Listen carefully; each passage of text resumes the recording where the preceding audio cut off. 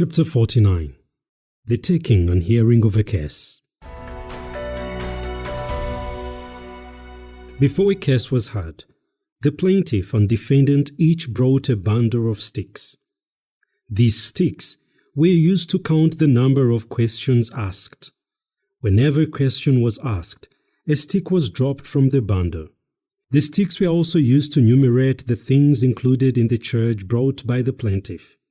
For every thing or person named, a stick was placed before the judge. Then the used sticks were tied up and kept as a record of the case in that count. On cross-examining the defendant, the court made use of the plaintiff's sticks. The defendant was asked to say which sticks he agreed with and which sticks he disagreed with, and the two would then be separated. The sticks would also be kept separately according to the things named in the charge. The sticks for cattle, goats, or any other things were kept separate. After the court had given its decision, the one found guilty would be fined or asked to refund according to the number of sticks brought against him. The sticks would be kept until the fine or debt was cleared. Various cases were heard whenever the court was in session. In the council, the catechumen took the chair whenever a case was heard. The cases were heard according to their nature and if witnesses were available.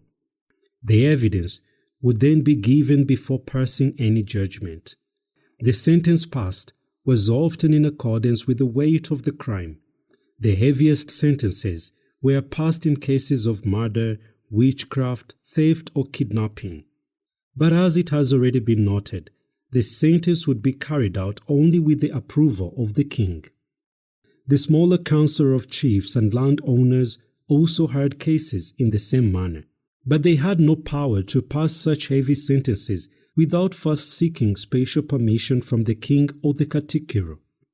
In the case of ambiguity or lack of evidence, an inquiry was often carried out to discover the truth. For instance, if property was stolen and lost completely, a search would be carried out and any suspect's house would have to be inspected. The search for the stolen property was carried out in many ways, but four of these were the most frequently used. The first, the council would gather together all the known thieves and suspects in the area. The gathering of such people was done early in the morning so that by around 9 a.m., the court would be ready to sit. On being quite convinced that all the criminals known around the area were in the group, the council would then apply one of the devices used to find out a thief. The council would inform the group that the reason of their being gathered together this morning was because they were all suspected of stealing someone's property, and that the criminal was advised to give himself up before the court would find him out by casting lots. In most cases, the thief felt intimidated and so reported himself. But if nobody would denounce himself, then the court would summon and authorize a witch doctor to apply some magical herbs by which the criminal would be found out. The herbs would be administered on a new banana leaf that had no hole. The banana leaf would then be put on the ground and over it would be put a flat basket on which a small clay pot containing the herbs and the medicine would be placed. Then each of the suspects would be asked to spit into the pot, and each time the witch doctor would put some dry leaves in the pot and light a fire. As the fire burned, the witch doctor took the pot and overturned it on the banana leaf beneath containing some water. If the pot absorbed all the water on the banana leaf, the man who had spat in the pot was thus convicted. But if the water remained unabsorbed, the man would be released. This was the first device used to find out a thief, and it was often successful. In the second device, the witch doctor had a metal digging hoe and a bird's feather. He then put the hoe in fire and heated it until it was red hot. Then one by one of the suspects would be made to spit on the feather, which the witch doctor would in turn put on the red-hot metal. If the feather caught fire, the man who had spat on it was thus convicted and apprehended for the offense. But if the feather did not catch fire, the man would be released. The third way in which the criminal would be found out was by using a small clay pot once again. This time, the witch doctor put some medicines in the pot and then invited each of the suspected criminals to spit in it. Then he dropped some dry leaves into the pot and lighted them, but instead of overturning the pot on some water, he put the pot on the stomach of the man. If the man was the criminal, the pot took a firm and painful grip on the man's stomach, and he was then charged with the theft. On the other hand, if the pot failed to take such a grip on his stomach, the man was let to go. And in the fourth method, the witch doctor took an old and out-of-use whore and heated it red hot. Taking the suspected criminals one by one, the witch doctor placed the red-hot whore on their legs. If any of them got burnt on the leg by the red-hot whore, that person would be held guilty of the crime. Anybody innocent of the crime was never burnt, even if the red-hot whore was placed on his leg. If any person in any village within the kingdom became infected with leprosy, scabies, or any other deadly disease, his relatives at once suspected witchcraft by somebody who hated them. Anybody suspected of this crime would be reported to the chiefs and the elders, who would then call a meeting of the whole village for the purpose of confirming the suspected criminals. The diseased person present would then be given a bowl of water into which every person present would dip his hand, taking an oath at the same time, to the effect that if he, the man dipping his hand into the bowl, was guilty of the crime, the diseased man would get cured of the disease, but for himself there would never be hope of getting cured. On finishing his turn, each person walked away. Even relatives of the sick person were asked to take the oath. In many cases, some diseased people who received such oaths were cured without medicine. The reason for this was that the witch doctor or sorcerer guilty of the crime often applied some efficacious medicine before taking the oath, whereby he dipped his hand into the bowl of water and sprinkled water over the diseased person. So it was not the mere yes which was uttered in the oath that actually cured the disease. Once everybody had finished taking the oath, the water in the bowl was poured over the diseased person. If he was cured after some time, everybody then confirmed the suspect as the witch doctor responsible for the disease, but nothing was done to him. If a person was bewitched and died, the person most dear to the diseased person, often a woman, took some earth as it was being poured into the grave and kept it.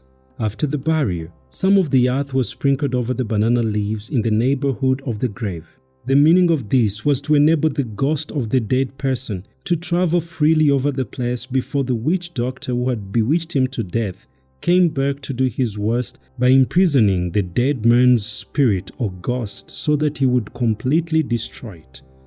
The rest of the earth was secretly mixed with some drink, which was then offered to the suspected person to drink. If the suspected person was really guilty of the crime, he died as a result of drinking that drink. But if he was innocent, he would not be affected. Of course, everything was done so secretly that the victim was never aware of the trick regarding the drink. Although there was so much publicity, the relatives of the dead man rejoiced greatly if the suspected man was victimized by the drink. If the relatives of the dead man failed to discover the criminal that had bewitched the man, they tried some other means. This time, they sought for a native witch doctor by whose magic the criminal would be found out and killed. In most cases, the native witch doctor executed his duty by burying some magic in the grave of the dead man. This magic was supposed to kill the person whom the relatives of the dead person were suspecting. If no such death resulted, the magic was considered a failure and a new witch doctor was called in. The new witch doctor also buried his magic in the grave, and if it failed to kill the suspected criminal, another witch doctor would again be called. This sort of thing would go on until the relatives came across a successful doctor. The successful witch doctor would then be praised and be given lots of gifts and items. The relatives of the dead man would never retaliate because they were convinced that their person was worth his death as a result of the crime he had committed. This practice of retaliation was a private affair undertaken only by the relatives of the dead man. The chiefs had no hand in it. It was not done officially.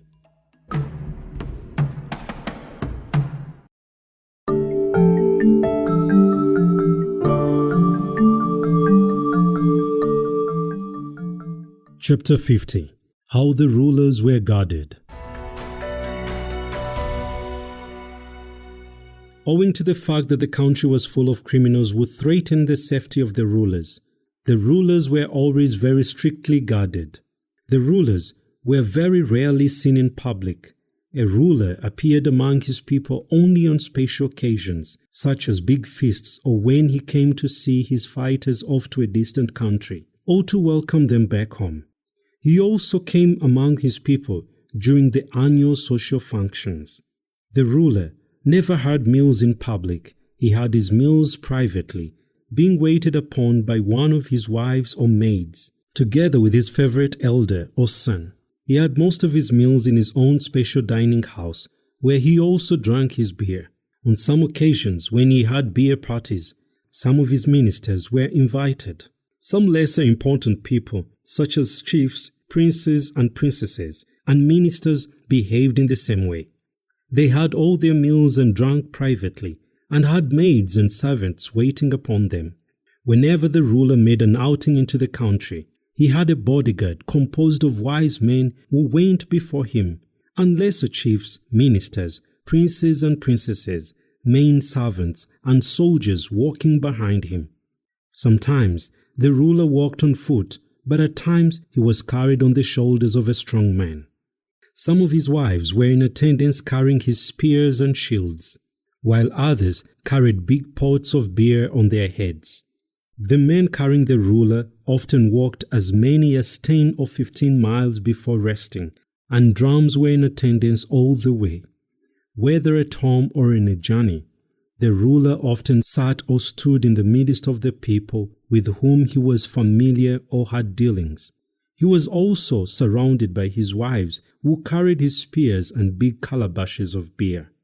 Next to the wives was a circle of ministers and princes. The other important people in the country were also guarded in the same way, although on a smaller scale. The home of a ruler was often surrounded by a strong wide fence made of reeds. The area covered by the fence was large enough to accommodate about 50 houses or even more. The ruler lived mostly in the house of his senior wife, or people were made to believe that that is where he lived, for it was feared to disclose exactly where he lived. In fact, he lived in a different house every night. But before he moved into a new house for a night, he disguised himself as a woman so that he may not be detected by his enemies. The barricade around the home compound was made strong by means of thorny trees and had only one entrance, which was guarded by servants day and night. Most of the servants in a ruler's home were the sons of his subjects, brought there to be brought up in a good way. Such sons were always subjected to a very strict discipline, as a result of which they were very submissive. But if by any chance such a son committed a crime such as idolatry with the master's wives, that boy was convicted, and his own father who had sent him there was also convicted. The boy would be sentenced to death, while the father would be sold into slavery and all his property confiscated. These boys were sent to the ruler's home to receive some sort of education. Some of them were promoted to rule their fellow servants. Others were included as bodyguards of the ruler. Because of the fear of crimes, not everybody could go to the ruler directly. He had to announce his presence through one of the guards, and if any mischief resulted from the visitor and the guard would both be arrested and punished severely. Even if the visitor escaped, the guard would bear the whole punishment. This was a precaution against spying. The rulers or kings would rarely take part in battles. They joined their armies only when it was really necessary for them to do so. Even then, they did not do the actual fighting. They only supervised the fighting and lagged far behind. The actual fighting was done by the fighters, ministers, and princes. They formed regiments, each of which was put in charge of a Mugabe, known as a general, nominated by the ruler. Another group of fighters remained behind to ensure the safety of the ruler. Senior wives of the ruler were very much respected in the kingdom. Each senior wife had a particular area for which she was responsible. She received all the taxes collected from that area. Her house was built and cared for by her own subjects, the people who lived within her area. If any person annoyed or angered her, that person was liable to a severe punishment. Moreover, she was always armed with a very sharp knife, which she could use to cut anybody that dared to insult her. For this reason, senior wives were often respected and much feared, especially as they had the power to confiscate any person's property. Princes and princesses had this power also. If anybody dared to resist the confiscation of his property, he would be sent to court and dealt with even more severely. This often resulted into exile.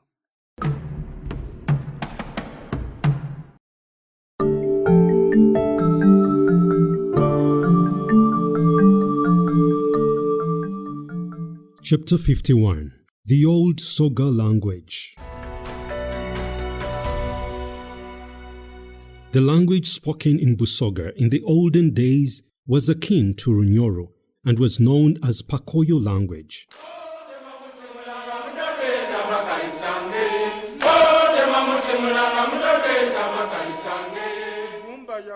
The Pakoyo language was the mother tongue of a people known as the Japalo, the ancient Nyoro people who traveled to Bunyoro, Budama, Kavirondo, Acholi, Lango, and Busoga. The people who lived in North Busoga were known as Bakapoyo. These were mostly the people of Bugabula and Bulamoj. This language was in use for many generations, and it gradually died out owing to the following reasons. The people of the north opened up trade with the people who lived in the Sese Islands and who spoke a language that was akin to Luganda. This contact with a foreign language brought about the degradation of the mother tongue. The two languages were merged into one, and a different language now spoken by most people in Busoga. The pure Pakoyo persisted in some parts of Busoga, such as Busiki, Bukono, Bugabula, and across the river into Bugerere of Buganda. The same language is still spoken by the Banyala, Baluli, and Bagwere across the river Mpologoma. The Pakoyo language helps to prove that the rulers in Busoga came from Bunyoro. Even the people of Bunyoro know this to be true.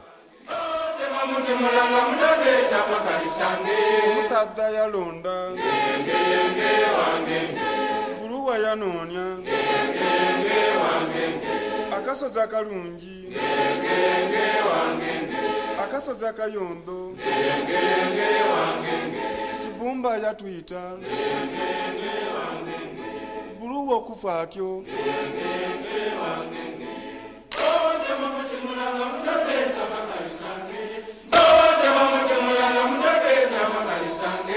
abasoga balungi basonze siringi bazimbye ebizimbe kukasoza kalungi bayenza okutweza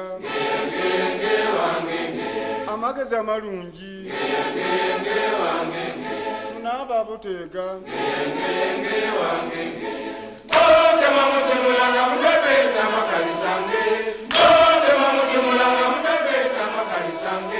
Sadda yalonda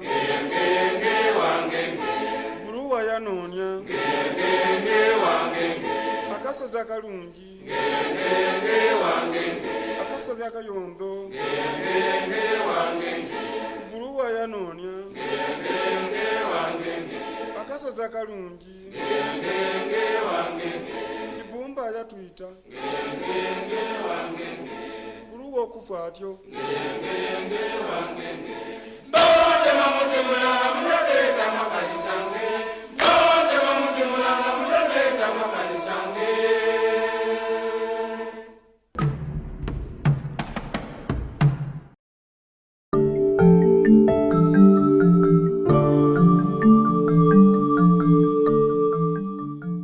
Chapter 52. Food in Busoga. There are many legends in connection with food in Busoga. They are legends about bananas, sweet potatoes, and other food crops. But millet was and is still excluded from these legends, apart from the story which states that Mukama had some millet with him when he journeyed through Busoga.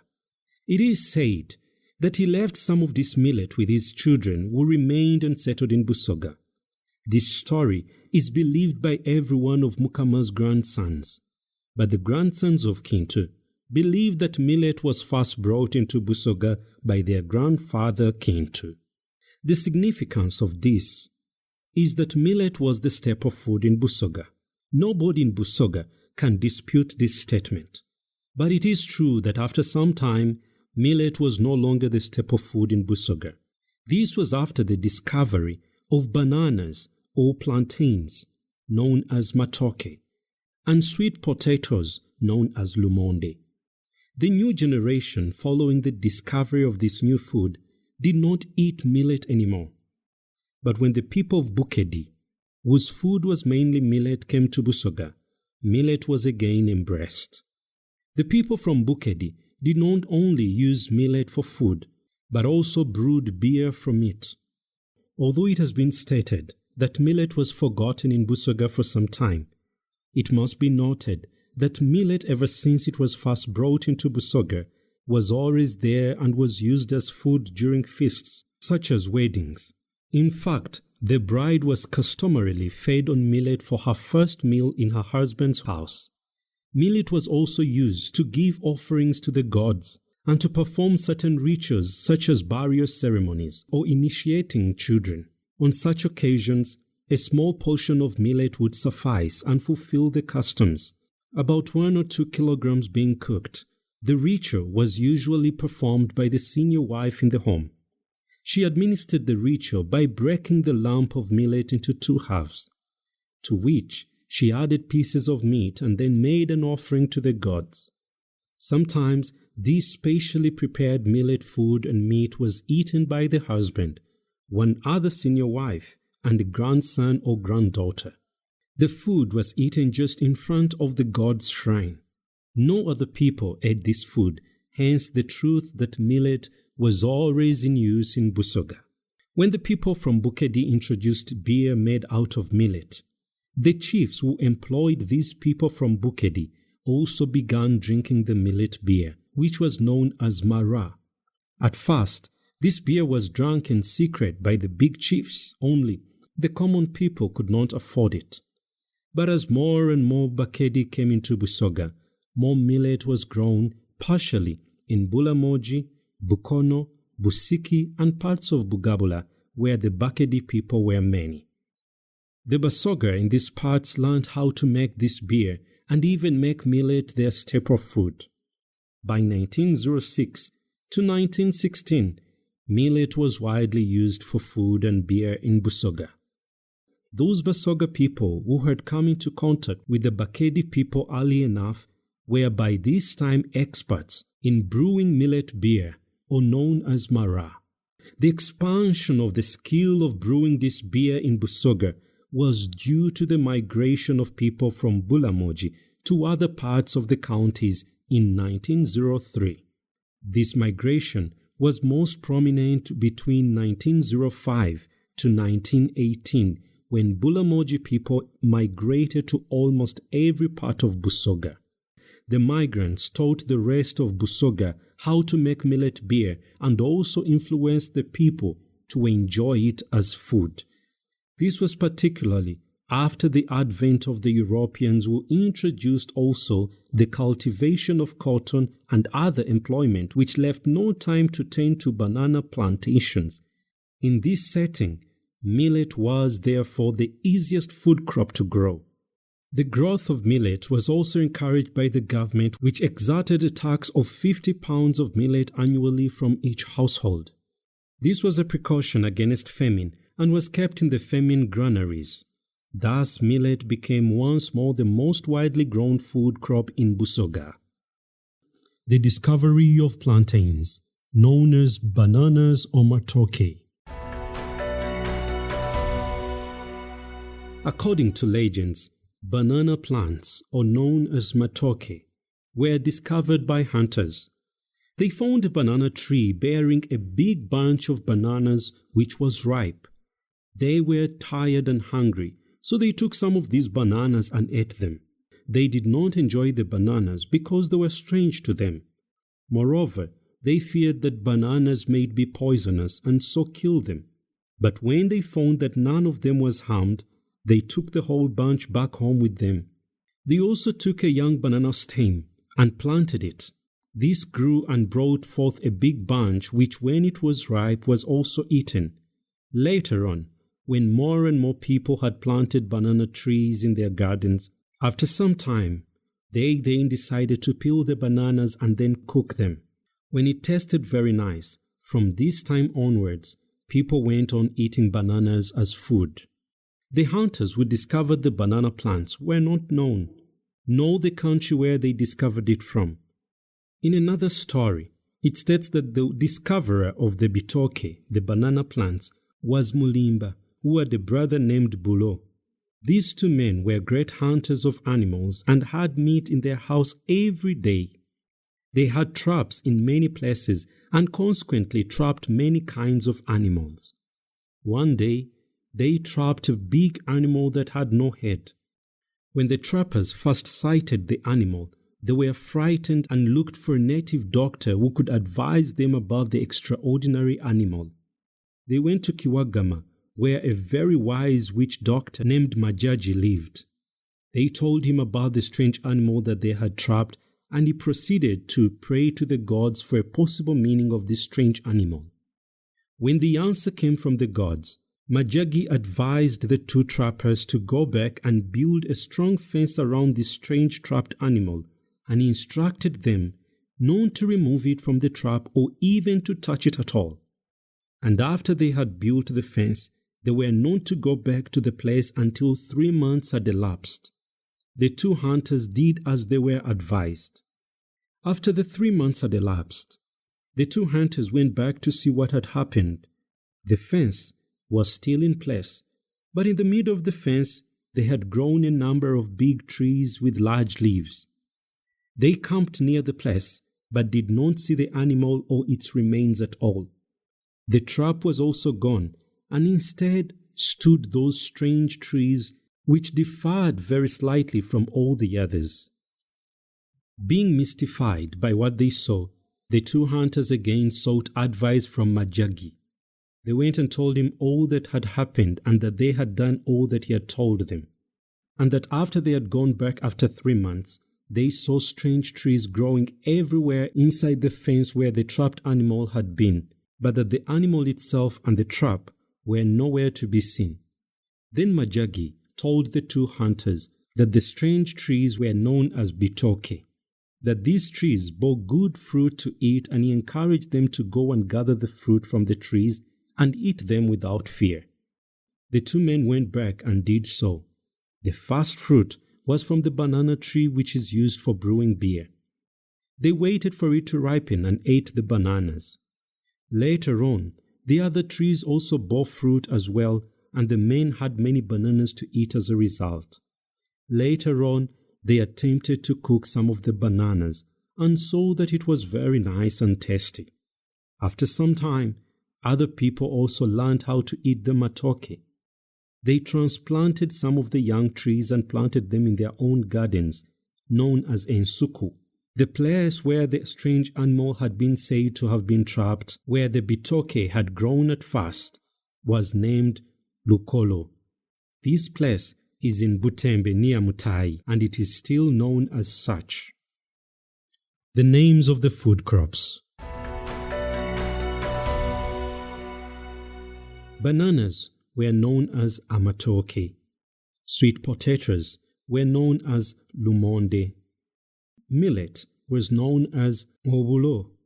Groundnuts were known as mpande. White peas were known as impindi enjeru eziribako engobe. Black peas were known as impindi empocha. Small pumpkins were known as enumbu. Types of yams were known as ebira. Maize was known as kasoli. Groundnuts were known as maido. Sugar canes were known as bikaijo. Runner beans were known as insala. Simsim was known as entungo. Sorghum was known as muwemba. And there were 3 types of pumpkins known as malibwa. There were also many other types of fruits. Banana food, the old method of cooking bananas. First, the wife harvests the bunches from the garden and brings them home, placing them where she intends to peel them. She puts them into a basket. After washing her hands, she prepares some banana leaves and lays them inside another basket, in which she will place the bananas as she peels them. After that, she washes the pot and inside it she lays some banana stalks. She then puts the bananas into the pot and covers the bananas firmly with banana leaves. Then, she pours 1 or 2 pints of water into the pot, lights the fire, and begins cooking the food, adding more water to the pot later as necessary. After cooking the bananas, she removes the pot from the fireplace and places it over a pad. This pad is round and is made from banana straw and dry banana leaves. The reason why the pot is placed on this pad is to protect the pot from breaking while she stirs the bananas into a thick meal. After washing the wooden spoon, known as omwiko, she then breaks down the bananas with a spoon into a thick meal. Then, the meal is divided into several lumps, wrapped into specially prepared banana leaves. 1 lump she takes to her husband, and another lump she eats with her friends, leaving the other lumps in the pot covered with banana leaves. If the husband needs more food, or if the wife requires more food, they may get more out from the pot. The spoon mentioned, or known as omwiko, is similar to the big European spoon and is made out of a tree called omkongo ito, or from a mutuba tree, and is as long as a golf stick. After emptying the pot, it was washed out and hung up on a rope. The spoon was also hung in the same rope. If the wife wished to prepare a quick meal of matoke, she would instead peel the bananas and place them in a small clean pot, the bottom of which is covered with banana leaves. She then covers the pot with banana leaves, pours water into the pot and cooks it. After cooking, she removes the pot from the fireplace and places it on the floor. She uncovers the pot and empties all the bananas onto the banana leaves. The Lusoga name for such a meal is muswa. Bananas could also be cooked without peeling. In this case, the wife would detach the banana from the stalk and put it into the pot, cover it with banana leaves, and after adding some water, cook it. After cooking, she would empty the bananas into the banana leaves. Everyone removes the tops from the cooked bananas before eating, and each person had the task of removing the tops from their own cooked bananas before eating. That was the third method of cooking, known in Luganda as mugora, and in Lusoga, nsugunyu. Among the bananas of the cooking type, the class called namukango, the variety known as bikono, was never peeled before cooking. It was always cooked as nsuguyu. The bananas of this variety are short, resembling the Namanje variety of the beer type banana called mbide. After a meal of nsugunyu, the peels were always hidden away to avoid the chance of a leper spitting over them, as it was believed that this would spread the leprosy among the people who had eaten the food. Anyone who has ever suffered from leprosy could not eat bikono bananas, lest they become reinfected. Dried bananas, known in Lusoga as buteke, could be prepared from both the cooking and beer type of bananas. The wife brings the bunches from the garden and gathers them under a shady tree. After detaching the bananas from the bunches, she leaves them there for 3 days, after which they are peeled and split into 2 long halves each. The split bananas are then spread on a sun table, exposing the inner surfaces to the sun. When the bananas are sufficiently dry, she gathers them all into a basket and takes them home. She sweeps a patch of the courtyard and spreads the bananas on the ground for further drying. When they are completely dry, they are wrapped up into a bundle which is hung on a rope inside the house. From the bananas known as imbide, sweet juice and beer are made. The bunches are harvested and allowed 1 day in the sun to rid them of the sap. On the 2nd day, the husband prepares a hole dug out in the ground. He sweeps it out and burns fire in it with dry banana leaves. The hole, which is then warm, is cleared of the ashes, and inside it he spreads leaves of a plant called olugero in Luganda and more leaves from the trees known as musita or mpuluguma in Lusoga. Or alternatively, he puts at the bottom of the hole an old yellowing banana leaf. He selects 2 of the best bunches of the imbide and puts them first in the hole. Splitting one of the bunches into 2, he then detaches the rest of the bunches to fill up the hole before covering it with banana leaves. After 2 more days, he uncovers the hole very early in the morning for 4 hours. Again, on the 3rd day, he uncovers the hole, leaving a layer of only 1 banana leaf covering it. He leaves them uncovered for 6 to 8 hours. On the same day, he also cuts the grass and the banana leaves which he intends to use in extracting the juice. If he has not got a big basket or a small canoe in which to squeeze the juice, the following day the juice is extracted and some water is added to it in portions of the quantity of the bananas. This juice is drawn away into pots. Then about 6 more pots of water, according to the quantity of the bananas, is added to the whole to produce a diluted mixture of juice, which is then filtered into clean pots ready for fermenting with sorghum flour. This sorghum is roasted before it is ground into flour. The flour is then mixed into the juice in a pot or a basket, which is carefully covered with banana leaves and kept overnight. When the beer is fully fermented, it is ready for drinking.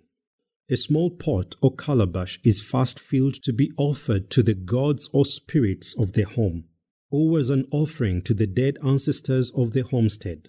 After this rite has been carried out, the beer is now ready for drinking. The beer is then carefully filtered and filled into clean pots. The husband then gives out some of the pots to his friends to drink. During the olden days, it was difficult for any peasant to consume his beer without offering a pot to the village chief. This was a very big offense. These are the rites attached to the subject of bananas and a newly acquired acre of land. If a man planted his banana garden, when the bananas had matured, the wife owning the garden would harvest enough bunches to make a meal for a large number of people. The husband would slaughter chickens or a goat if he was a rich man and give them to the wife to cook. The husband would then invite relatives and friends to enjoy a feast to mark the opening up of the banana garden. That night, the husband was bound to sleep with the wife whose garden was being inaugurated. If it was found out that he had spent the night with a different wife after the feast, the wife would take the matter before the elders, and if the husband was found guilty, he would be asked to pay a fine in the form of a fowl, goat, or money. These were the rites connected with acquiring a fresh piece of land. A man, on acquiring a fresh piece of land, his first wife, known as Kadurubali, would harvest 1 bunch from that banana garden and take it to the husband's father to ask him to implore the gods to bless the new land. At this time, the husband spends the night with his first wife, known as Kaidu in Lusoga.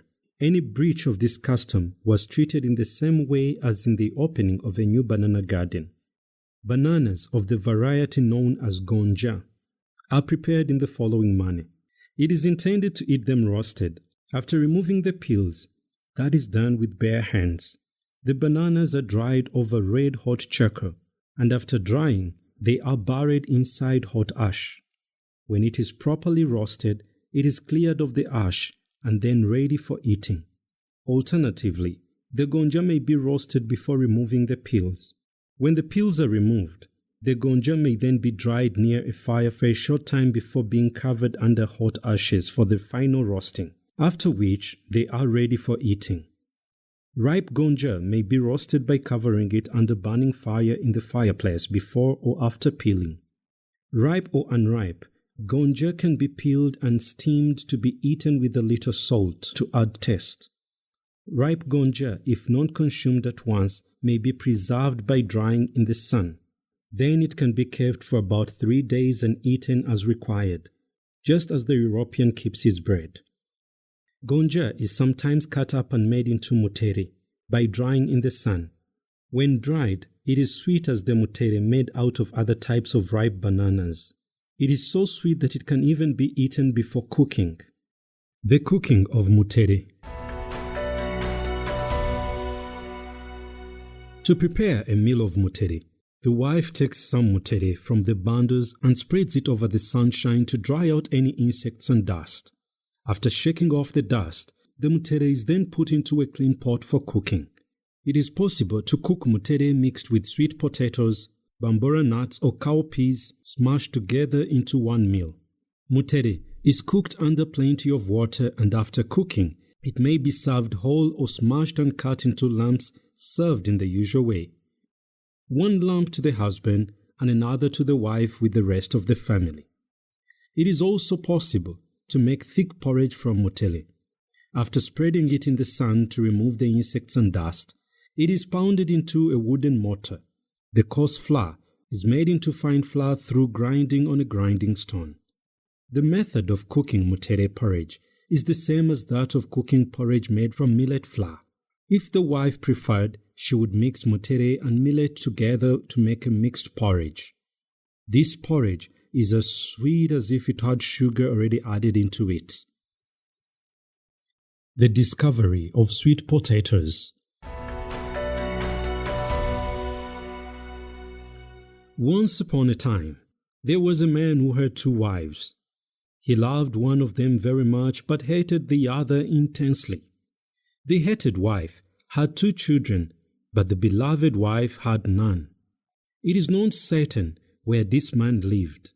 Some people state that he lived on the Buganda side of the Nile in Chagwe County, but some say he lived on the Busoga side of the Nile. Wherever this man lived, there was a big famine, and the people had nothing to eat at all.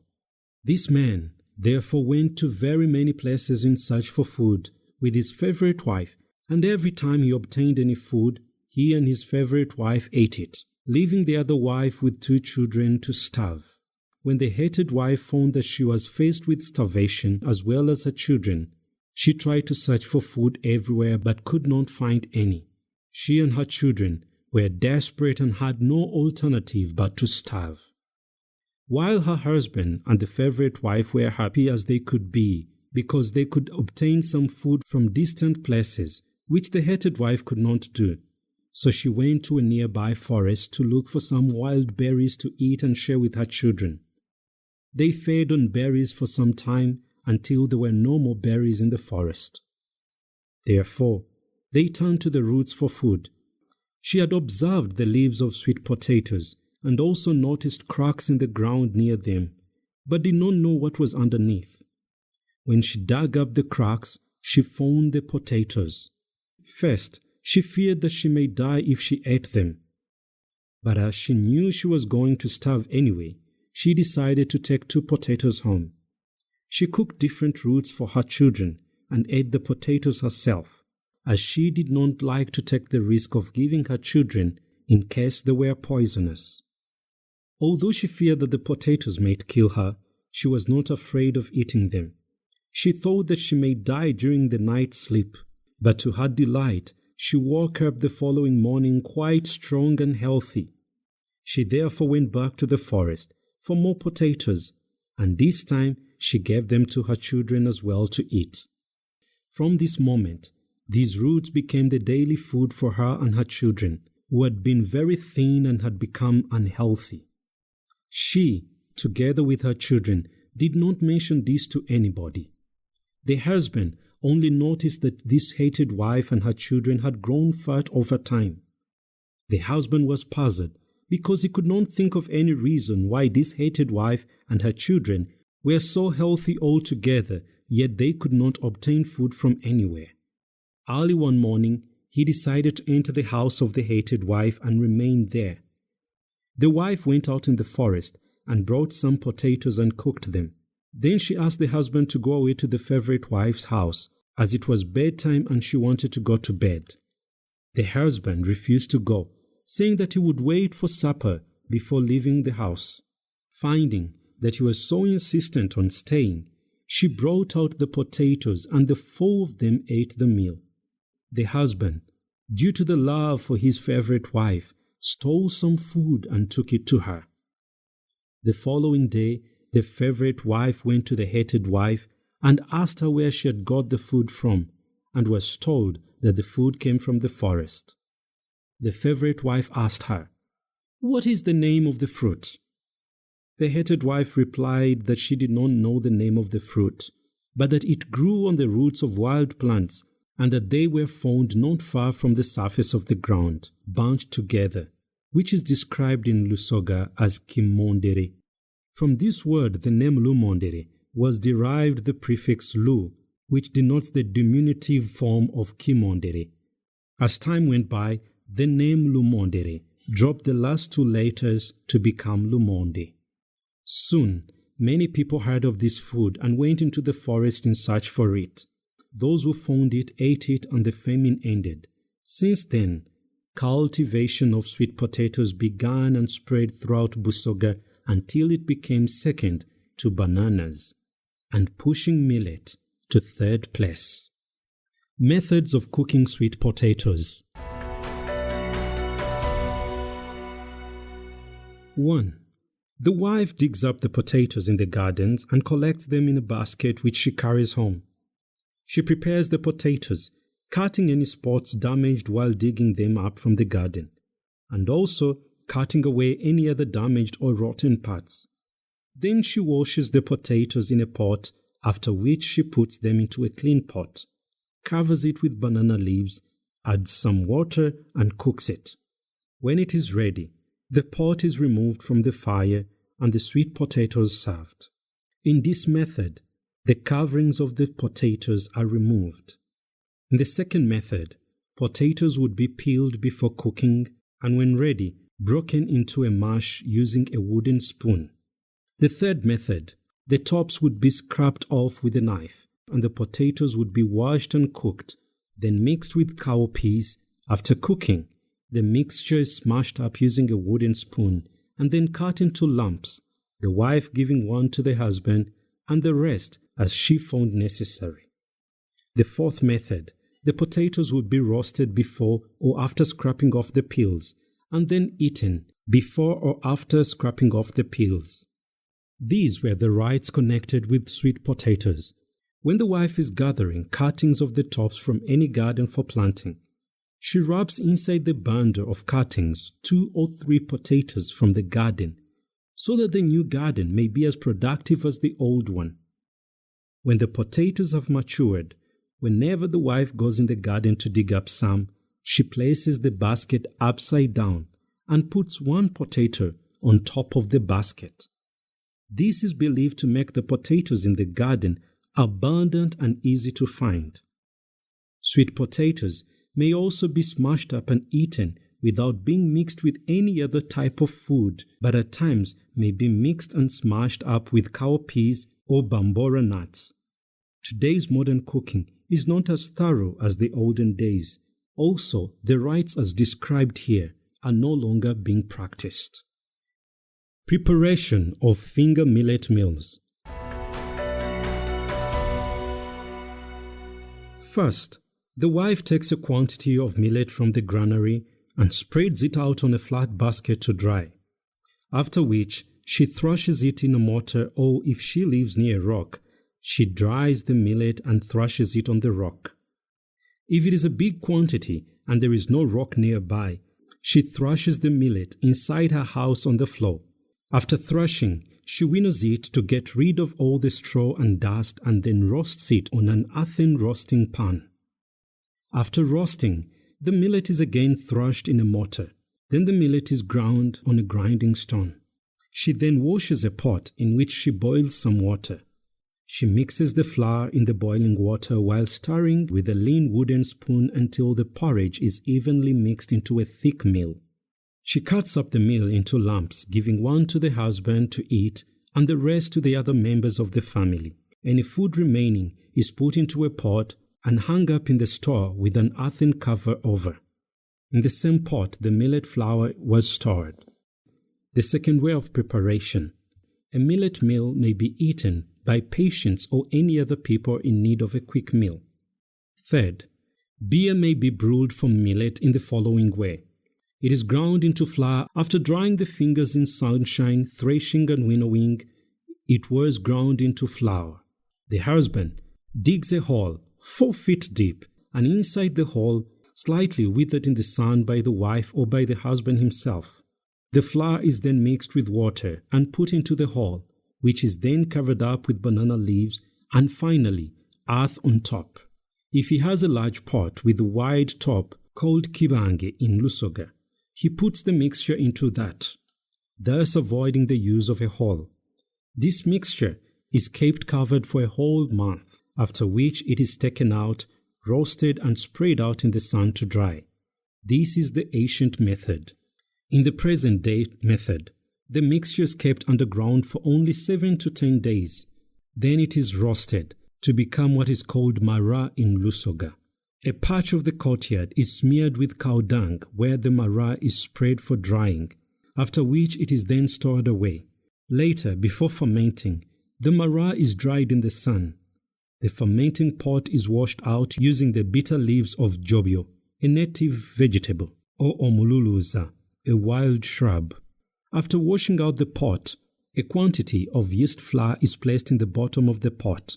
Then the dry mara and as much water as he thinks is sufficient. After 2 or 3 days, the beer is ready for drinking. While the dried mara is still in storage, it is covered with the leaves of omululuza to make it taste stronger.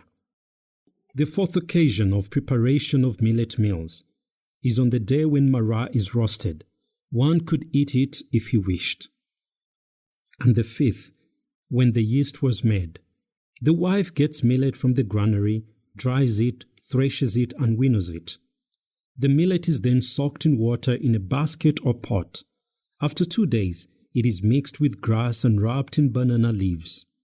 After 3 days, it is now examined to find out if it has properly germinated, and if so, it is sprayed out in the sunshine to dry, after which it is ground into flour. If she finds it cold after grinding, she spreads it out in the sun to warm up. It is then placed in the pot and mara with water mixed with it. It is necessary to add more yeast to the pot a second time before the beer is fully fermented.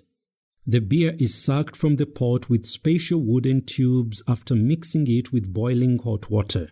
The water pot is kept boiling throughout the drinking party. The rites connected with finger millet. When it was sowing time, during the months of December and January, the county chief would sound his traditional drums to summon all his courtiers and all the people to come into the court and bring cooked or uncooked food, beer, and banana juice. The county chief then slaughtered cows, goats, sheep, and chicken to make a feast for all the people to eat, giving offerings to the gods also. The feast used to mark the beginning of the new millet planting season. The county chief's deputies would also repeat the feast when they returned to their villages, including sim-sim soups in the dishes. This was the millet sowing feast held annually. In January, all the people began sowing millet.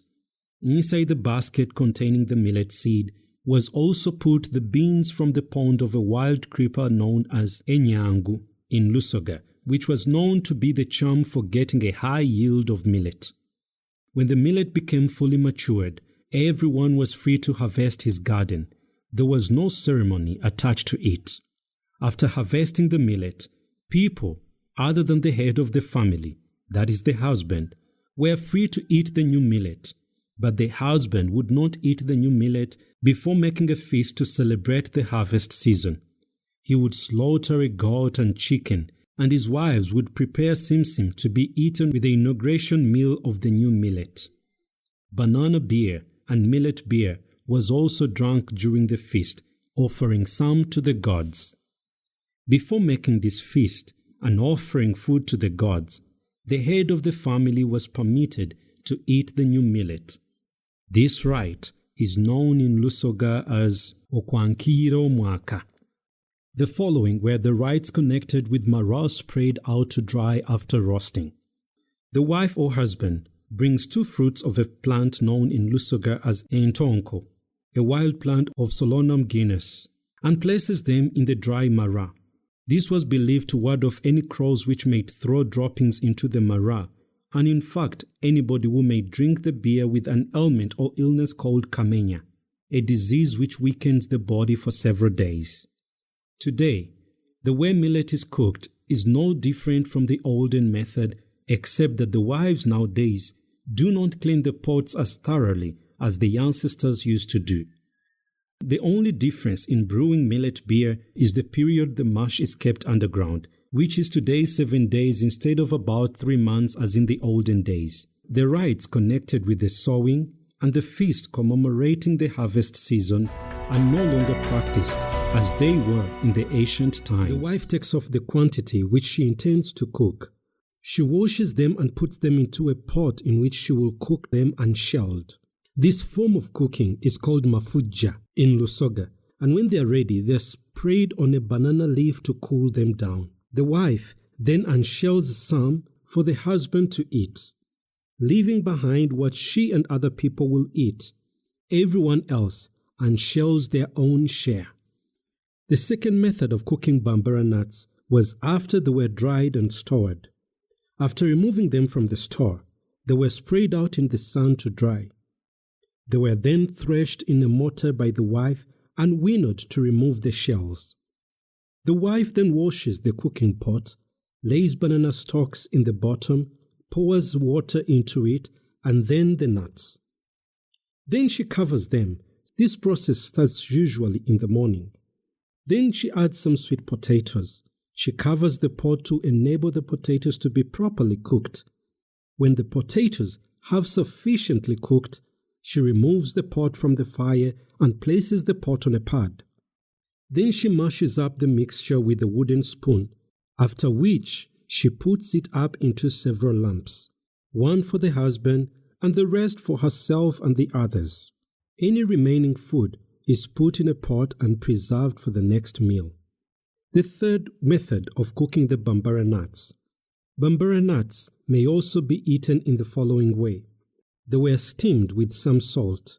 When they were ready, the wife dishes them out into clean earthen plates with a native spoon, to her husband first and then to herself and to other people. The fourth method was dry bambara nuts, may be shelled, were put into a frying pan with some water. After the water had dried up, they were salted and roasted.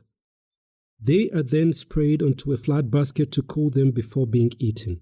In this form, they were often taken up by people who were on long journeys for eating before they got to the time of the big meals. They were also useful to travelers.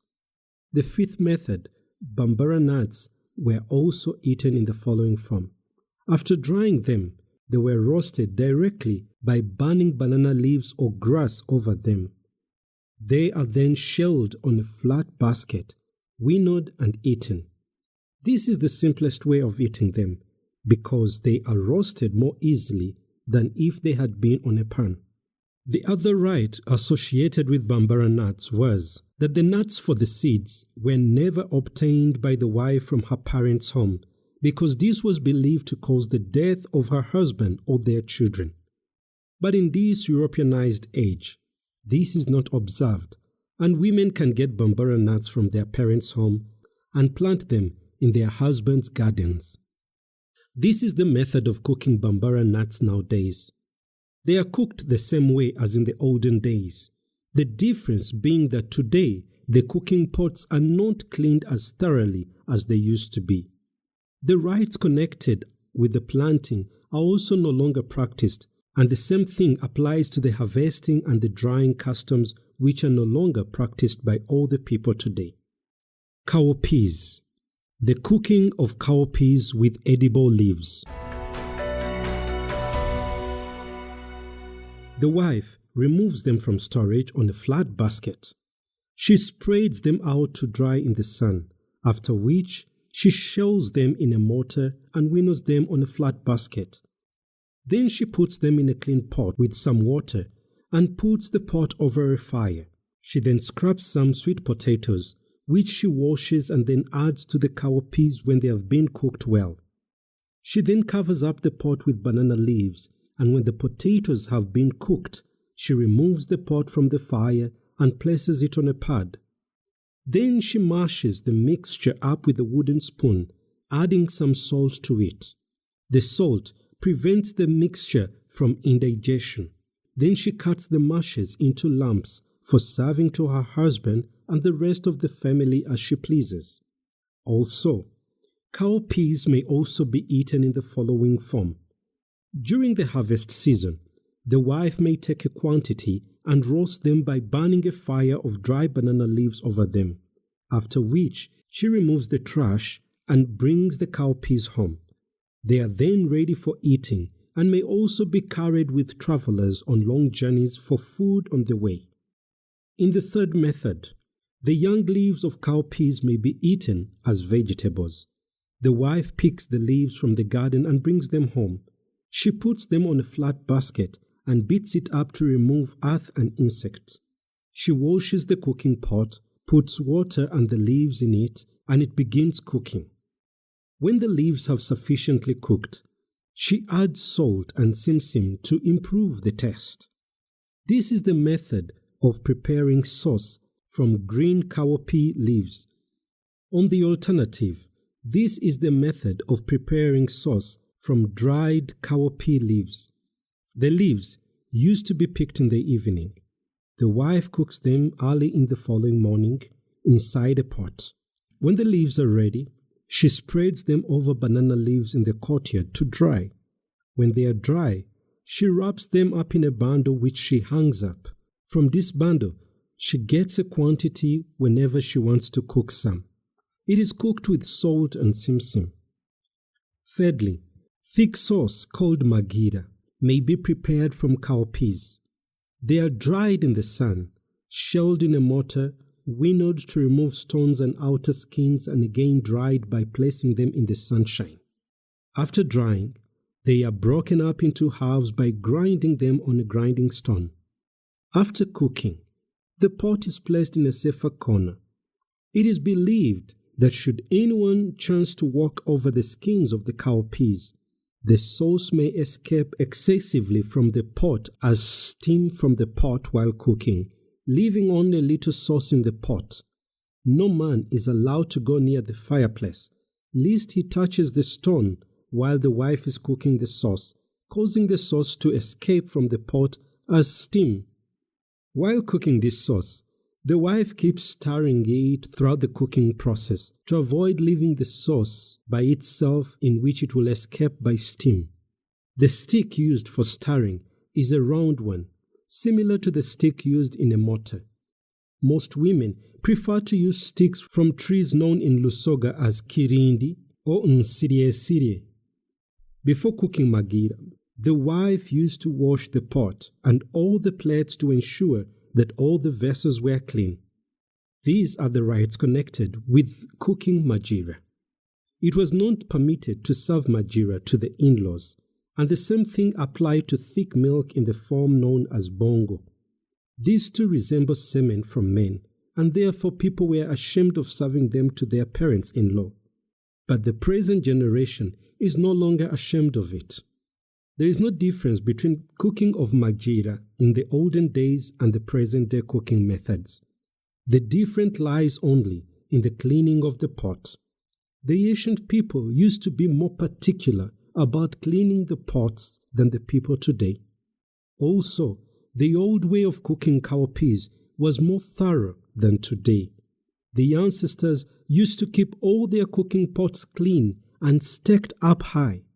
The earthen plates were also kept clean and hung up in a store, being brought down only for the use at meal times. But nowadays, the pots, plates, cups, and water are no longer cleaned. They are left lying on the floor while animals such as dogs and mice may lick them. Green gram, the method of cooking. First, the wife harvests them from the garden when they are dry and after sweeping a place. She spreads them out to dry, mixing them with dry banana leaves to avoid the ponds opening up excessively. Whenever the wife wants to shell them, she begins by spreading them out to dry, after unshelling them into a mortar and winnowing them to remove the ponds and dust. She washes the cooking pot. One rite observed by the women in cooking green gram is that before cooking the peas, the wife drops a few of these peas in the fireplace, drops some in the track of rats, and puts some in the sweeping broom. This is done to enable all the peas, especially the small hard ones, to be cooked thoroughly. After cooking the peas, she washes peeled sweet potatoes and puts them in the pot containing the peas. She covers the pot and continues cooking it. When it is ready, she removes the pot from the fire and places it on a pad. She brings down the wooden spoon, knocks one of the fireplace stones with it, and then mashes up the mixture. When this has been done, she cuts up the meal into lumps in the same way that she does with all the other food. After eating the food, the wife keeps the pot covered to avoid mice playing in it until she later washes it and hangs it up on a rope. From the green peas, thick sauce called mulukudu may be prepared. The peas are roasted and then ground on a grinding stone. The flour is then put in the cooking pot with water and cooked, stirring the sauce up all the time as in the case of magira. The cooking of green peas is similar to that of cowpeas, and the cleanness is observed in the same way. The only difference between the old and present day cooking methods is the lack of attention to cleanliness nowadays. Yams, numbu, method of cooking. The wife digs them up from the garden and takes them home in a basket. She also prepares in advance 3 pots full of water. She puts the yams in one pot and fills it up with water to soak the yams.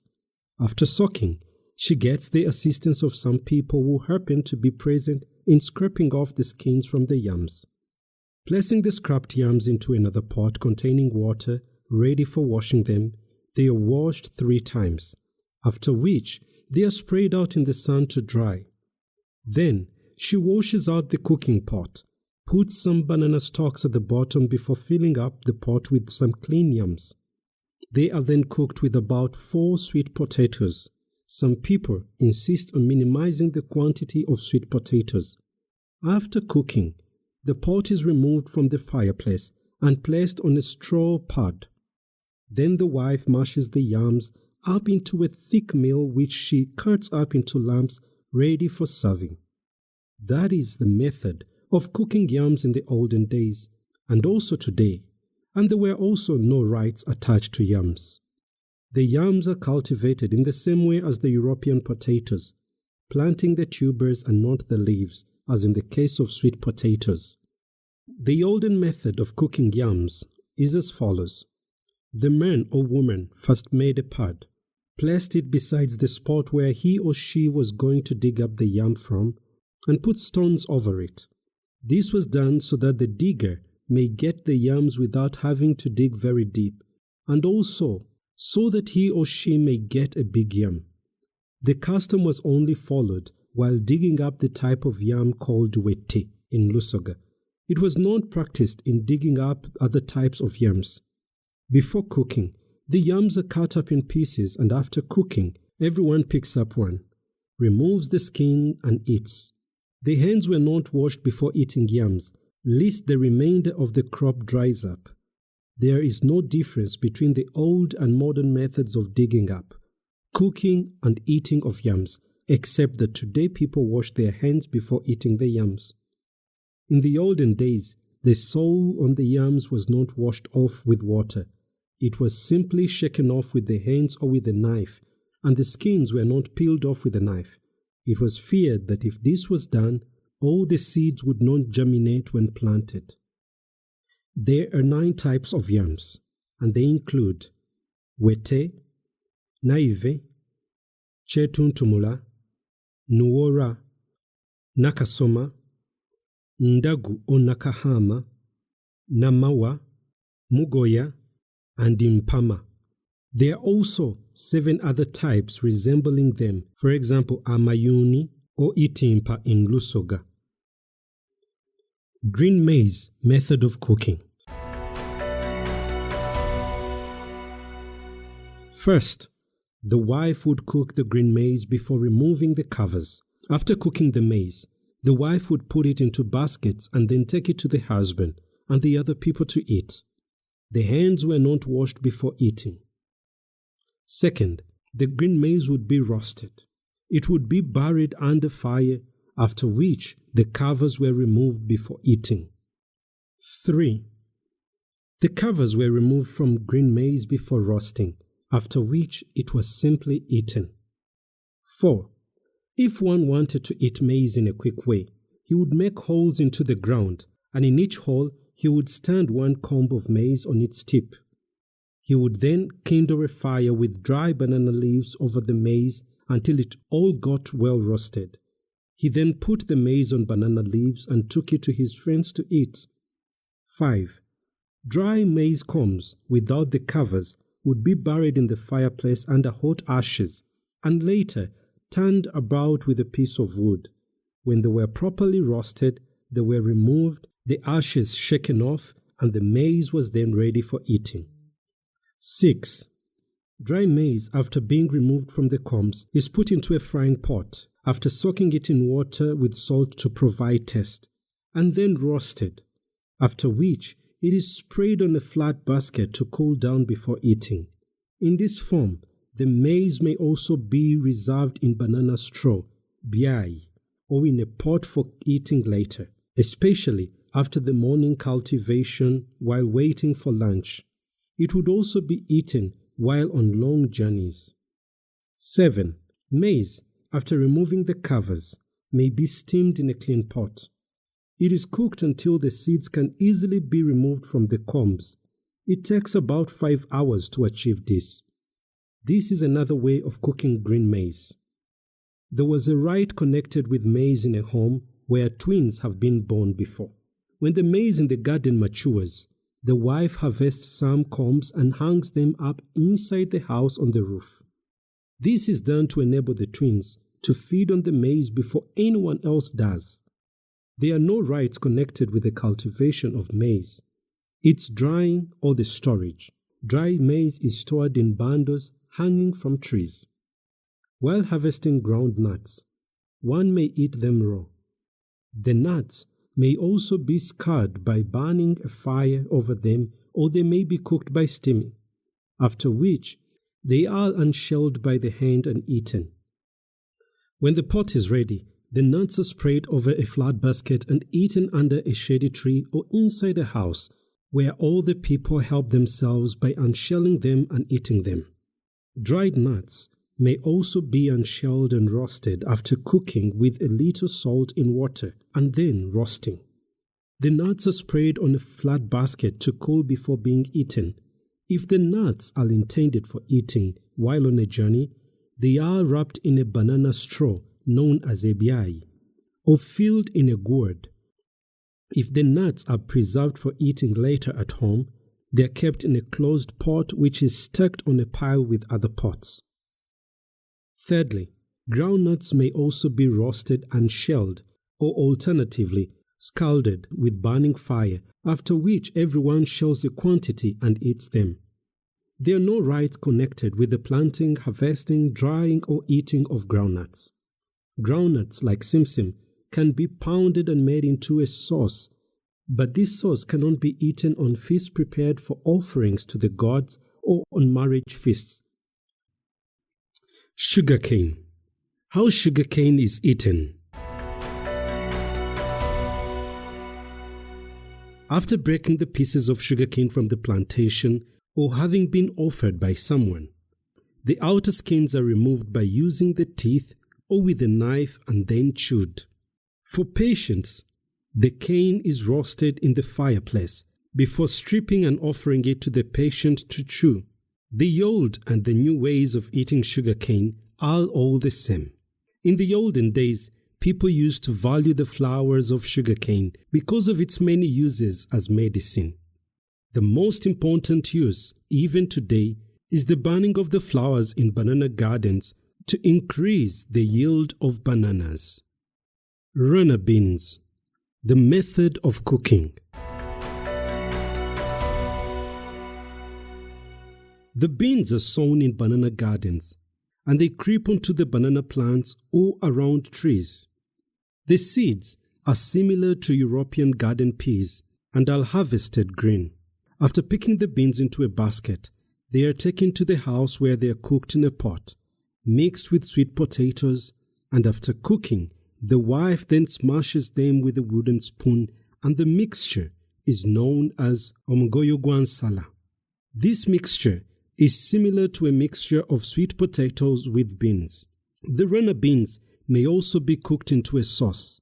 The green beans are shelled, putting the beans into a pot with some water. After removing the skins from the beans, they are washed and then cooked in a pot covered with a banana leaf and another pot on top. When the beans are ready, the water is poured out, and using a piece of wood, the beans are smashed, fresh water being added, and the pot is again placed over the fire. The sauce is stirred in the same way as in the cooking of magira. Salt is put into the sauce at the end. This is the way sauce is made from runner beans, and it is the same way sauce is made from cowpeas. Simsim. Cooking of sauce from simsim. The wife takes a quantity of simsim from the stores and puts it on a flat basket known as olugali. She winnows the simsim to remove insects and dust, after which one may eat it in that form if they wished. She then puts it in a clean pot with a little water and roasts it. After roasting, the simsim is again winnowed before being pounded in a wooden mortar. When it is soft, she removes it from the mortar, and she may eat some of it if she likes at that stage, or prepare sauce from it. But if she means to store it for a long time, it must be thoroughly pounded into a thick, soft form, and then stored in a pot or wrapped in a banana straw. Travelers may take it along with them in this form for eating with food on the way. Sometimes, after soaking it in the water if available, simsim, intended for sauce, is not thoroughly pounded and may be cooked mixed with green vegetables, dry sliced melons, or it may be just cooked bare, when it will be known as envuluga. Simsim may also be roasted mixed with cowpeas, maize, groundnuts, or bambara nuts. This mixture is useful to travelers who carry it with them wrapped up or inside a gourd, providing them something to eat between meals. Roasted in this way, it may also be preserved in the home for eating before the meals are ready. The following are the rites connected with simsim. There are no rites in the sowing, the uprooting or the drying it up on a drying frame. But after drying, 2 bundles are taken and placed in a path or anywhere if there are no paths nearby. This is meant to be an offering to the twins if the family has ever had twins before. Secondly, the wife wraps up some ashes in a banana leaf, which she hangs on the bare side of the drying frame. This she does so that the simsim may be heavy and that the quantity may be larger than it would otherwise have been. Simsim sauce is the only kind of sauce which may be used in death ceremonies, in offering to the gods, or for feeding a bride on the day she is married. Simsim is the most important of all the cultivated crops that make sauce. It is greatly respected because its sauce on feasts ranks only next to beef, goat or chicken meat. Sorghum as a famine food. The sorghum is dried in sunshine and ground into flour. The wife then boils some water in clean pots and mixes the flour in the boiling pot and stirs with a clean wooden spoon until the porridge is thick. Then she cuts up the porridge into several lumps, offers one to her husband, and the rest is divided between herself and any other people. This type of food is eaten only during a very severe famine.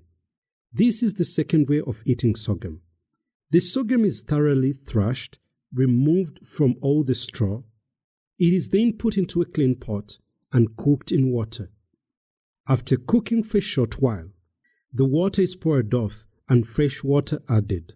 The reason for removing the first quantity of water is so that the bitterness is removed from the sorghum.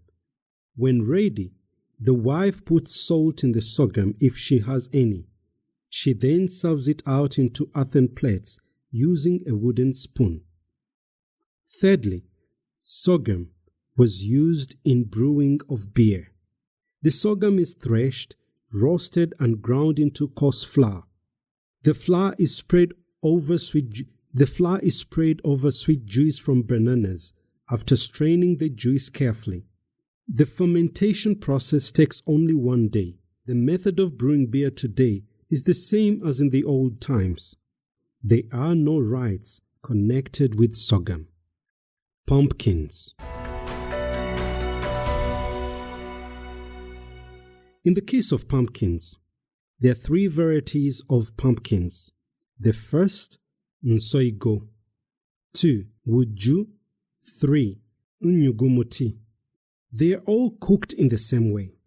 After picking them from the garden, the wife cuts them up and puts them into a cooking pot without removing the cuttings. The pot is then covered with banana leaves and put over the fire to cook. When ready, the pumpkins are served to the people in the home. Sauce may also be cooked from the lemons. They are cut up into thin slices which are dried in the sun. Then they are wrapped up into a bundle and hung inside the house over a smoky place to save them from becoming moldy. From this bundle, the wife takes some, when necessary, to prepare a sauce called ebikunkuju. Simsim mixed with this sauce makes it nice. With the exception of nyungumuti, the leaves of the pumpkins make sauce. The wife picks the young soft leaves from nsoigo or wunju and after preparing them, cooks them in a clean pot. She adds salt and simsim to the sauce if she has any. This second type of sauce is prepared from nsoigo or wunju varieties of pumpkins. There is one superstition in planting these melons. The person who is going to plant the melons does not wash his face. He gets up early in the morning and goes straight into the garden. This is believed to produce good quality pumpkins. Even before eating the pumpkins, one does not wash hands, and that too is so that the pumpkins remain of good quality. All these superstitions were observed so that the pumpkins may have a good taste and so that they may also never become bitter. In eating, everyone removes the cutting from the piece he is eating. There is another superstition observed when it is seen that some of the pumpkins are rotten in the garden. The wife picks up the rotten melons and throws them on a path so that the travelers may carry away with them the disease causing the rot. Also, after cutting the wunju pumpkins, prior to cooking, the wife removes the seeds and after mixing them with ashes, spreads them out in the sun to dry. Later, she may roast some of the seeds with salt if she likes to eat them. After removing the ashes from the seeds, she stores them inside of a gourd or a pot, keeping them high up above the reach of mice. But the seed of insoigo and nyungumuti are preserved within the pumpkin itself. The pumpkin is cut up and the seed is then removed and planted fresh by the man or his wife. Makombe, aerial yams. In the olden days, we the Busoga used to grow this food in banana gardens, climbing around trees. Some of the aerial yams are shed on the ground, and these grow up again and climb around the banana trees. When they mature, the wife picks them and collects them into a basket or wraps them in banana leaves.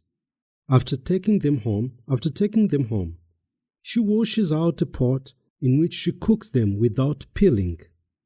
When it is time to eat, the skins are removed with the fingers in the same way as sweet potatoes cooked with skins. The stems which are planted may also be cooked and eaten together with the yams. Nowadays, people do not care to grow them, although they are very good and a harmless food. There is a superstition observed. If people born of the same father and mother are eating the aerial yams, they each pick a crumb from the yam they are eating and smear it on the umbilical cords of each other, and then continue with the meal. This is not a very strong superstition and is not universally practiced.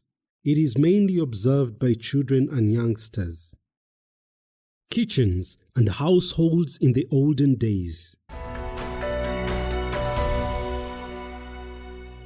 Food used to be cooked in the main house. This house was kept very clean, the floors and walls frequently smeared. The wife used to wake up early in the morning to sweep the house before going out to do any other work. It was not possible to notice that even the house was made out of cow dung. On the other hand, the cattle were also kept in the same house with the sheep and the chickens. But it's not evident that the animals were kept in the main house because of cleanness. If the husband found that there were many rats in the house, he would trap them, putting Simsim inside a trap to attract them. If one of the rats crossed onto the lever supporting the weight of the trap, then it would fall inside the mouse trap, killing it instantly. If he happened to be awake while the trap fell, he would again set another trap and continue with the chain until there were no more rats in the house. In the olden days, homes were kept very clean, and the courtyards were very large and swept every morning. Although these homes had no latrines, they were more cleaner. Whenever one wanted to go for a short call or to ease themselves, they took a hoe or any farm implement and dug a deep hole in the banana garden, which he would then use as a latrine. At the end, he would cover the hole thoroughly with the earth and cover up the place with banana leaves to cover up any evidence that the place has been used as a latrine. Whenever the children wanted to go for a short call, the parents dug the hole for them in the same manner, even during the night. Therefore, the home surroundings remained without any bad smells. There was never a danger of flies carrying diseases to the people. Nowadays, most homes are full of bad smells because people have abandoned the old customs and adopted the European way of living. Backcloth and beddings. The method of cleaning the beddings and backcloth used for dressing up in the olden days was to spread it out in the sun, one evening after every 3 days. All the backcloth was placed on the bed and smoked by putting burning charcoal and the bark of mugavu, an albizia tree, on a broken piece of pot and placing it under the bed. This smoking used to kill the lice and other insects, also giving the backcloth a good smell. The stands on the bed also used to be taken out occasionally. Backcloth for wearing had the following difference. Those worn by the deputies had knots and were known as matama or muyayu, but the county chiefs used to wear special backcloth smeared with ghee and which was smoked every evening. Backcloth worn by ordinary people and children were simply worn over the shoulders like sheets, and were also smoked in the same way. The bed and the beddings used to be sprayed out in the sun as frequently as the owner chose. The bark of the mugavu tree would be put on a piece of broken pot with burning charcoal, and while smoking, it was placed under the bed to kill bedbugs, lice, and also to give scent to the bed. The cooking of sauce. In the olden days, the wife used to cook the sauce first before cooking the rest of the food. She would not start cooking the food before the sauce was ready, because it was important to ensure that the sauce was thoroughly cooked before serving it with the food. The wife would not give her husband any meal without sauce. The drying of food. The method of drying food in sunshine in the olden days is the same as today.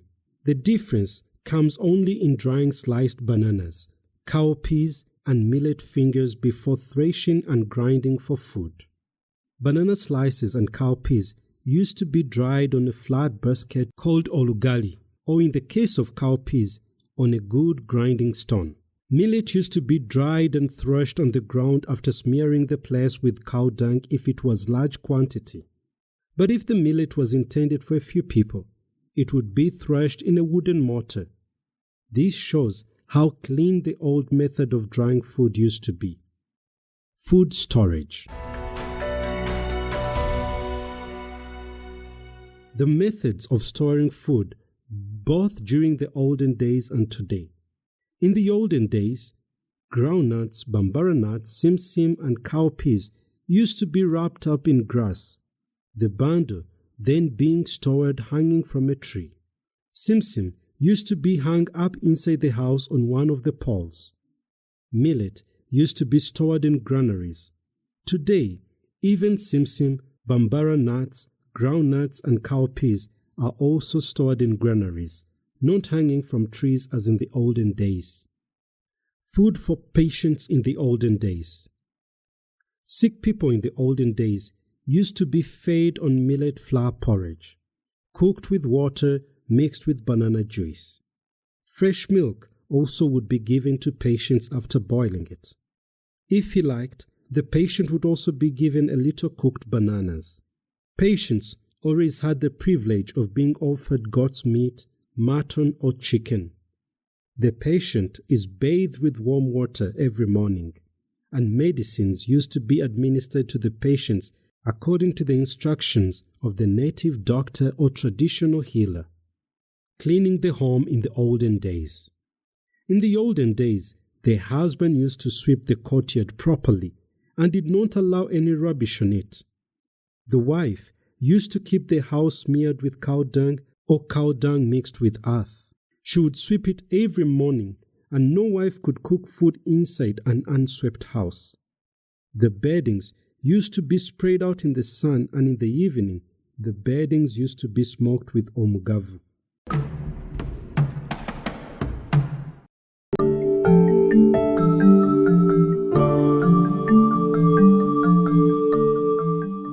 Chapter 53. The Busoga Land Question. Acquiring and settling on land. The paramount chief in the area was the king of that area and had full powers, with the cooperation of his councils, to use that land as he wished. For any other person to obtain or own land which he could use for his own purposes, the procedure was as follows. All types of people could possess land given to them by the king of the area. There were many ways through which one could obtain and own land. The princes could be given land just because they were princes, even if they had done nothing for the country. The size of such land was determined on the suggestion of either the prime minister or the chief wife or by the council of deputies, and could be anything from a part of a mitala to even one muluka. Sometimes, the mother of a prince, if she had good land at her parents' home, would influence the king and his council to send the princess to her home area to rule his uncles. The prince's uncles in that case would send gifts to the king, the prime minister, and the deputies for favoring their relative in that way. The gifts would be cattle, goats, chicken, horse, backcloth, a girl or a slave if possible. But if a prince was given an area other than his mother's home area, a deputy would accompany him to the area and order the chiefs to keep the prince safe. The chiefs of that area would then send gifts to the king and his deputies to thank them for giving their area a prince to rule over them. Most princes used to be given land while they were still young. After being given land, that prince was removed from his father's home and a separate home was built for him, even if he was still young. He would stay in that home until he grew up to marry wives and had to stay in that home permanently unless he was given a better place or unless he committed an offense which would then be driven away from the village. The prince had complete powers over his land. He could sell land to other people who wished to settle on the land and had power to chase away anybody whom he did not like or who had committed an offense to him. He used to appoint deputies to assist him in ruling his area, and he determined what taxes to be collected from his tenants. All men used to be summoned to work for him if he wished, the main work being the building of his houses and cultivation of his banana gardens. The ruler of the village would reward his peasants for this work by providing a feast, including an ox and beer. The brave men on this occasion would then stand up to swear and promise always to support the chief. But if the chief or prince did not treat his people in this way, they were displeased with him and declared him not generous, and they would also work for him unwillingly. The chief of a big village would subdivide the village into small units, appointing a sub-chief for each unit. These sub-chiefs used to pay to the main chiefs and his deputies in return. These sub-chiefs used to become hereditary landlords and could only be dismissed if they committed crimes or offended the main chief in any way. In addition, people of different categories would be given land and become permanent landlords. They included brave men who were considered favorites, maternal uncles of the chiefs in-laws, the chief's nephews, soothsayers, the entertainers, the children of the chief's deputies, people of the chief's clan, people of the deputy's clan, detectives, traders, princesses, grandparents, or any other people who deserved due to their services to the king and his people.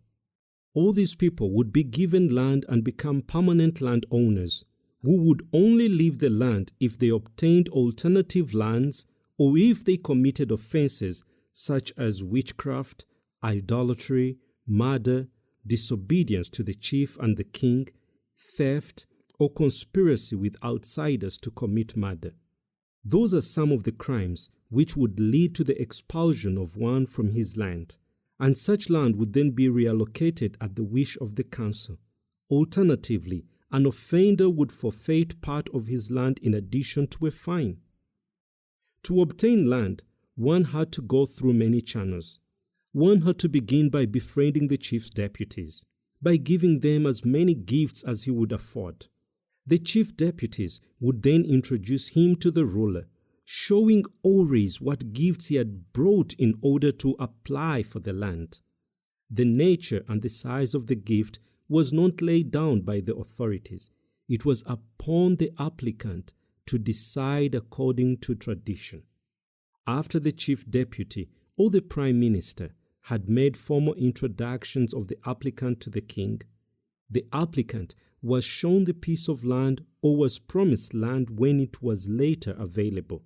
The applicant thus returning to his home, he would return as soon as possible, bringing with him yet another gift to remind the prime minister and the chief of his request. The applicant could be sent back home telling him that the authorities were still looking around for land for him. This would be repeated many times, taking a full year or even longer if the applicant was unlucky before obtaining any land. Sometimes an applicant was asked to bring a specified gift, and he did so. More often than not, an applicant had a definite piece of land in mind that he was requiring. It would always be maybe the land near his home or land which once belonged to his father or to his clan.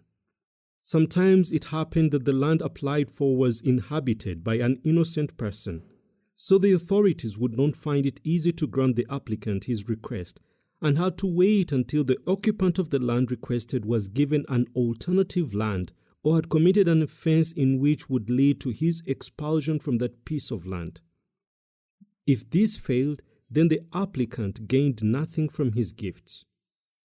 Also, if it happened that the chief or the deputies were replaced before the applicant was granted the land, the gifts then that were given to the authorities were a loss to him, and he had to start afresh to court and win the favor of the new rulers.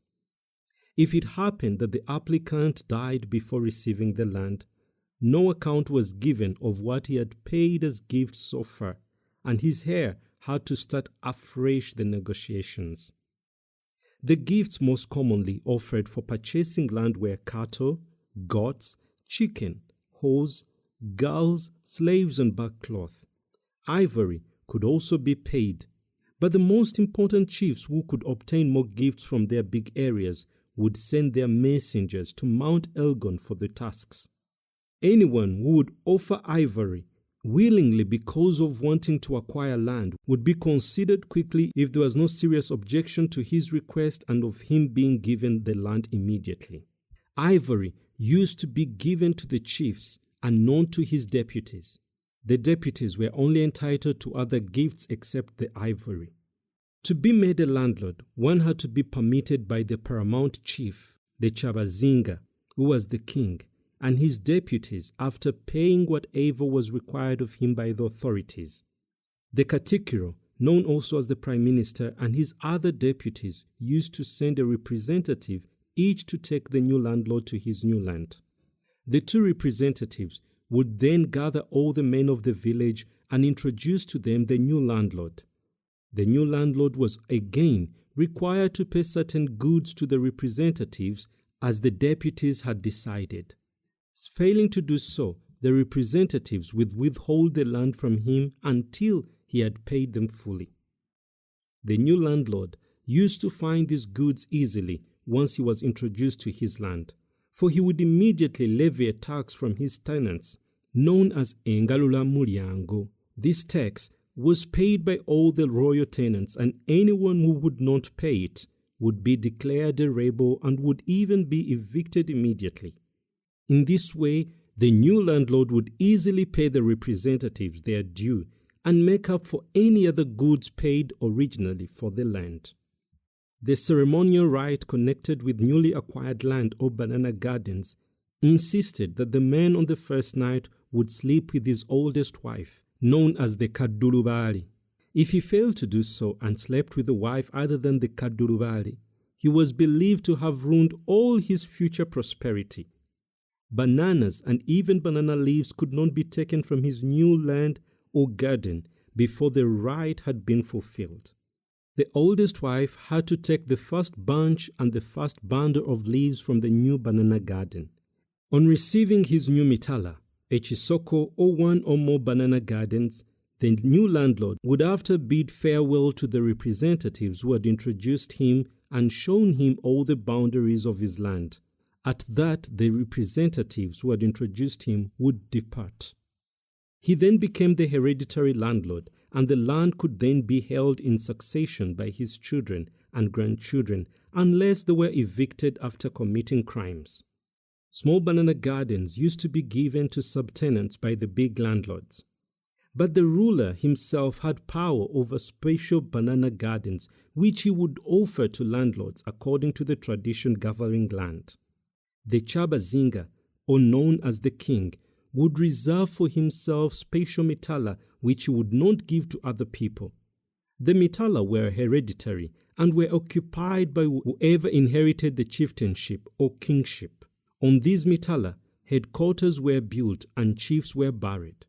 But the ruler could build a home on any other land in his country that he preferred, offering alternative land to the owner of that land which he had chosen. On the chief's mitala, the chief himself had the power to appoint minor chiefs to look after his land. He would appoint them from amongst his deputies, his slaves, his maternal uncles, or from any other people. The only exception were the princes, because if these were appointed, they would claim the mitala and become landlords. It used to be permissible for some people to settle permanently on the chief's mitala, as is the custom today. For a poor man, it was considered impossible for them to become a landlord, because one was required to pay very heavily and give expensive gifts to the authorities. If one paid a few things, one would only get a small piece of land in return. But a man who was not well-to-do could also obtain land from any other landlord on payment of a few things such as goats, horse, backcloth, or chicken. On payment of these, a tenant would be given land by a landlord to thank him for the land or banana garden. On the death of an important landlord, a deputy or prince, a prominent person in the area, or one of his deputies would report the news to the king. The report was also accompanied by some of the property of the deceased, such as 1 or 2 horses, a goat or a cow, or even backcloth, depending on the wealth of the deceased. These were offered to the king to accompany the news of the death of the chief, prince, or deputy. The king and prime minister would then send their representatives to the funeral. The king would also send 1 cow and backcloth to the funeral, and these would be handed to the master of ceremonies at the funeral. The representatives also took the name of the heir to the funeral, as the choice of the heir was made by the king and not by the clan. That is why every chief used to send 1 son to serve the king. At the time of the death of the chief, his son automatically became the heir. A chief would not be buried until the king's representatives had arrived with the king's gift and had named a heir. After the funeral, the heir who would be appointed would give to the king's representatives cattle, goats, backcloth according to his ability, to take to the king and the prime minister and a share for themselves. No chief would be buried without the authority of the king. If it were found out, the head of the funeral ceremonies would be punished by removing his property, and the heir would be expelled. This custom used to be observed even in Bunyoro. The Omukama used to send a heir with a spear to kill a cow in commemoration of the death of the chief, together with a shield to please the chief god Mukama. A man, on obtaining land, would not live on that land before the right of sleeping with the oldest wife had been fulfilled.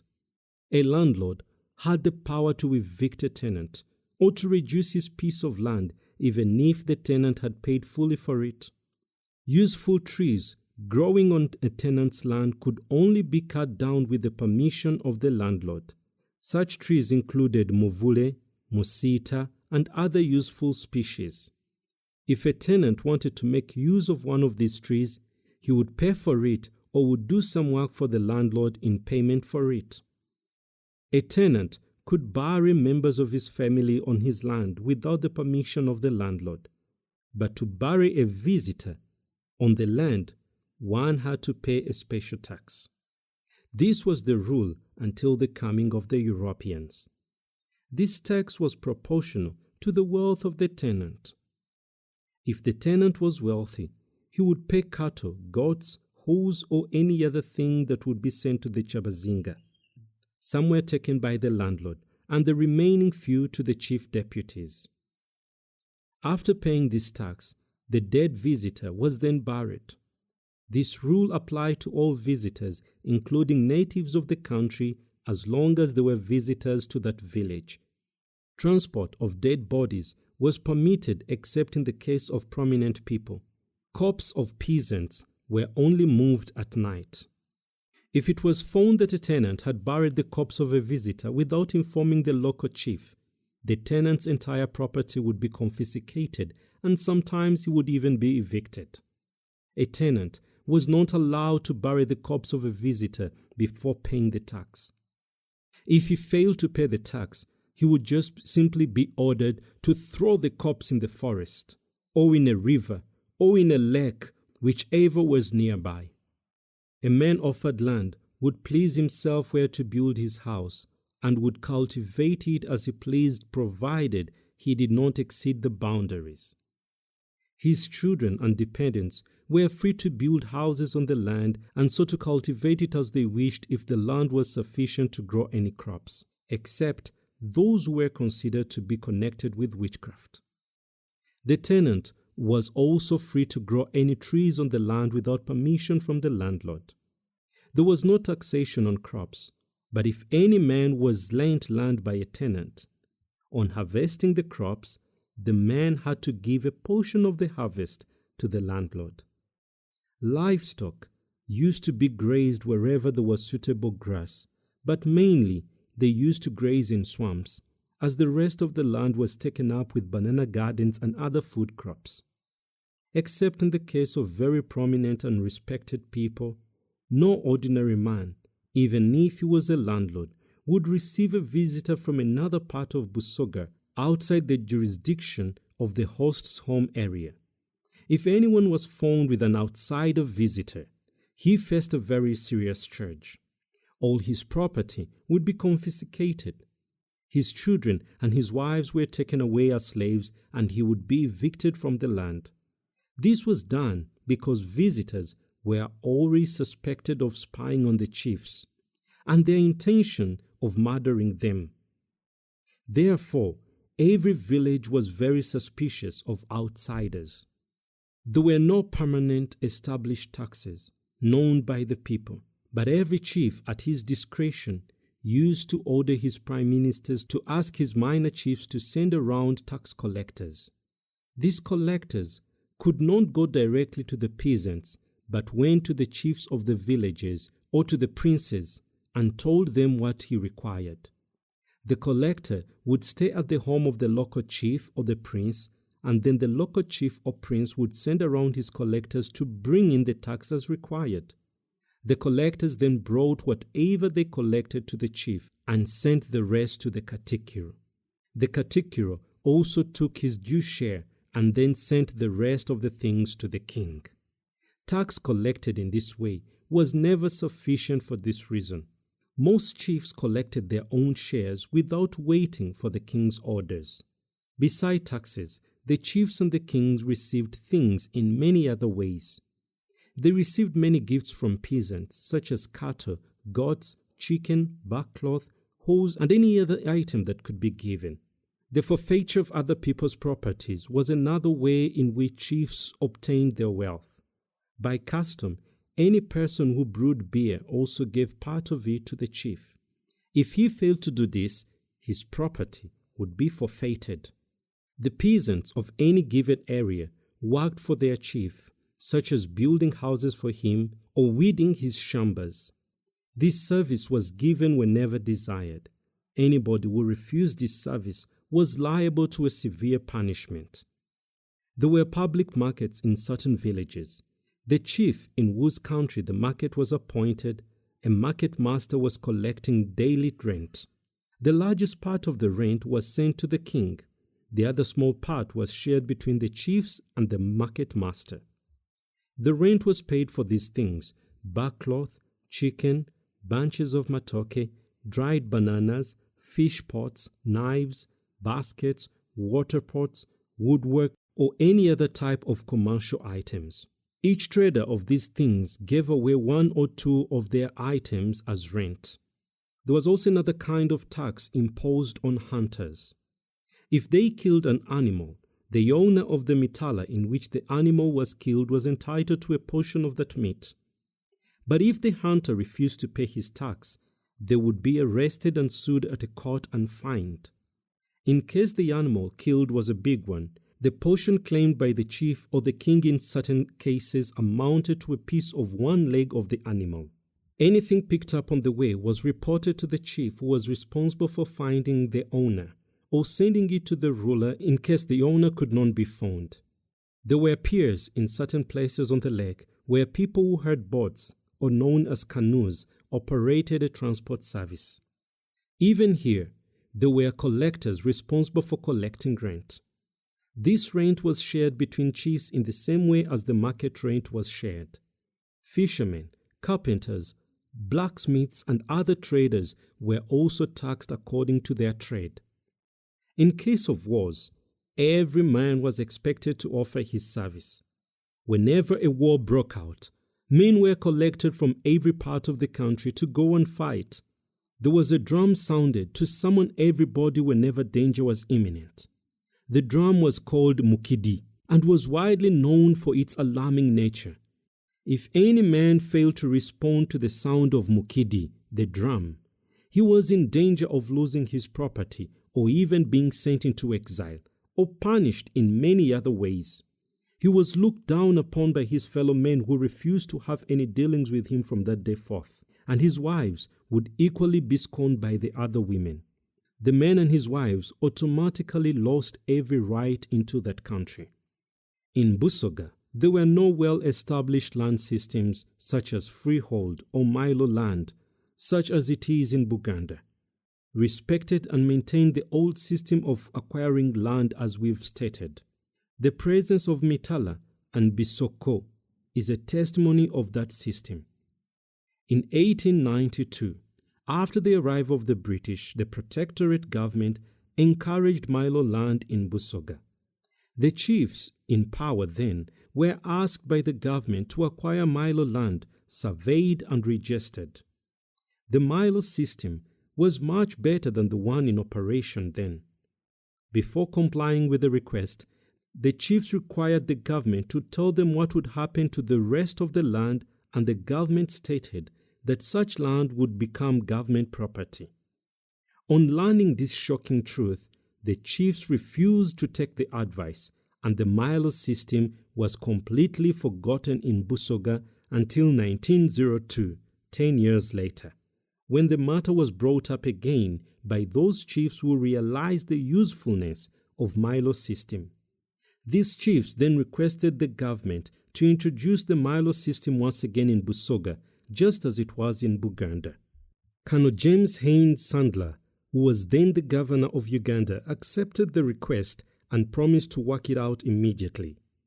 But the promise was never fulfilled until late in 1902, and as a result of many reminiscences in the said years, the government promised afresh, and in 1912 Mr. Grant, acting provisional commissioner, wrote a letter to the chief secretary at Entebbe, submitting to him the plan of the Milo system in Busoga.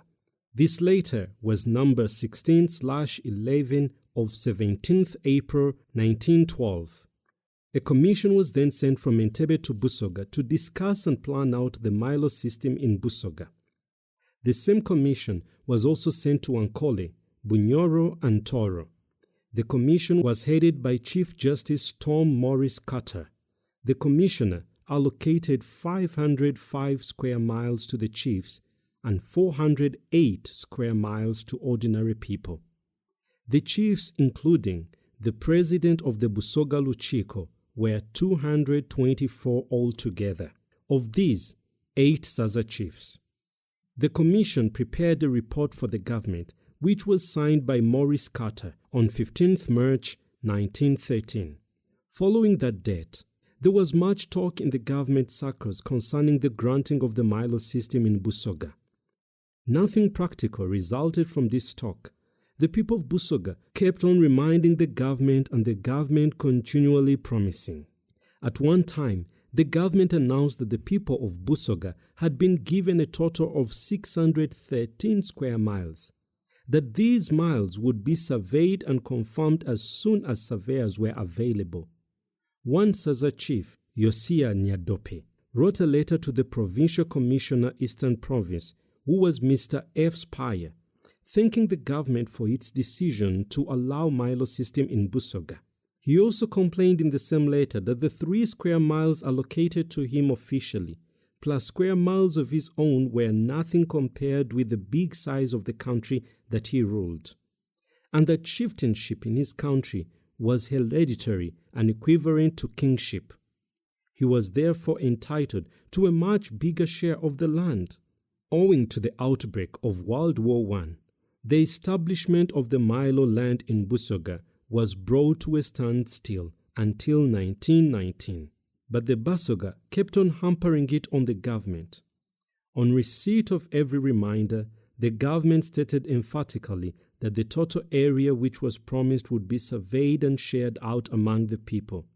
But in 1926, the government departed from its promise and created a new term known as the Crown Land. Now, the government stated that all the land in Busoga was Crown land. This shocked every Musoga in all walks of life, but there was no raising against the government. The people were still hopeful. In 1930, the government now promised just 85 square miles to those chiefs who had been found independent by the British. This area was to be allocated on uninhabited parts of the country. The idea of reviving the promise of the Milo land in Busoga was welcomed, but the total number of those who were entitled to the 85 square miles was 2,000 or more, and yet it was impossible for them to share only 85 square miles. Furthermore, the Busoga found it very difficult to depart from the custom of living on their hereditary bibanja. No possible solution in this case could be arrived at for a period of 5 long years. The people of Busoga continued to beseech the government to increase the number of miles to 613, but the government refused. Many letters were written to the government and the Secretary of the Colonies on Downing Street, London. This later explained the Busoga's complaints concerning the 85 square miles hereditary land tax and hereditary chieftainship, which was abolished in 1927. The year when salaries for chiefs were introduced and established, another letter which also narrated the whole history of Busoga was written and sent through a legal advisor. The YBA, the Young Busoga Association, 1920. In 1920, a movement called the Young Busoga Association, or the YBA, was started by Y.K. Lubogo. This new association was founded purposely to promote the understanding and unity of the people of Busoga. In 1923, it turned out to be a very successful lobbying body which helped to advocate for the rights of the workers in Jinja. From 1929 to 1930, the association opposed all cotton buyers in Uganda who had formed a syndicate with the intention of cheating the growers.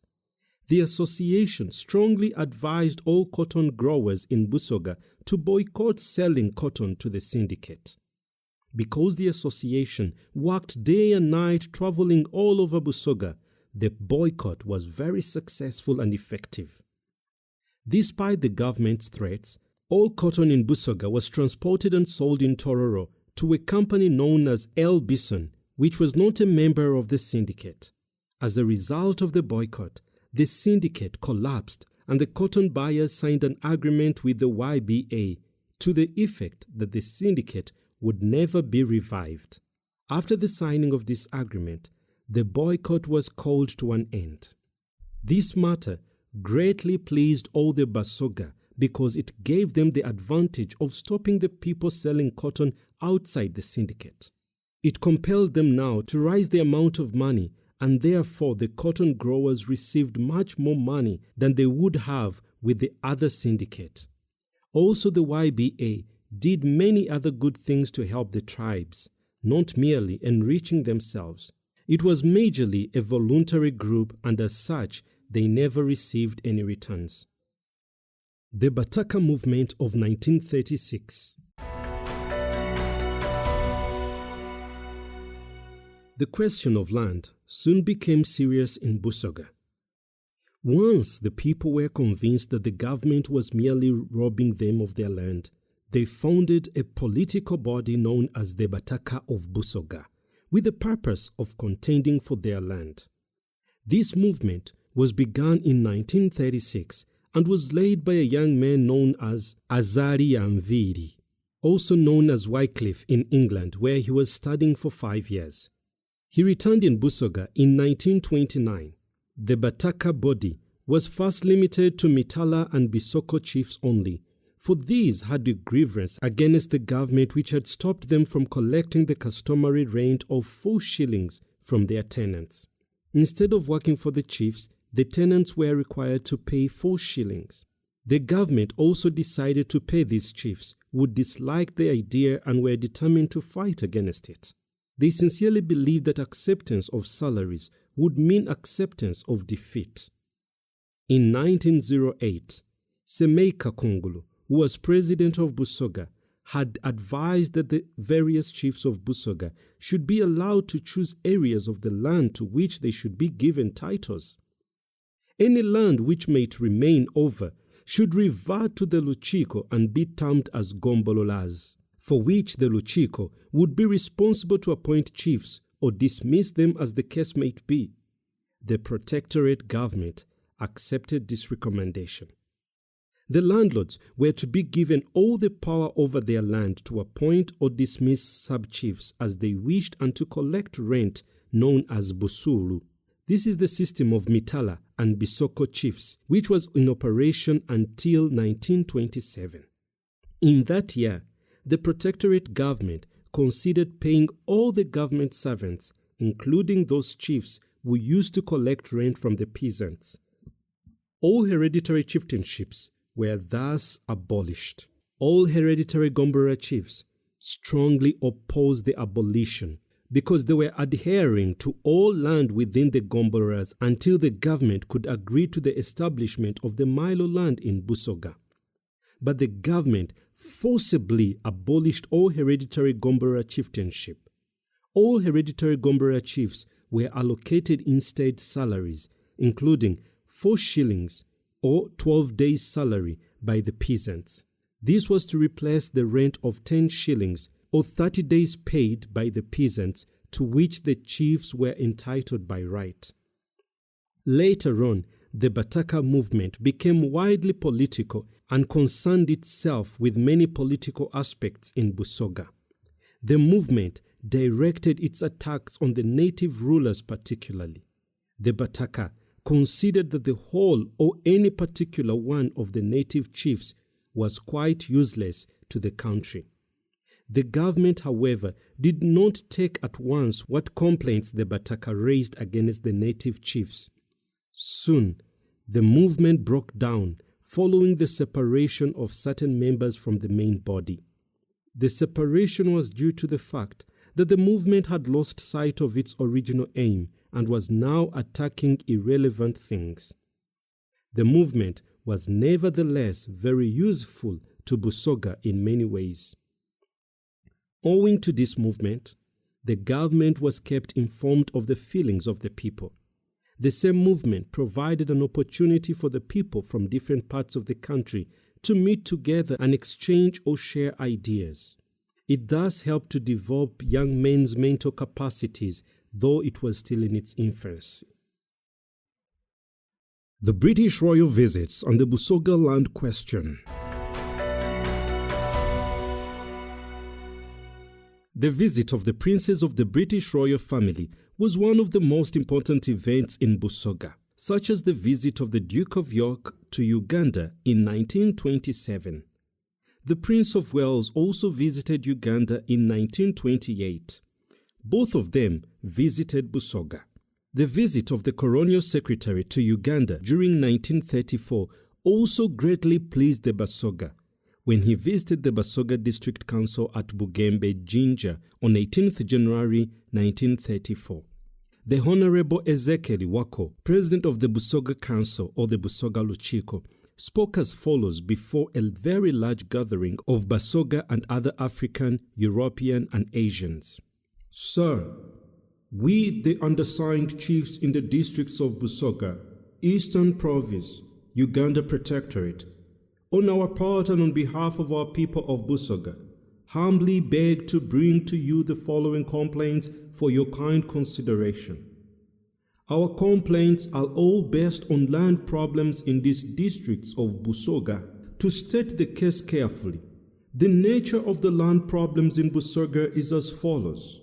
1. When His Majesty's Protectorate of Uganda was first founded, there was no agreement made between His Majesty's government and the chiefs of Busoga concerning land in this country, nor was there any definite arrangement made.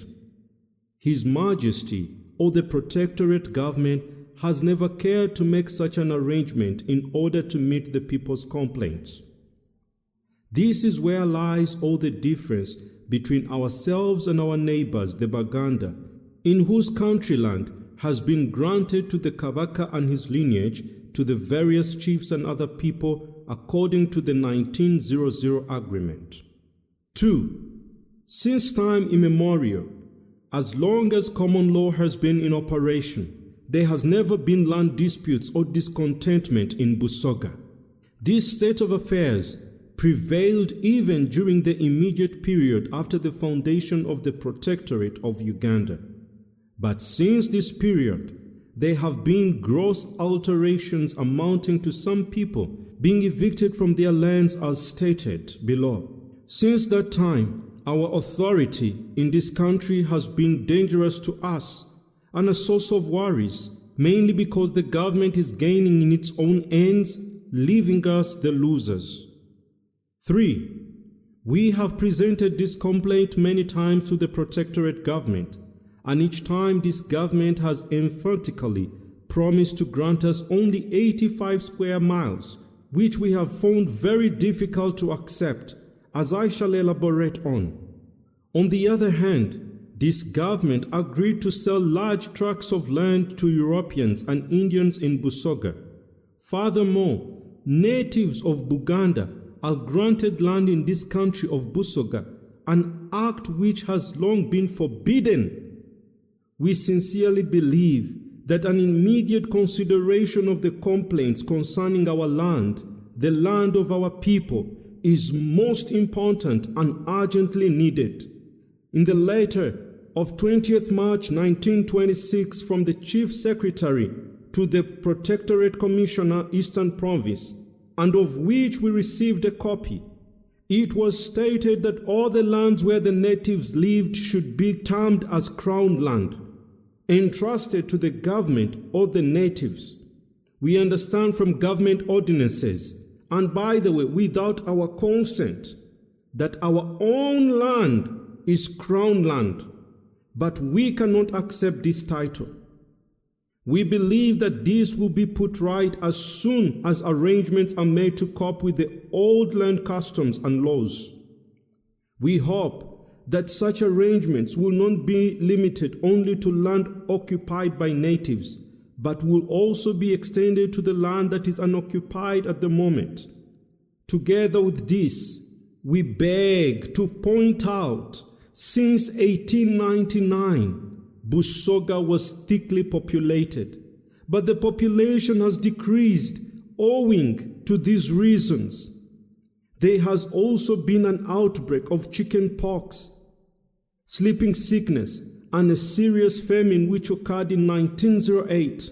The recruitment of porters to be sent to Kenya and of soldiers who took part in the First World War, all these have left Busoga underpopulated. At the present time, the population is only struggling to readjust itself back to normal, and soon every bit of land will be needed for the natives to live on. Before the arrival of the British government in this country, our land laws or customs were as follows. Although the various chiefs in this country subordinated themselves to the Kabaka of Buganda in return for military aid, the Kabaka of Buganda never interfered with our internal affairs. This explanation given shows the sort of dealings which existed between them. There has never been any single king or prince that has ruled over the whole of Busoga. The country was subdivided into many parts, ruled by many rulers known as Chabazinga. These rulers ruled according to common law, particularly with regard to land. Below him were the sub-chiefs, now known as the Gombolola chiefs. Each of these sub-chiefs ruled over a very big area of land and had subordinates below him known as Mitala and Bisoko chiefs, who had authority over smaller areas. All these offices were hereditary, although the Chabazinga had power to dismiss any chief that was found unsuitable. Our hereditary law, which governed our land, was just like that of Buganda. In the main, all land within a given part of the country belonged to the Chabazinga of that part. In fact, the Chabazinga had some land allocated to him for his own use, and every one of his subordinate chiefs had land in the same way. The peasants also had land of their own which they received in return for their avowed service to the chief. A peasant could obtain more land as a result of satisfactory service or an offer of rich presents to the chief. Once obtained, land became a permanent and hereditary property. After the death of the original owner, the land passed over to his children or relatives according to the traditions of the clan. Any disputes which might arise from the children or the relatives was invariably settled by the head of the clan. Any Busoga who died was, as tradition permits, buried on his hereditary land, where all worshipping of the spirits of our departed fathers was also done.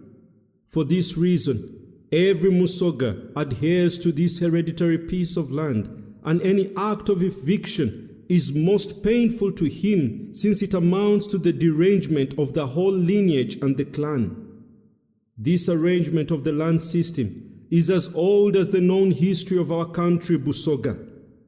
But for these gross alterations or interferences, this system is still workable. In 1908, the government subdivided our countries into smaller chieftainships, named Miluka and Gombolola chieftainships. This was copied from Buganda, but before this new system was in full operation, we asked the government to grant us land, just as it had done in Buganda, where thousands of chiefs had been given land in the populated and cultivated areas. We feared that the subdivision of our country might lessen our rights on the land, but the government assured us that this would not be so, or even affect the services and the rent paid by the peasants as a custom. The peasants could endorse this. By right of custom, they used to serve their chief by doing domestic jobs in the chief's home, building the houses and roads or bridges and other sorts of jobs. In 1922, the service paid by the peasant was substituted for 6 shillings paid annually, plus 12 days service per year. In 1923, the services paid by the peasants were replaced by a payment of 10 shillings or 30 days service in the year. The money collected in this way went to the native administration. This is what is known as poll tax and was later increased to 21 shillings annually. Poll tax was raised equally in Bugweri, Budama, Bugishu, Teso, Lango, the whole of the eastern province in these countries. No satisfactory arrangement was made in connection with the land. A very foolish arrangement was made to pay all the chiefs' salaries and pensions. None of us was in need of a salary or pension. We only wanted the satisfaction of our land's discontentments solved. Some of our complaints were considered in a number of conferences which took place in 1925. These conferences were held between Mr. Adams, the district commissioner of Busoga, and all types of chiefs and peasants. The chiefs and the peasants alike opposed the abolition of the rent and equally asked for the establishment of Milo land as it worked in Buganda. But the government never went beyond verbal promises. Other words, land disputes would have been settled long time ago. The removal of the annual rent paid by the peasants caused the peasants great inconvenience, since they were thus deprived of the chance to choose whether to pay rent in the form of money or service. Moreover, they were immediately subjected to a much higher poll tax. They found it very difficult to secure the required money because it was too late, or else they would be thrown into jail. The arrival of the British government in this country was very much liked, and Captain F.W. Lugard was warmly welcomed. Captain Lugard was the first British official to arrive in Busoga, and later his successor, Mr. William Grant. William Grant was equally welcomed. A government headquarters was built for him at Bukaleba by a willing group of Busoga. The chiefs and their people served the government willingly and obediently. The government also promised to look after us peacefully, without nosing into the internal affairs and the land matters. Later on, Protestant and Roman Catholic missionaries arrived in Busoga. We welcomed them too, and gave them land on which to build their churches and schools.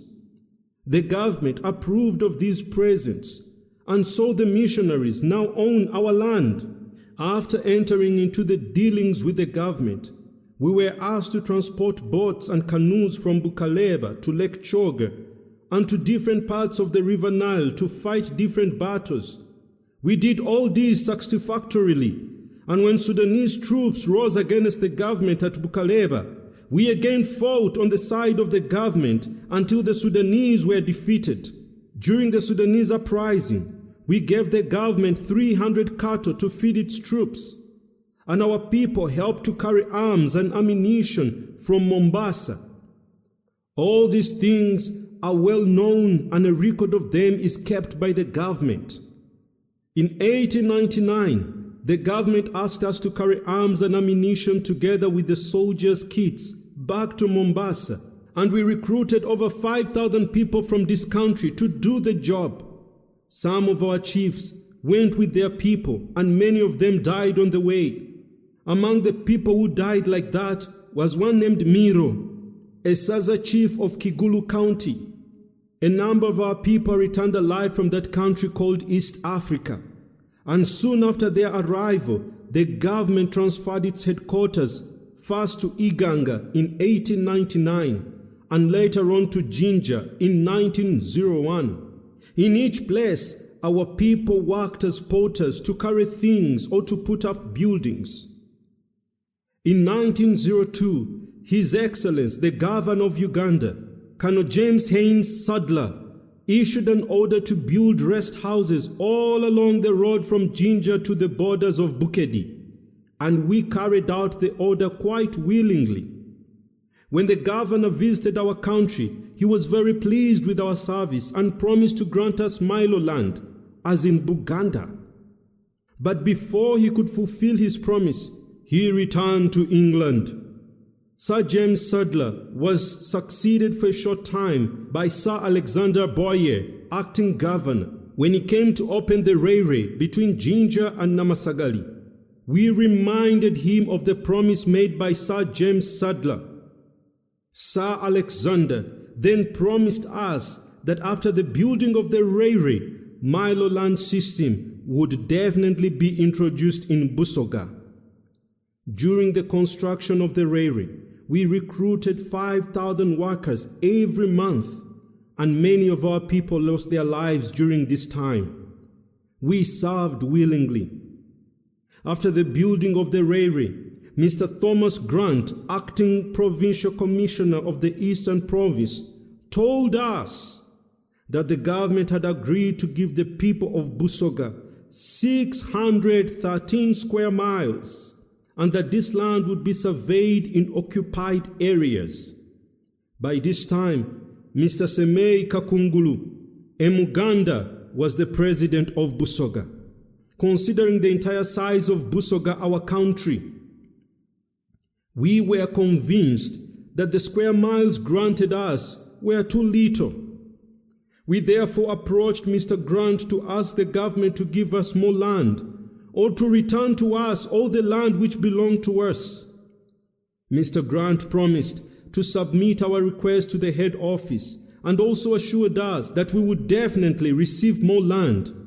But before anything could be realized from his promises, he was gone and was succeeded by Mr. Frederick Speyer, whom we again approached on the same matter for many times until his departure in 1918. Then there came the World War I, which broke out in 1914.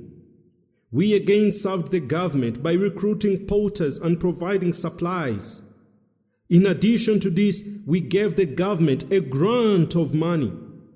The number of Busoga people who died serving the government in this was great indeed. Even during the war, we kept on reminding the government of the question of our land, and the government promised that all would be well after the war.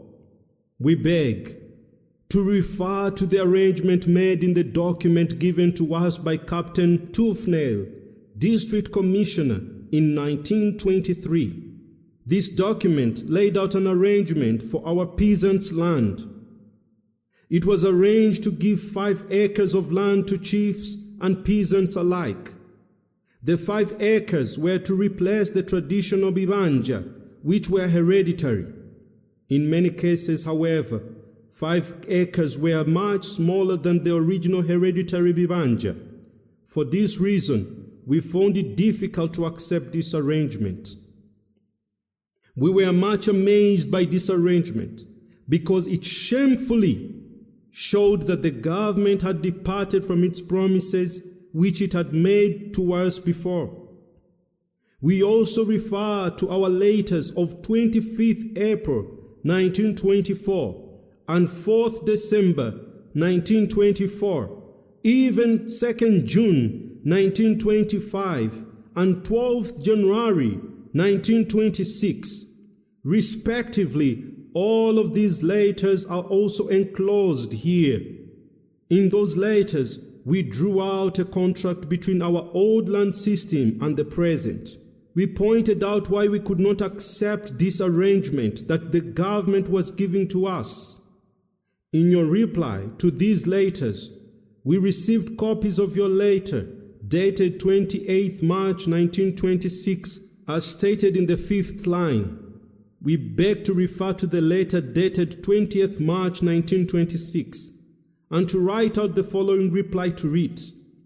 With reference to the statement made at the end of section 1, which was about the land grants in Buganda, we admit that this plan interferes with the arrangements of clans, but this does not concern us. We wish to assure you that a rearrangement of land in Busoga will not make us forego the interests and customs of our clans. We beg to disagree with the statements made in the same section concerning the history of Busoga before the coming of the British. We oppose the statement that the clans lived in perpetual fear and beg to point out all those statements about the history of Busoga that they are entirely false, and evidence of our assertion can be found in the writings of the missionaries. In reply to the statement that the rent, known as Obusulu, was replaced by a number of days' service, we beg to point out that this service is not provided. We again beg to refer to the 3rd section of the same letter, which states that all the pleas we have made concerning a rearrangement of the land system in Busoga are due to our ambitions for prestige and wealth. We do not remember any time when we complained for our own ends along without including the interests of the various clans according to the hereditary rights in this country, or even failed to reveal the feelings of the people who were not prepared to live as squatters and porters of the Europeans and Indian settlers. We beg to refer to our letter of 4th May 1926, written to the governor in reply to the above letter of 20th March 1926. Further to those letters, we wrote a letter to the governor on 8th June 1926, presenting our grievances to him. In the same year, we wrote many other letters to him, and on 29th December 1926, we wrote to the Colonial Secretary about the same matter. We refer to the points raised in those letters. we beg to make a few comments of the letter of 11th December 1926 from the Acting Colonial Secretary. With regard to Section A of that letter, we beg to refer to the promises recorded above in this letter and to the history of the government, of which we are not doubtful. In connection with Section B, we wish to point out the decision made here cannot satisfy our wishes, and moreover, such an arrangement has never worked in Busoga. For Section C, we beg to point out that the hereditary ownership was not introduced in this country by the British. It is as old as our own history, and if any evidence is required on this part, our leaders are prepared to deliver it. On 6th May 1930, we received a letter from the District Commissioner of Busoga. A copy of this letter is here enclosed with me. This was a reply to our letter of 29th December 1926, in which we had expressed our requests. In the letter, the District Commissioner informed us that our requests for Miloland, as operated also in Buganda, had been rejected by the Colonial Secretary and his predecessors, and that the decision made by His Majesty's government was final. Before we explain further, we request that the government recognize our rights on the land which we had for generations before the coming of the British. There is no need for the government to pretend giving us land on which our mbugas, our headquarters, our homes have stood for generations. As stated to the letter to which we have referred, the government stated briefly that the ruling clans in Busoga fall into 4 major groups according to their importance and usefulness. That every head of these clans was to receive 5, 3, 2 or 1 square mile according to his group. The total number of square miles laid out for this purpose was 85, to be surveyed and located in empty spaces, uninhabited spaces. That this land was to be governed by the laws which permitted every landowner to collect rent from the tenants with the governor's approval. As a result of further correspondence, we received a list of names of the hereditary rulers and a plan of distribution of land between those people, and a plan of the distribution of land between these people. We refer to this part, and a list of these names is also attached to this letter. We beg to point out that the number of square miles laid aside was not at all enough for the hereditary rulers in Busoga. We feel that this arrangement could better not have been made, and instead the government should have respected the hereditary ownership held by every hereditary ruler or head of clan long before the arrival of the British. We begged to be allowed to send our own delegates to England to give explanation concerning our land, but this request was rejected. It seems to us that there was a lot of foul play in the selection of ruling clans which were to receive land. This arrangement was made without much thought, and is therefore bound to cast a black shadow over our customs and traditions, which were working in this country and by which we have hereditary rights to our own land. This arrangement bears no resemblance to the customs and our traditions. It merely helps to aggregate our bitter feelings, and we beg to point out that a satisfactory rearrangement of the land system will solve all these problems. In a letter written on 23rd July 1931 by Mr. G.Q. Ishmael, a lawyer in Kampala who was in London for a short time to present our complaints, he requested the Colonial Secretary on our behalf, the Right Honourable Lord Passfield, for an interview with him about this matter. His application for this interview was rejected on 11th August 1931. That he was informed that if we found it difficult to accept the above-mentioned arrangement, we should have written another letter to His Excellency the Governor expressing our wishes, or that we should have sought advice in the Uganda courts of law. We understand from many decisions passed by the Governor that we do not have land recognized by any court of law in Uganda. Because of all those points, we beg to submit to you our requests once more. We beg to point out the good things that may result from a satisfactory settlement of the land problem in Busoga. We feel that a conservation of our customs and traditions is of great importance and necessity to our people, and will provide a firm basis of the progress and loyalty of the people within His Majesty's government in Uganda. The first statement of the government by which we are ruled, which promises to hold and develop land in trusteeship for the Africans, makes us hope that our country is also in this category. We hope that people from all walks of life in Busoga will be included in this category so that their hereditary land are preserved and developed for them by the government. We strongly hope that our best interests will be preserved most strictly. We beg to record our thanks for the Joint Committee which came to report on the Federation in East Africa. This committee stated that in order to understand fully the natives, it would be better for the government to base its dealings with the natives on the natives' customs or ways of lives as the governments have found there on their arrival. From here, progress can proceed gradually, step by step. We appreciate the statement made in the White Paper of 1927 that native rulers shall be preserved and that local governments shall be found based on native system of government.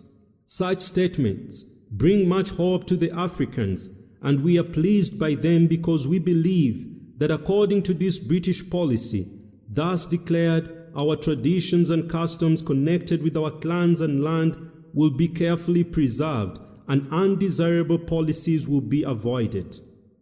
We refer to the evidence provided by the Joint Committee in connection with the addition of part of Uganda to Kenyan colony, that because the Africans are very sensitive of anything in connection with their land, a commission of inquiry should be set up to examine the people's present and future needs to understand the working of their clans and guard against selling their land to non-natives without the consent of the natives and of the colonial secretary. And we, together with our people of Busoga, feel much concern for our own land.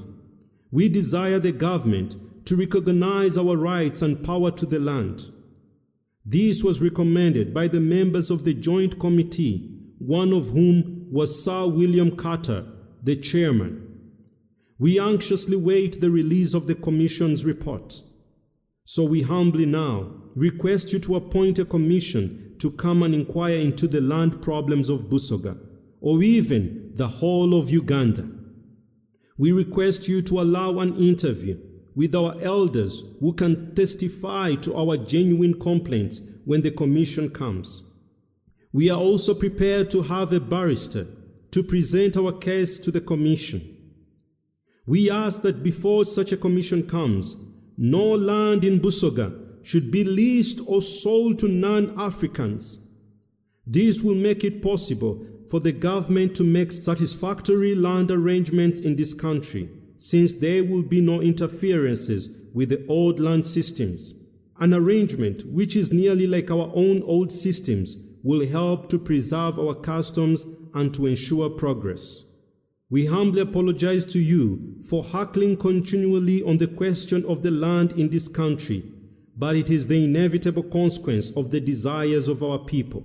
This speech that I give was signed by 8 Sasa chiefs, some of the Gombolola, Miluka, Mitala, and Bisoko chiefs, including a number of peasants.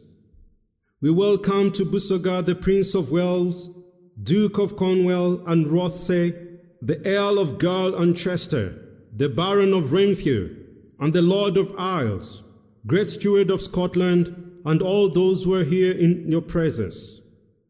Your Highness, the Prince, we welcome you most humbly to our country of Busoga, the country of your obedient servants, to the Protectorate Government. We give you our heartily greetings, our Prince. We are indeed honored to behold you here, the heir of the highest throne and king of this hereditary land of ours. Such an hour like this, one has never dreamt of.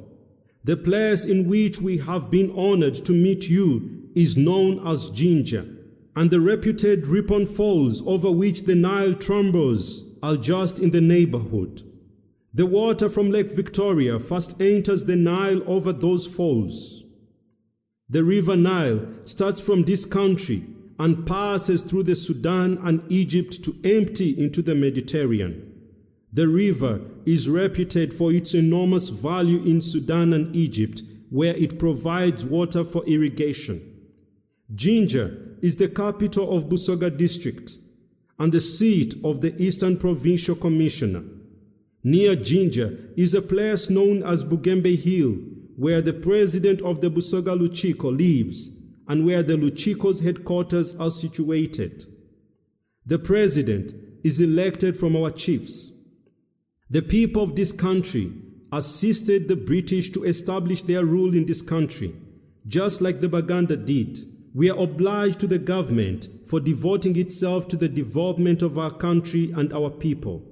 We are grateful to it, for it has built roads and railways and hospitals and schools. We must pay tribute to the work of the missionary in this country, for due to this work, education has been brought to us. The fact that we have now been able to compose and write this speech is a testimony to this education. We humbly beseech your highness to accept these humble presents from the hands of your people of Busoga. Lastly, we wish you a happy and prosperous time during the whole of your visit in these countries. May God bless you. God save the King. This speech was given in Ginger on the 29th October 1926. The question of the Federation of the East African Dependencies. These statements were delivered from Busoga to the Parliamentary Joint Committee in 1931, a report prepared by the chiefs of Busoga for delivery to the Parliamentary Joint Committee by Mr. Y.B.M. Ngobi. This report was delivered in connection with the Federation of the East African Dependencies. We still hold to the ideas given to the Hilton Young Commission in 1928, but we intend to add on the following points. Ever since the establishment of the British government in this country, we have been loyal to it and there have been dealings between us and the government. In view of this, we do not know of any disturbances which have occurred to justify this federation, nor can we envisage any good of it. The federation will be of no use to us. In the statements presented to the Hilton Young Commission, we made it quite clear that we, the people of Busoga, in the Protectorate of Uganda, have our own system of government, together with customs and common laws, that these things differ from the customs and laws or governments of Kenya and Tanganyika. On the other hand, our ways of life and government are in harmony with the rest of Uganda. For this very reason, we detest a federation with entirely foreign countries. If the provinces of Uganda alone have not yet been united under one government, how can it be possible to federate Uganda, Kenya, and Tanganyika? The power of the native rulers in this country is recognized by the government in the following sections. A. They are native courts of law which deal with all types of cases. B. With the approval of the government, we have powers to elect or dismiss chiefs. C. We collect poll tax from the natives and pay it to the government. D. We have our own official offices. E. We are authorized to enact laws or bylaws which may be put into effect after being approved by the government. F. We solve our people's difficulties and settle their disputes. We also collect poll tax and fines for the local government. G. We have built good roads all over the country and they are maintained in good condition by our own chiefs. H. We carry out orders and enforce laws submitted to us by the government. We cannot accept federation, therefore, with a country where the natives do not have such powers and rights. We fear that the federation may deprive us of our own rights and powers. We have found out that the laws to which the natives of Kenya are subjected are not good at all, and that even the natives complain against them. Let us emulate just a few of these undesirable laws or regulations. 1. They exact what is known as hard tax, or tax estimated according to the number of rooms and wives that a man has. 2. The identification card carried by every native in Kenya likens these natives to slaves. 3. We have heard that the natives have been driven away from their own good land to the desert parts of the country, that the good land has been given to the white settlers. Now, although we have no Milo land in Busoga, we still have our own hereditary land, which we have had long before the coming of the British. Since long ago, we had independent rulers in this country. These rulers are now known as Saza chiefs. They were small kings in their own areas, who had subordinate chiefs below them. These rulers had power to give or sell some of the land. Since we have no Milo land in Busoga, we fear that the white settlers will drive us away from our own land just as they did in Kenya. For this, we do not like any kind of federation. We hope that the members of the Joint Committee who are making an inquiry for this federation will give careful and kind consideration to these points. Our representatives will provide further explanation to clarify our opposition to the contemplated federation. They include the Saza Chief Y.K. Nyadope, the Gabula, Saza Chief Y.K. Lubogo, Zibondo, Saza Chief Z. Nabikamba, Tabingwa, Saza Chief S. Mugoya, Wakoli, Saza Chief Din Sobani, Nyeya, Saza Chief Y. Balita, the Luba, and Gombola Chief Ikadoko, and Acting Saza Chief Bugembe, the Honorable B. Wako, President of the Busoga Council on behalf of the people of Busoga. Points raised against the Federation of East African Dependencies by the natives of the districts of Busoga, 1928. We, the chiefs of Busoga district, have this chance to state our opinions on the pending federation to show how it will affect our internal affairs. It is not fair to reveal all that has been between us and the British government ever since the British came to Uganda. Before 1892, the year in which the British came here, we were quite happy and had our own system of government and customs. This system of government and the customs are quite different from those found among the people of Kenya and Tanganyika. But there is just a minor difference between our things and those of Buganda. The systems of government which existed in our country was exactly like that of Buganda. The British government, moreover, promised to respect our old system of government, traditions, and customs. This promise has been fulfilled until this day, and we hope that it will be so in future. The present system of native government is not far different from the Kiganda system of government. We cannot see any reason in favor of the federation, and we are quite certain that nothing good will come from it. It will only confuse our governments. Considering a federation of a multiplicity of tribes with different land customs and tradition, the federal government will find it difficult to issue any harmonizing order or regulations. Even if there were established local governments everywhere, the problem of harmony will still remain. It will be very difficult to legislate for the whole federation in connection with the diversity of internal affairs.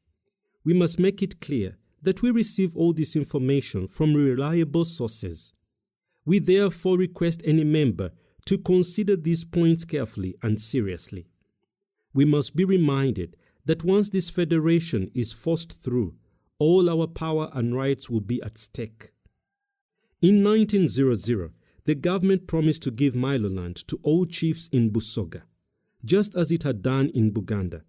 But the present government policies do not comply to its promises. This makes us feel convinced that federation will ensure more serious confusion when countries are put under a less considerate federal government. On the other hand, if the committee has come to investigate the suitability of federating services such as post, medical department, and customs department, we do not object at all as long as it's not a federation of legislatures. We can visualize the good that may accrue from a federation of services. Signed, Ezekiel Iwako, President of the Busoga Luchiko, on behalf of the chiefs and all the people of the Busoga District, Eastern Province.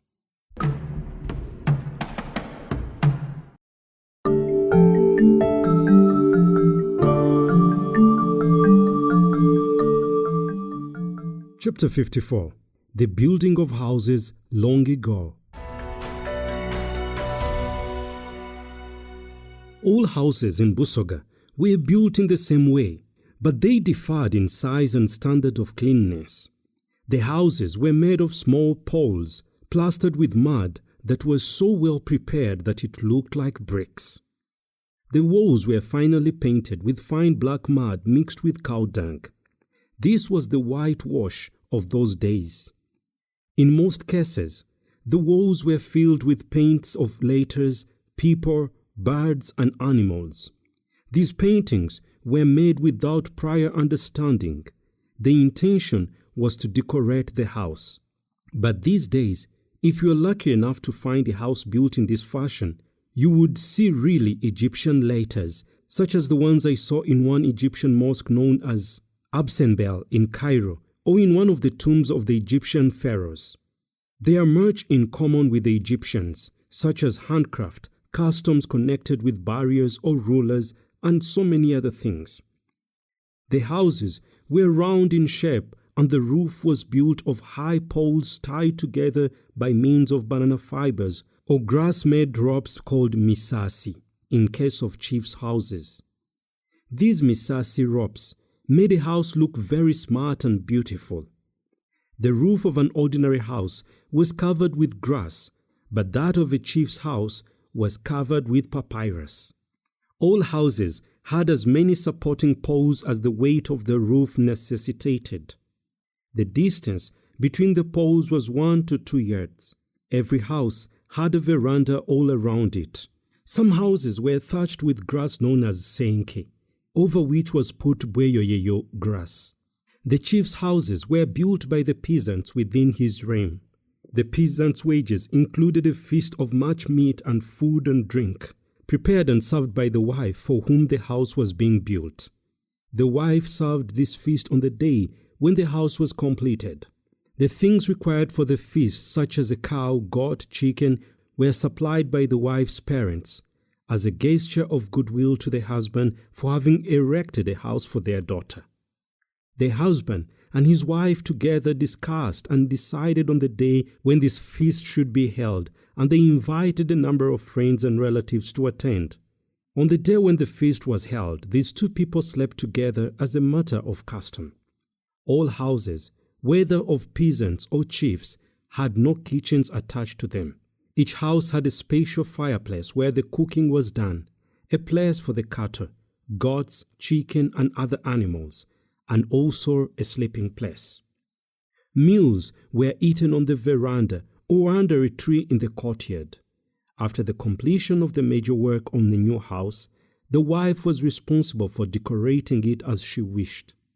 The husband was responsible, on the other hand, for all the major repairs to the house. These houses had no permanent walls built of mud and poles. These were compartments made by means of larger sheets of bark cloth or mats. All houses, no matter for whom they were built in the same way or in the same plan. There were no regulations governing the building of houses, such as applying for permission to erect a house in a particular area. Everybody was free to erect a house anywhere within his chibanja.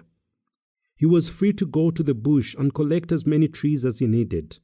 In some counties, the wife who owned the house that was built a fence around her house to shut out thieves and other criminals. This fence also served many other requirements. No one else was allowed to sleep in a new house before the owner had slept in it. As soon as the men who thatched the roof came down, the owner rushed in and made a fire in it. The men had their feast in the house and threw some of the food high into the roof. On the day when the house was inaugurated, the wife and her husband slept together.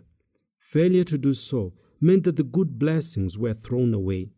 The one responsible for the violation of this custom was then fined a goat and a chicken, which were slaughtered for offering before the house could be declared free for normal use. On this occasion, the wife and the husband then slept together. In building a new house, the wife, whose house is being built, cleans the sides, and on the day when the digging of the foundation hole starts, the husband has to sleep with his wife. The Busoga called this rite or kusamba echiwalo, which intends to bless the new house. When the building had been completed, while the last touches are still being given to the roof, one man would light a fire inside the house and quickly run out. This was believed to prevent the house becoming smoky in future. The men who assisted in searching the house ate a meal inside the house on the last day of the building. Some of the food is then thrown up into the roof. This, it was believed, would prevent mice from coming to the house. On the day, the husband had to sleep with the wife owning the house inside the new house. If the house happened to be the first house to be built for this particular wife, then she would bring from her parents a goat, chicken, peas, and simsim for a feast. The husband would also contribute some chicken or a goat.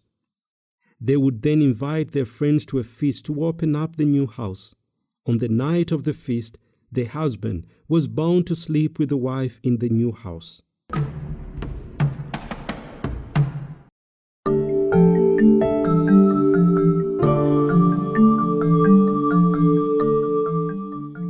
Chapter 55. Marriage Customs in Busoga.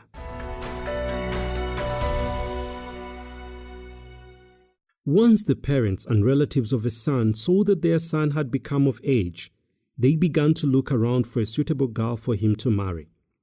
They were very careful in this selection and took their time over it. They examined at great length the manners and behaviors of all the girls who would be considered. All this was done in secrecy. On the other hand, if they spotted a girl from a reputable family, they immediately approached her parents and made their intentions known. The parents of the daughter then discussed this matter between themselves, and if they agreed on it, they accepted the advances made by the son's parents. On being accepted, the boy's parents would bring a special amulet and put them on the arm of the daughter to mark the beginning of the engagement. Old men would also engage young girls in the same way. The parents of the daughter would ask for a bride price immediately after the engagement was declared. If they wished, even if the girl was still very young, after the payment of the bride price, she was taken and looked after by the parents of her future husband. The girl and the boy were kept very strictly. They were not allowed to sleep together prematurely. The girl was regarded as a daughter by the mother of her son, but as soon as the two people were considered of age, the son was then allowed to build a house and was given his own lusuku and allowed to take his wife. In the case of children who were old enough, the parents of the boy looked around for a suitable girl. On seeing one, they negotiated with the parents of the girl in secrecy. Then a day was arranged for the father of the son to go and pay a special visit to the girl's parents. The boy went with him so that they could see or be seen by the girl and her parents. The girl was never told the purpose of the visit, but her brother, if she had one, was kept informed. On arrival of the visitors, the girl was sent to greet them or to serve them with water so that she could also be seen. After she had been seen, the father would then turn to his son and ask whether he had liked her for a wife. But as a matter of course, none of the children would refuse their parents' selection. In this settling, therefore, the boy's answer was always positive. The girl was also asked whether she accepted the boy, and she invariably had to say yes. This was how the two people were then introduced to each other. After the introduction, the father of the boy bargained for the bride price. The father of the girl first demanded a goat from the boy as a token of love. When this was brought, a day was given and agreed upon when the bride price would be decided upon. On this day, the father and his son were accompanied by the brothers, friends, and one or two wives. They would meet an equivalent group in the home of the girl's parents. The visitors were very much well respected and well attended by the host and hostesses. They were entertained on plenty of goat's meat, chicken, and food. The entertainment takes place under a very well-swept tree, but before the entertainment, the two lots of people first bargained the bride price. The bride price was determined according to the wealth of the boy's parents. In the case of rich parents, the bride price included many cattle, goats, chicken, backcloth, and anything that they could afford. If the parents were poor, then the bride price would just be a few cows and goats and backcloth, chicken, hose, or whatever they could afford, or if demanded, an exchange of persons was permitted in case the girl's brother wanted a girl from the boy's family or clan also. In this case, no other form of bride price was demanded unless one of the sides unscrupulously decided to demand more things in addition to the person. In the negotiation of bride price, each side had a spokesman who assumed sole responsibility of the matter. The two spokesmen, in fact, carried out all the negotiations up to the very end, when the bride price was paid and the marriage effected. The two spokesmen were responsible for the continuation of the marriage until the death of either the wife or the husband. If the wife deserted, the husband's spokesman was responsible for demanding a refund of the bride price. After the principal bride price had been paid, the husband asked his spokesman to fetch the girl from her parents' home. On his arrival there, the following things were demanded: 1 god for the girl's father, 1 god for the mother, 1 god for the god Walumbe, and 1 god for another god whom they would choose. When these things had been paid, the parents demanded 1 more farewell gift, which could be a whore or a chicken. The 5 gods described here were distributed among the principal gods. It was believed that every girl was indebted to god Walumbe for her preservation. It was therefore fit for her to pay this god a goat. Another god to whom every person was obliged for the creation was god Lubali or Chintu. This god therefore was entitled to a goat as well. All these offerings had to be given, or else the girl would be pursued by evil spirits which would kill every child born to her. After the payment of these things, the bride then prepared herself to go with her husband. On the day when the bride prepared to come to her husband's home, the husband's spokesman came to the girl's home to supervise the preparation for the journey. On this day, the girl's friends and brothers and sisters all gathered and feasted on the food offered to Lubali. That day, the girl never slept in her parents' house. She was taken to her husband by the spokesman, and the girl's brother would perform the ceremony of handing her to her husband on arrival. The girl was escorted by all her girlfriends in the village who helped her to carry her clothes and water which the bride had prepared for bathing together with her husband. Those who escorted the bride sang popular wedding songs all the way. If the journey was a long one, the company started off early in the singing. But if it was a fair short one, it was made at night. The bride was strictly guarded from her husband by the people who had escorted her for the night. During this time, she was not allowed to be seen by any other people. On the following morning, the girl was prepared to meet her husband. Before she could come into her husband's home, the husband sent a gift in the form of money or backcloth to the girl's escorts. This gift was known as kalonda. If the gift was acceptable, the company then moved nearer the home and then stopped once more. Then the boy offered more backcloth, and the company then now entered the house where the bride and bridegroom would sleep that night. The house was spread with very clean backcloth, on which the company sat and were greeted. The boy's spokesman was then given a chicken as a present known as waleta, to thank him for bringing the bride. The following day, the boy and his father prepared a feast for the people who escorted the bride. Before the feast was served, the whole company, including the bride, were handed hose early in the morning and made to dig until 1 o'clock in the afternoon. The company was often made to dig in the boy's banana shamba. Afterwards, the boy decides on a number of things to be presented to the company. If these things were accepted, the company then came home and feasted.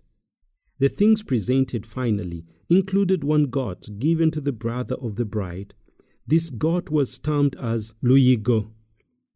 5 hoes were given to the girl's grandmother, and the rest of the company received some presents as well. The ceremony of handing over the bride to the husband was done by her brother. During the ceremony, the bride was seated on the threshold of the boy's house, where she was cleaned and prepared for entrance.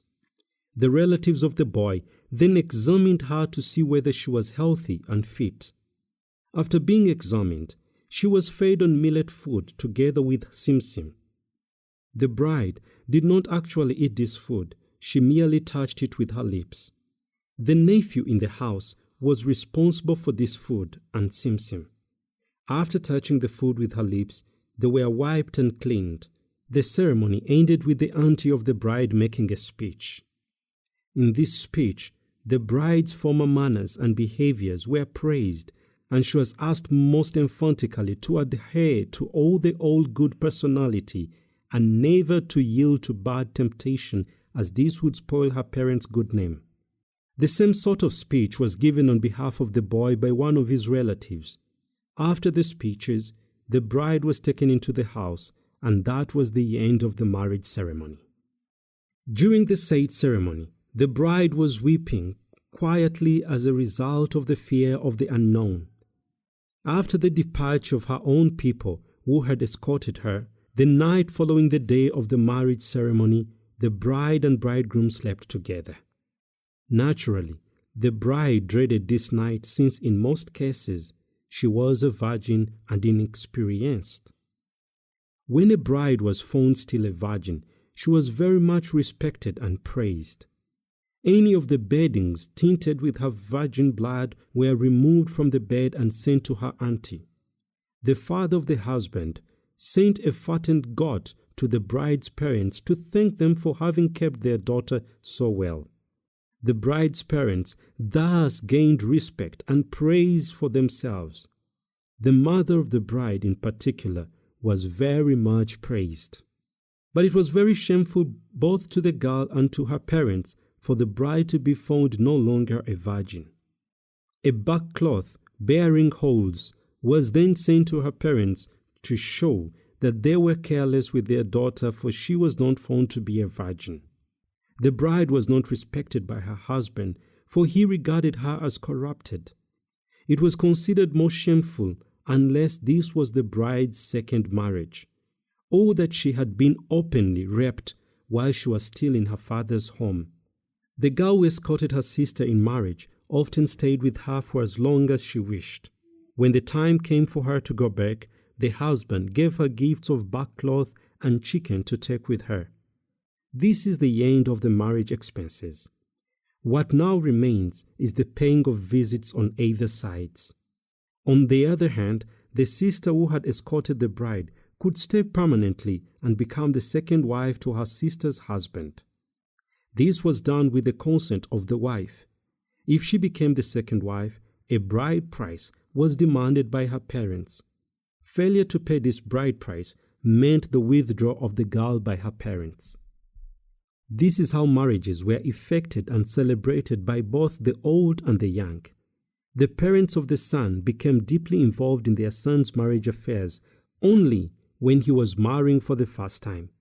But if he wanted more wives, he looked for them himself. In this case, he would come across certain women who had deserted their former husbands and were on the lookout for new ones. If a girl discovered the place where the boy who wished to marry her lived, she avoided every path which led to that place. This was a precaution against her lover who might, if he found her, catch her and take her to his home. At times, the boys and the parents deliberately ambushed the girl and took her home by force. But during the capture, the girl often raised a loud alarm, and if her parents had the alarm, they came and a bloody fight resulted between them and the boy's parents or relatives. If the boy and his supporters succeeded in capturing the girl, they took her home without negotiating any bride price. The girl's relatives, however, prepared for retaliation. They would gather a group of fighters and attack with the purpose of robbing anything, whether cattle, goat, or young girls and women, from their girls' captors. In most cases, the girls' captors did not make any counterattacks. This was the second way of marrying a girl. These two types of marriages were the only legal ones in the country.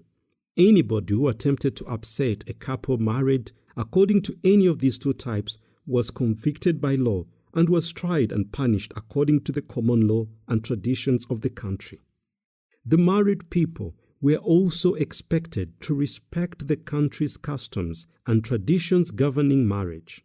Illegal marriages included the marriages between a son and a girl whom the parents did not approve of. Such marriages happened when a boy fell in love with a girl of his own choice and decided to marry her against the will of his parents. Parents were solely responsible for choosing a girl for their son. With this, he could marry legally. All legal marriages were done according to the customs of the country. It was considered shameful for a girl to bring before her parents a man named Kasaiji or so-and-so of her own choice, because it was not done. It was never expected, and therefore any girl who dared to do it was considered insane. Such a girl became a misfit among her fellow girls and women. On the other hand, if a girl and a boy fell in love and wished to marry, they could do it secretly. They could escape to a distant country away from the influence of their parents and get married there. They could stay away for life, or they could come back to their native village after many years had elapsed since their elopement. In this case, the man then presented himself to the parents of the wife, and if the father happened to be a kind man, he fixed a bride price, which now the husband could pay immediately. The parents, however, frequently refused to accept any bride price and also disowned their daughters and expelled them from their clan as well. Nothing of this nature was done to the boy by his parents, although they might reprimand him for their deed. Immediately after the girl had eloped with the boy, her parents made inquiries for her everywhere. Among other things, they would suspect that their daughter had been captured or kidnapped by slave traders, or that she had been murdered. On discovering where she had been taken, the parents and relatives, armed with spears and clubs, attacked the boy who had eloped with the girl. They robbed much of the boy's or the boy's parents' properties, such as cattle, goats, horse, chicken, backcloth, and anything they could lay their hand on, or a woman or two. These things would then satisfy them, and they would have no more trouble with the boy who had escaped with their daughter. But if the attack did not profit them in any way, they kept annoyed and consequently disowned the girl. If there was any chance of getting the girl before it was too late, the parents and relatives went and brought her back by force and even robbed the boy's property. In certain cases, the boy might even be killed. The chiefs were not responsible for enforcing the marriage customs of the country. This was the duty of the parents. So if a boy and a girl escaped or eloped together, the chiefs took no part in the search. The parents and relatives of any girl who escaped with a man felt no obligation towards her. She did it at her own personal risk. If her husband tortured her in any way, the husband took no steps to rescue her. However, the chiefs could not take any legal steps against him unless the parents desired it. The man could therefore kill her, sell her, or slave trade her, or disable her, or in any way he chose. The only helpers of the wife were her parents and relatives who might retaliate only if they did not disown her before. No other person, apart from her father, mother, brother, son, nephew, maid servant, or a blood friend could take steps to help her when she was in trouble. There was another way in which marriages could be effected. In this way, the parents could give their daughters into marriage with friends. Already married wives and servant maids could be given to friends as gifts. This sort of marriage was considered legal also. This giving of servant maids and wives was practiced mostly by the big chiefs. A girl could also be given away to pay debts incurred in matters of land or any other things. Marriages effected in this way were also considered legal, but the children resulting from this sort of marriage did not belong to the husband. He was only given the girl and nothing else. On the other hand, the husband could be allowed some children. The rest went to the father of the girl and were known as Enkana. The reason why the girl's father claimed the children was because he never received any bride price for her. If any of the children was a girl, she could be married for a bride price. The sons served as servants or were sold for a price. The parents' claim on children was also extended to secret marriages between their daughters and unknown men. Instead of accepting a bride price, the parents claimed a number of the children whom they could profitably dispose of for bride price or being sold as slaves for money. If any of these children was given away into marriage as a gift, no such claim would be staked, but the husband of such a wife would be expected to give some things to her owners in the way of customary gifts. Intertribal marriages were allowed everywhere, but marriages between Africans and Indians, or even Europeans, were never allowed. Marriages were not allowed between relatives, such as daughter and father, or son and mother, brother and sister, mothers and father's relatives, sister-in-law or brother-in-law, cousin or niece. These were the marriage customs affecting both men and women. If anybody violated these customs, the resulting marriage was considered most shameful and illegal. If the two related people did it without being aware of this relationship, they were often excused and even forgiven. But if they were fully aware and despite their knowledge they fell in love and married, they were almost invariably condemned to death. The parents of those two people became a misfit in the country. They were rejected and hated by everybody. The parents were also considered worthy of such treatment because they had not looked after their children well enough to prevent them from committing evil deeds. These cases were mostly tried and decided by members of the clan. Now, for the cases of princes and chiefs, they were free to claim any girl within their jurisdiction for themselves, no matter whether she was engaged. The father of such a girl had no power to prevent the prince or chief from doing whatever he wished or liked with her. If the girl claimed by the chief had already been paid for by another man, the father of the girl either refunded the bride price paid by the man or gave him another girl. No bride price was set for the chief who wished to marry a girl. On the other hand, he could give the parents plenty of rich gifts or give them nothing at all. The chief's bride was brought according to the regulations followed by peasants, but he could order the girl to be captured and brought to him by force without the consent even of the parents. A girl brought in this way was obliged to stay in her captor's home forever as his wife. If she deserted, her parents may be robbed of all their property or even sold into slavery. This type of marriage was allowed. What makes marriages permanent? There are two ways in which marriages may be made for life. After giving up their daughters into marriage for bride prices or as gifts to chiefs, the parents strongly advise their daughters never to think of deserting their husbands. They also instructed the husbands to treat their wives according to the circumstances of their wives' behaviors. Because women long ago were very obedient and loyal to their parents, they adhered to these instructions and lived with their husbands until death parted them. On the other hand, if the wife deserted without good reason, her husband might kill her if he found her, or if she had escaped with another man, that man would be killed as well. The parents of the murdered wife never regretted her death. The second way marriages were made permanent. Long ago, there were laws against seduction of other people's wives. Seduction is still illegal. Any person who was convicted of seducing was sued at a court and sentenced to robbery by the chief's mob. An official mob was sent to attack him and rob him of every property. That was law at work. The attackers also aimed at capturing the seducer and the seduced wife. If in the course of this capture the man struggled to escape, he was killed. But if he was captured alive, he was brought before the elders and the chiefs who tried him. The punishment imposed on him included the forfeiture of his chibanja, or in special cases, a death sentence. The wife was returned to her legal husband.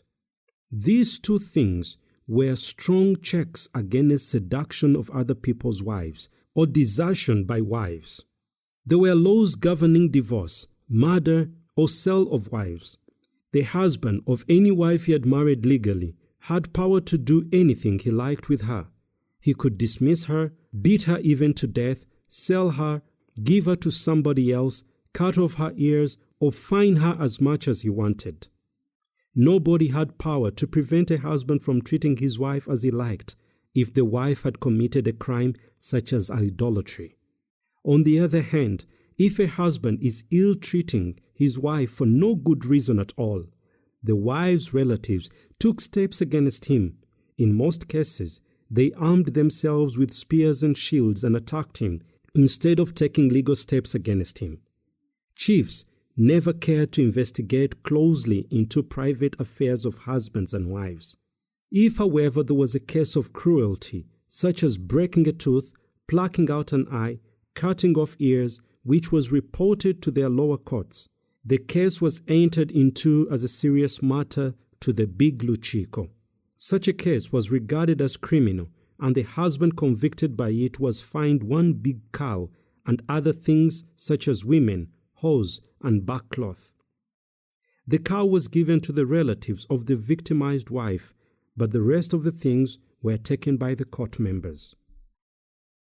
Idolatry and fornication. Whenever a man has sexual intercourse with a woman who is not his wife, he is guilty of idolatry. The woman is also guilty of the same crime. Long ago, if any man caught his wife committing idolatry with another man, he would most likely kill the man if he, the husband, happened to be armed with a spear or any other lethal weapon. Even if he was not armed, he still beat the man as well as the woman most thoroughly. It did not matter whether any of them was beaten to death. In the case of a boy and a girl found committing fornication, the boy was lightly beaten and his father heavily fined. The girl was also beaten and also much ridiculed by other girls for having let them down so much. In most cases, if a boy was caught with a young girl, the young girl's parents immediately demanded a heavy bride price from the boy. The boy might agree to pay the bride price, or he might refuse if he could not afford it. The reason why the girl's parents insisted on the boy marrying her was because no other man would accept or marry a girl guilty of fornication. No legal steps could be taken against him if he refused to marry her anyway. A girl who was found pregnant before she was properly married was isolated from her family, and a small hut was built outside her father's home. She had all her meals by herself and her own special water pot. She became bitterly hated by her father, mother, brothers and sisters, and all other relatives. If the man responsible for the pregnancy was discovered, he was made to pay bride price and to take her away with no prompt at all. If the man denied the pregnancy, the matter was then taken to the chief, who applied measures to find out and discover the truth. The girl was asked to describe exactly the place where she had intercourse with the man. She was also asked to describe the naked body of the man. The chief then made use of this information to try and get the man convicted. If the man still denied, the two people were then asked to swear solemnly that he or she was not guilty by sucking each other's breast and to pass under each other's legs twice. If the man felt a sense of guilt, he never dared to swear and fulfill the ritual. However, if the man could be certain that he had had sexual intercourse with the woman and consequently she became pregnant, For if he did so in spite of the fact that he was the proper man who had caused the pregnancy, he would die straight away. After his death, his property was taken away and shared between the chiefs and the proper husband. If the man refused the first alleged man to suck her breast, but later the actual man who had caused the pregnancy appeared, therefore the slandered man had to receive compensation, and the actual man who had made her pregnant would be found guilty, and all his property or his family's property would be taken away from him, and perhaps he would even be killed. The things for compensation used would be paid by the husband who had slandered, and himself obtained such things from the man who was subsequently found to be the actual man having caused the pregnancy. Such a guilty man or woman would gain hatred from the people of his village, and even his relatives hated him. When a married woman happened to go to visit her relatives or parents, but unfortunately became sick while still there, and later died before returning to her husband, then the deceased's parents would offer to their son-in-law another daughter to replace the one who had died, and the husband would not pay anything for his new wife to her parents. The deceased's body had not to be buried before a substitute was offered to the man, and this was regarded as compensation. If a wife had a child shared with her husband, and she happened to go with the child to visit her parents and relatives, and it so happened that the child became sick and died there, the body of the child had to be returned to his father for burial, but it had not to be buried before the wife's relatives compensated for the lost child. A daughter had to be offered as a substitute to the deceased father, who married the girl offered as a substitute without paying anything to her parents, because she was regarded as compensation for the lost child whose death had taken place at the wife's relative's home. If a girl offered that way chanced to produce a child of any sex by her husband, it meant that she had rescued herself, because her parents or relatives were then in position of demanding a dowry or bride price for her. She had now produced a real substitute for the dead child. The husband then either had to pay the dowry in his wife for good, or not pay the dowry, in which case he had only to child, but the woman was taken away from him. The girl given away in the same way remained with her husband if she failed to give birth to a child, and her parents would ask for nothing from her husband, who then had a wife free of charge. If this wife happened to run away from him, the husband had power to claim for her, as he had every part over her. If she could be found with another man, her husband had the right to take steps as were taken on the wives who acted that way with the enticers. In case he failed to find his wife, he was free to ask his father-in-law or his wife's nearest relatives to give him another substitute, and they had to do so accordingly, as this was the custom. For a girl who still stayed with her parents and had an engagement with a boy who had paid a dowry to his fiancé's parents, no matter whether he had paid half of it or the whole of it, if the girl died before the marriage took place, the boy was given another girl by the deceased parents to replace the one who had died. If the father had no other daughter, he had to search for one among his relatives, especially his brothers, to get him one for replacement to the boy. In the case when a married woman happened to die before her husband paid full bride price to her parents, then they would ask their son-in-law to pay them the whole dowry which had been arranged before the wife had died. Without any grumbling, he would pay for them everything he owed, according to the custom, and through his own free will, without being compelled to do so. If it appeared that the woman was unproductive and did not produce children at all after a long stay with her husband, then he would go to his parents-in-law and ask for some of the dowry to be paid back in respect of the unproductivity of his wife. In the same way, it applied to a wife who, after producing a baby, would have no milk in her breast to feed the baby. The husband would go to her parents-in-law and ask for some of the dowry back, and that had to be done as was the custom. In respect of both these cases, such an act of demanding half of the dowry was practiced mostly by clans in Bunya County. But other counties did not worry about asking for part of the dowries in respect of unproductive or barren wives, because these people knew that it was not the fault of such wives to bear no children, nor not to have any breast milk. Nevertheless, although these natural impossibilities could be noticed, they were not taken into account in order to act according to the customs which existed in certain places.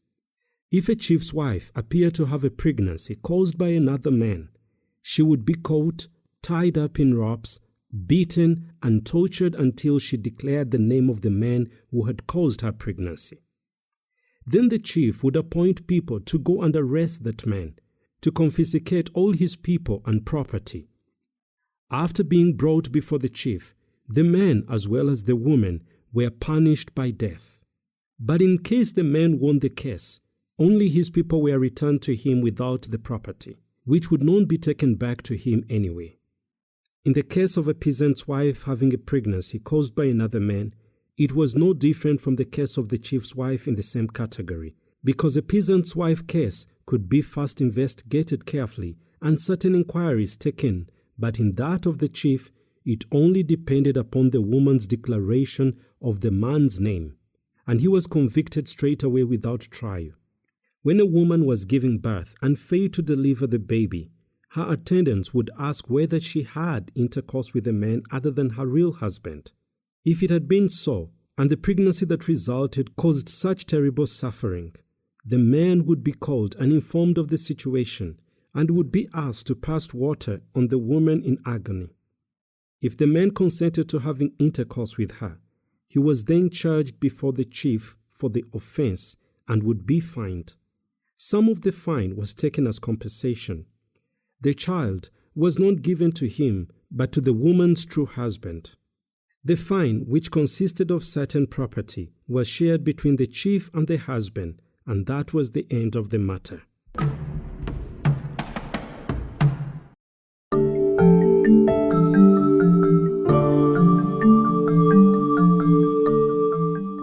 Chapter 56. Ancient ways of worshipping as practiced in Busoga.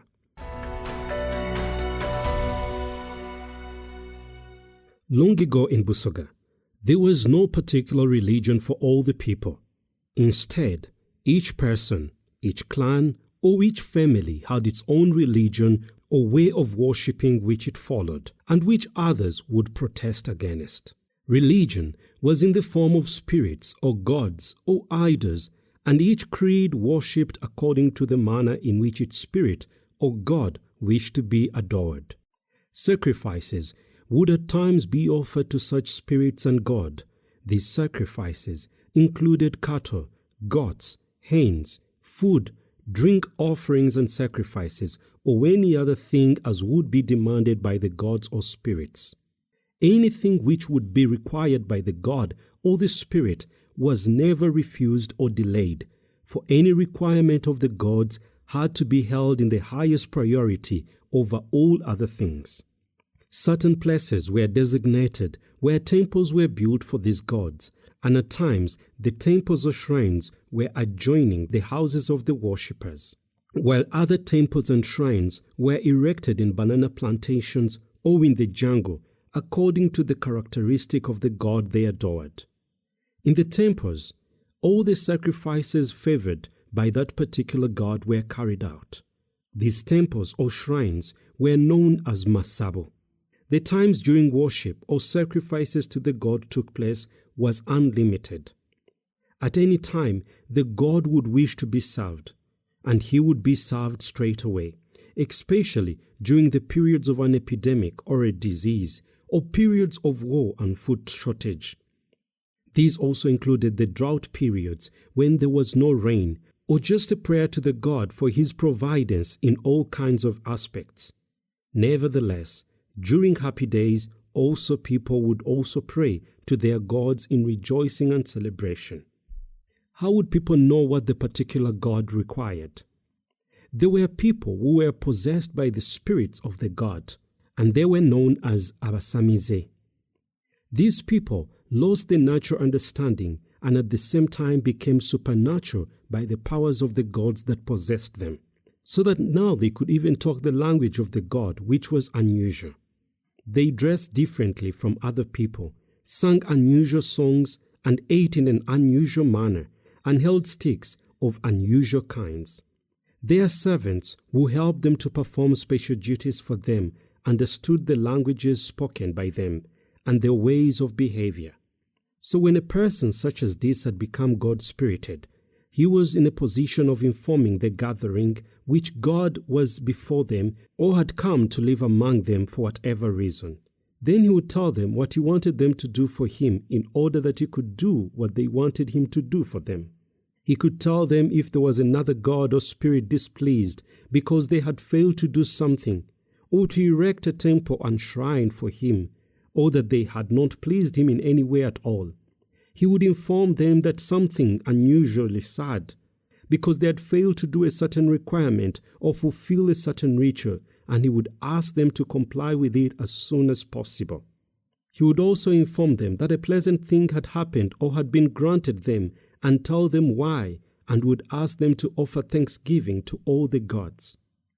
That is how the people knew what the gods or the spirits wanted. Among the gods, there were two chief ones, namely Chintu and Walumbe. However, in all the time that Busoga came into existence, one almighty god who controlled all the other gods and whom they knew well was known as Chibumba or Gasani.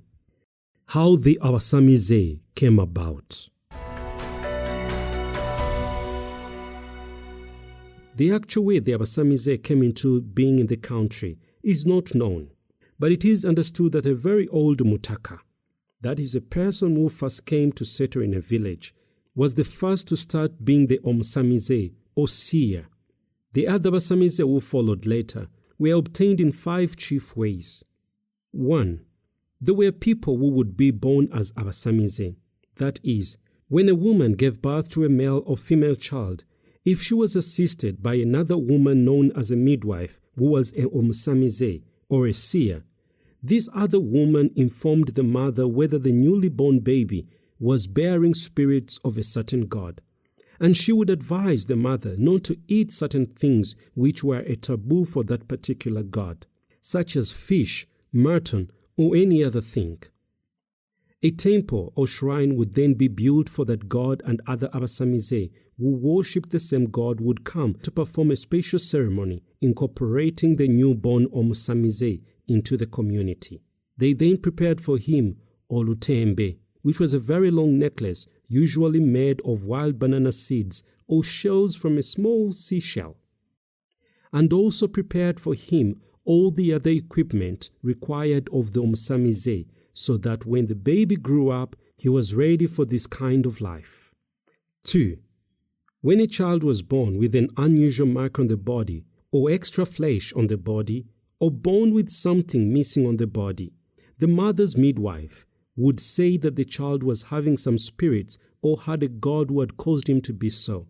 They would advise then that the child be promptly ceremonized or initiated.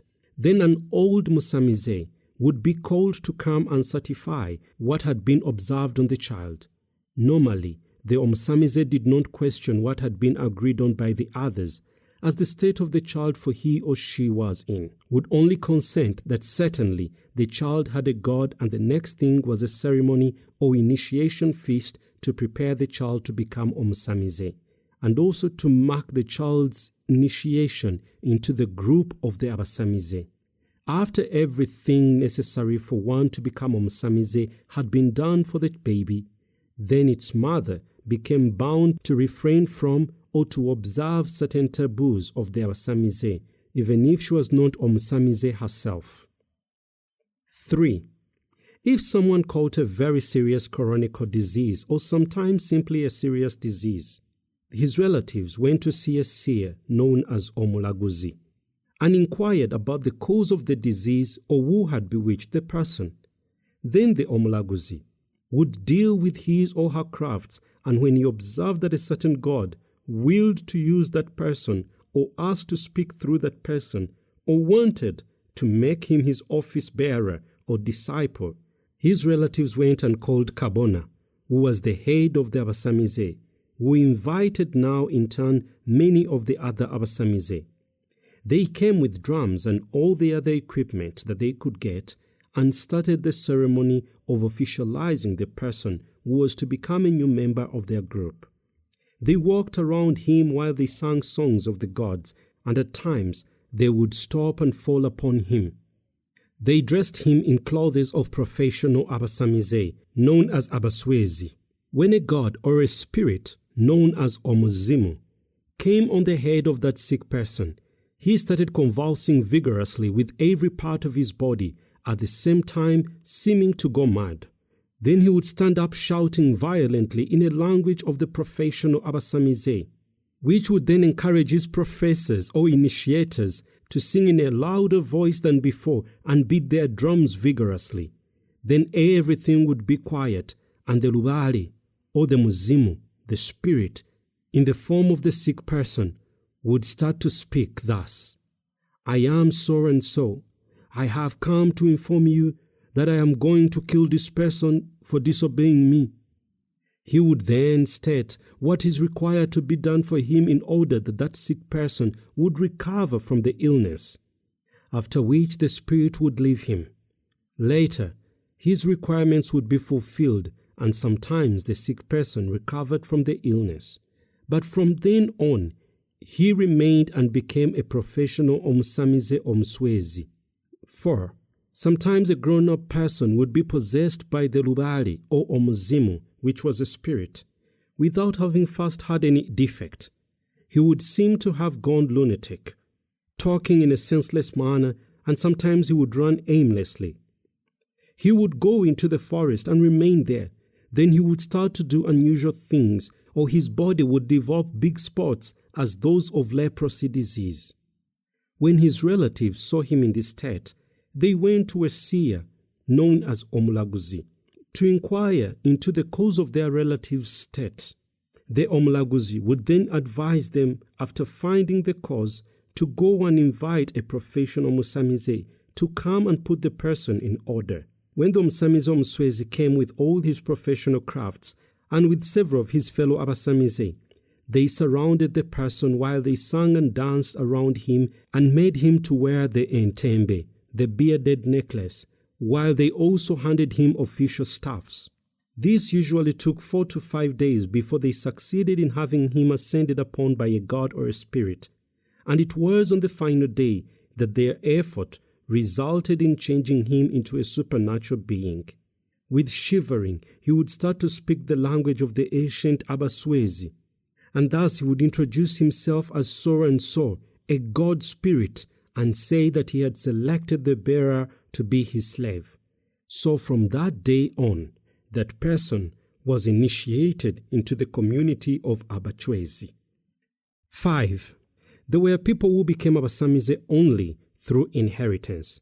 For instance, if a person's parents were Abasamize when they died, and at the time when one of them died, his god or spirit which he served would come and choose that person or another of the deceased children to serve him as he wished, provided the person selected was his servant or his bearer's child.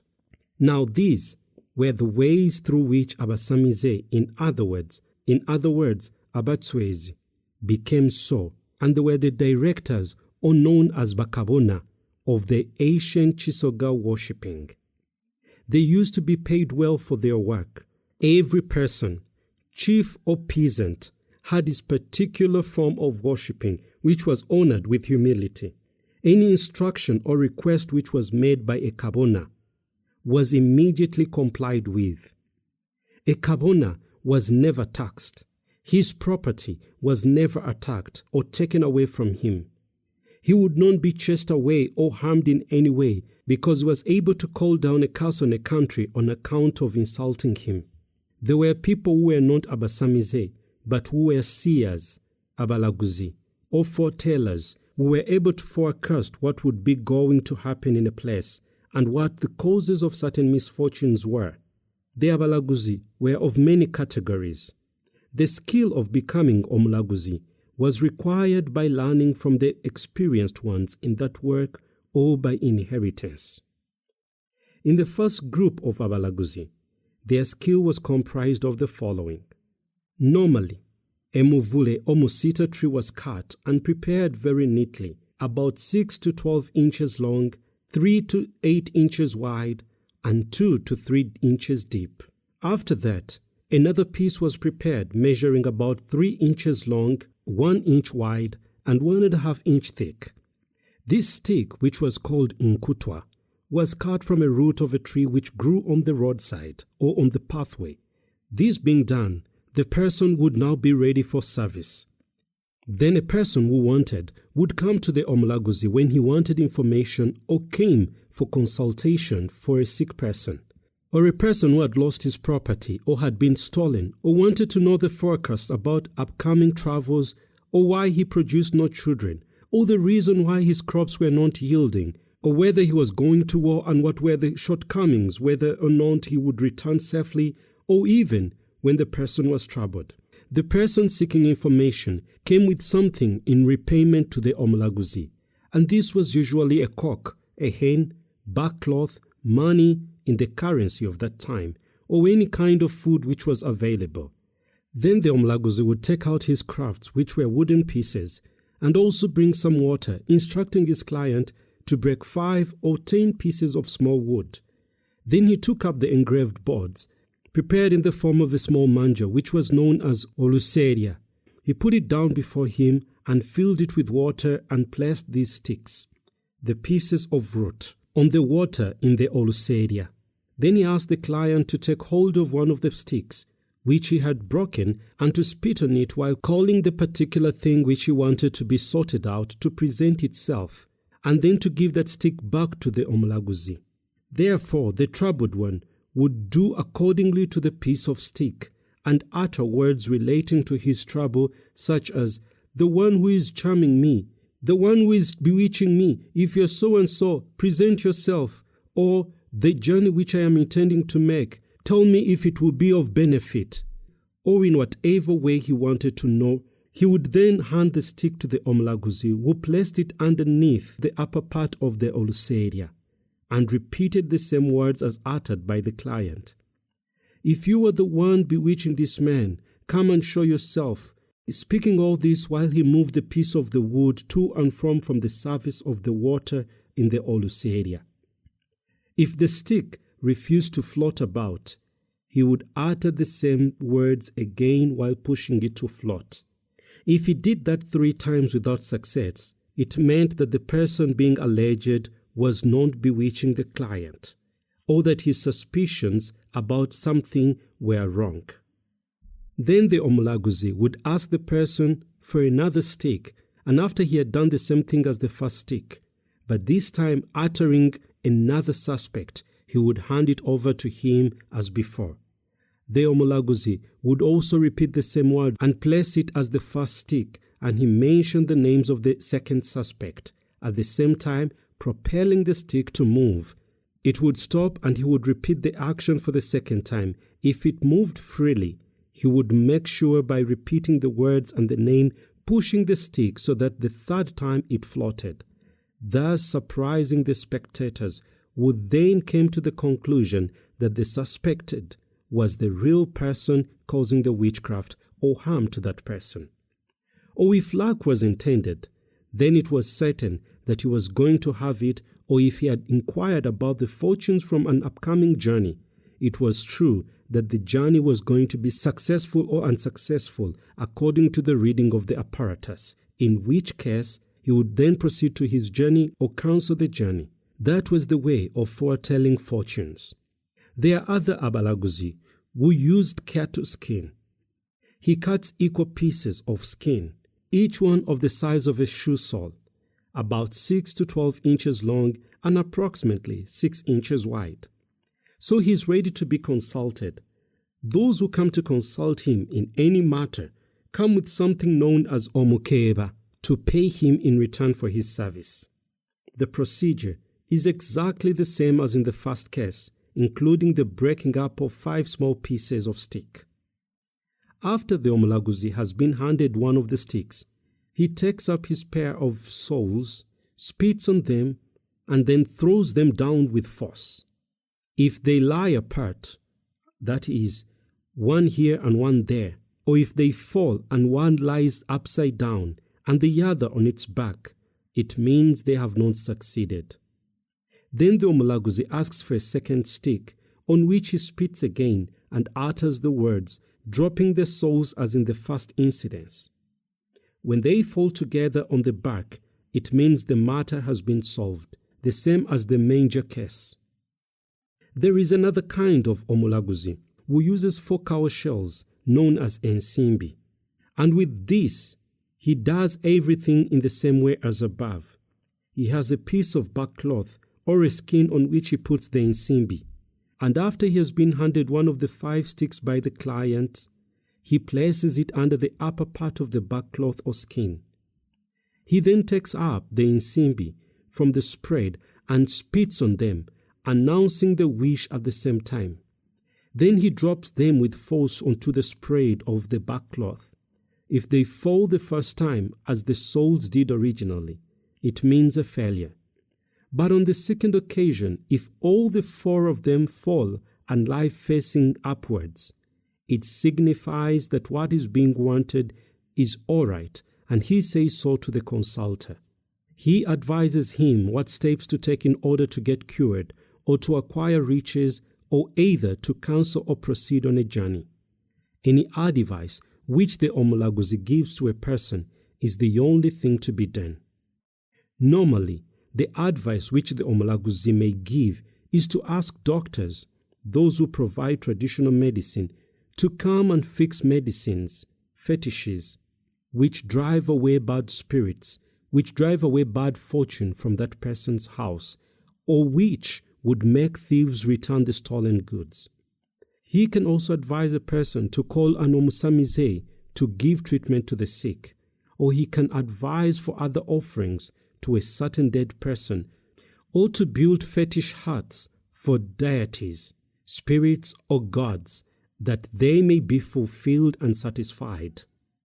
Whoever was omulaguzi was paid a lot of things by his clients who consulted him. However, there was another unusual party which belonged to the abalaguzi group, but which foretold happenings in advance, and that group was known as balubali. These would foretell what was going to befall one or what was going to happen to certain people or to the whole country, but they were not paid for this job because their knowledge of such things was through gods and was not natural. However, they were paid when they would perform the ceremonies of initiating or incorporating a new member into their community. Every chief had his own omulaguzi. He would have as many as he liked, or just a few.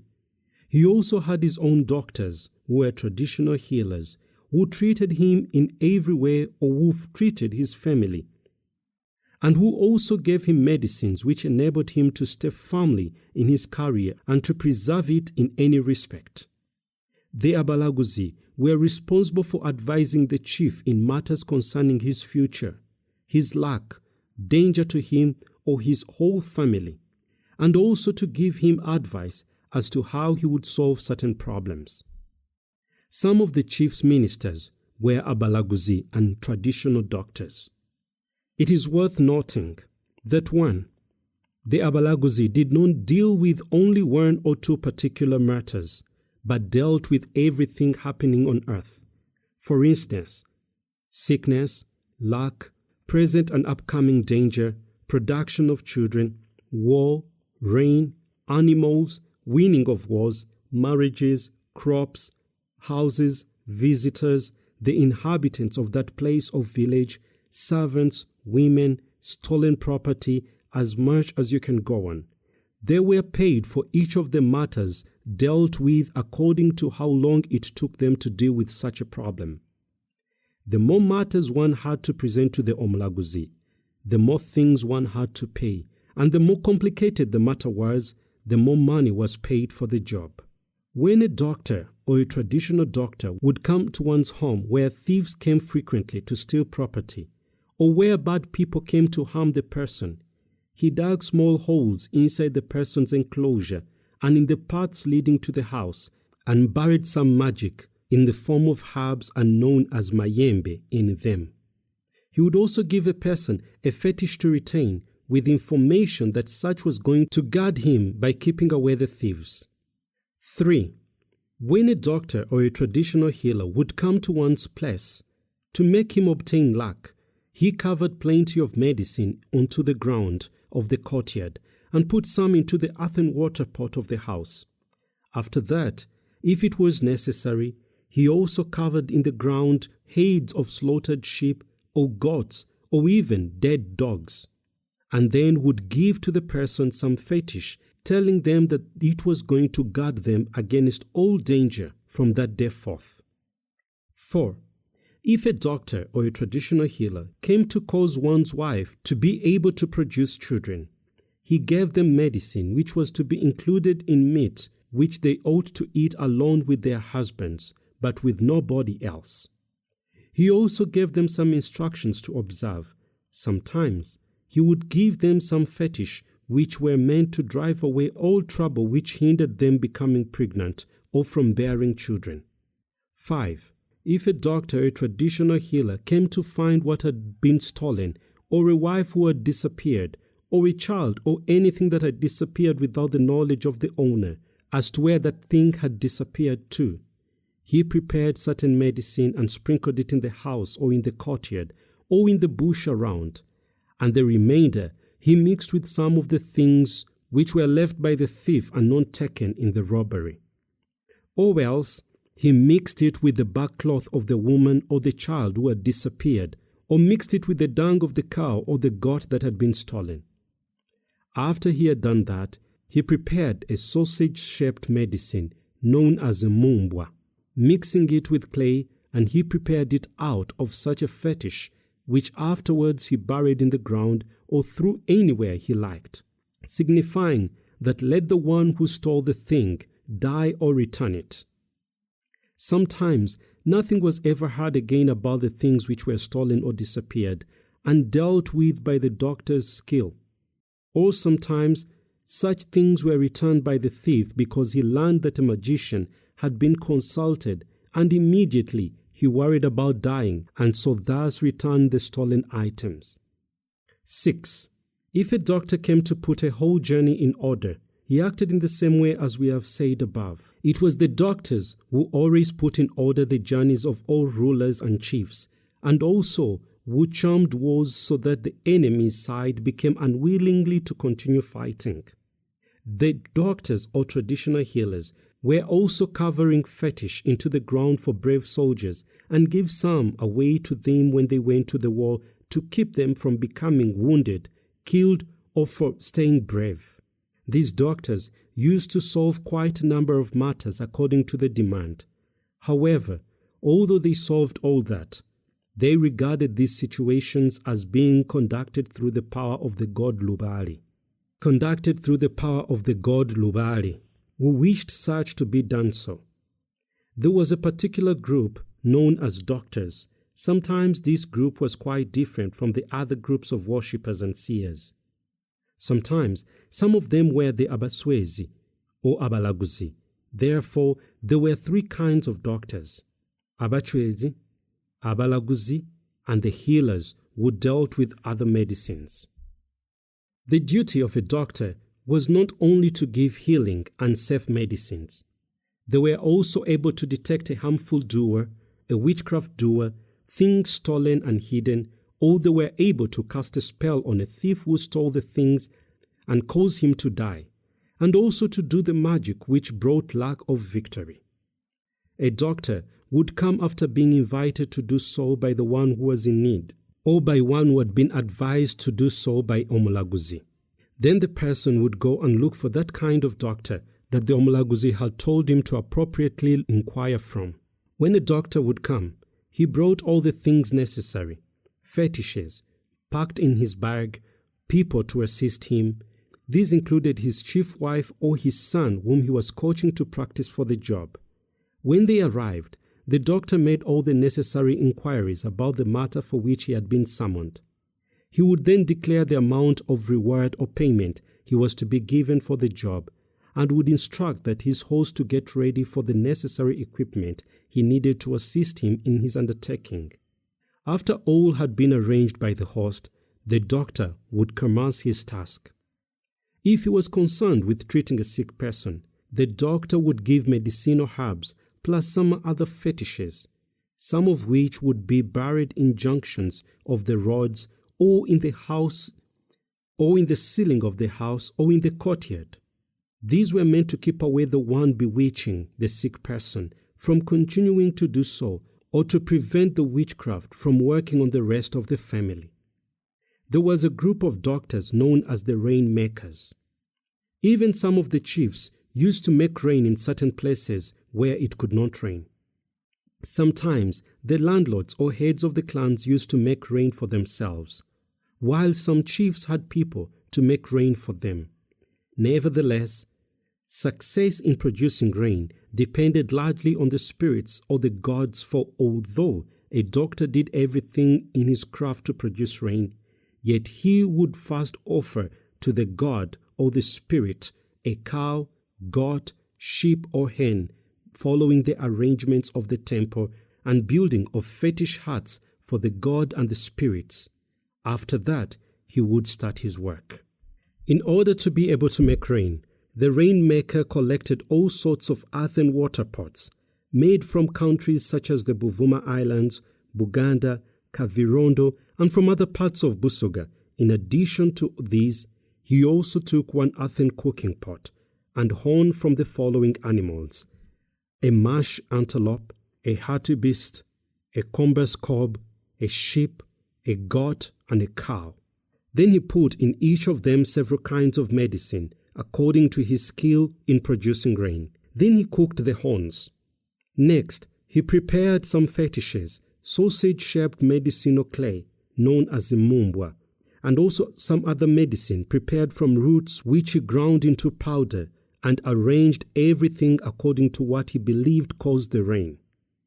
In addition, he prepared many other sorts of medicine, after which he selected a safe place where he would put his apparatus. Normally, this was done in a banana plantation under a well-shaded tree. There he transferred all the things comprising the water pots, a cooking pot, horns, and all that he needed.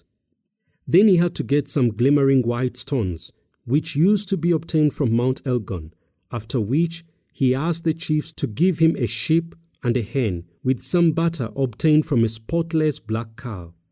On receipt of this, he boiled the medicine in the pot. When it formed a sort of foam that indicated that it was going to rain.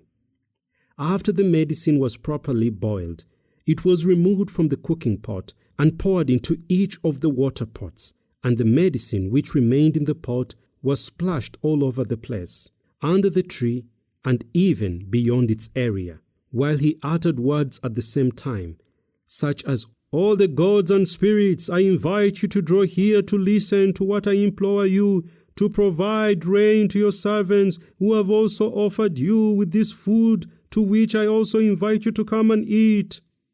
The doctor continued, "I so implore thee that if there is any annoyance caused to thee by these servants, I request thee you have mercy on them. If there is anyone who died with a disappointed heart towards anyone, so that now he is revenging by means of this sort of trouble, let him stop the grudges now. If there is on this earth any person who wants to do malicious things to the people by contradicting and fighting the rain to fall, let that attack stop, because we don't want to ruin their country."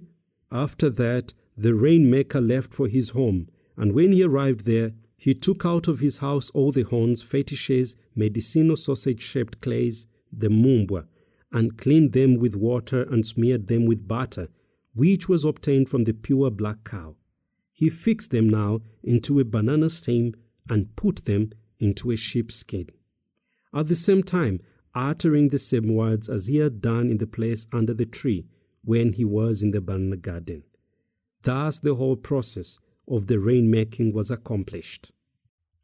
When it rained, he recovered his fetishes, horns and mumbwa from the banana stems and skins and stored them in his house. But the apparatus in the banana garden under the tree was left there for good, with the exception of one water pot, which was removed and brought home. After the whitewashed stones, the marbles obtained from Mount Elgon were put into it. The pot was then covered nicely with something to serve as a lid and stored with all the fetishes in a separate room belonging to the chief wife, to which no one had access except the husband and the chief wife.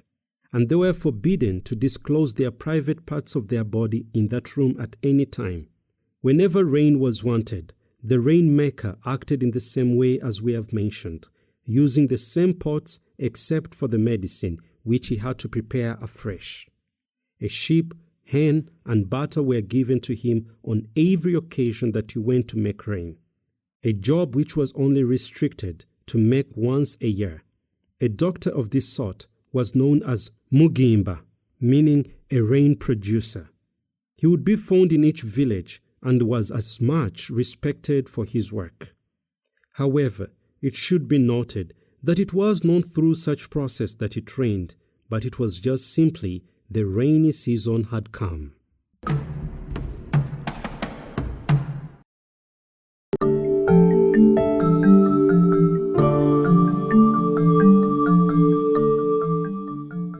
Chapter 57.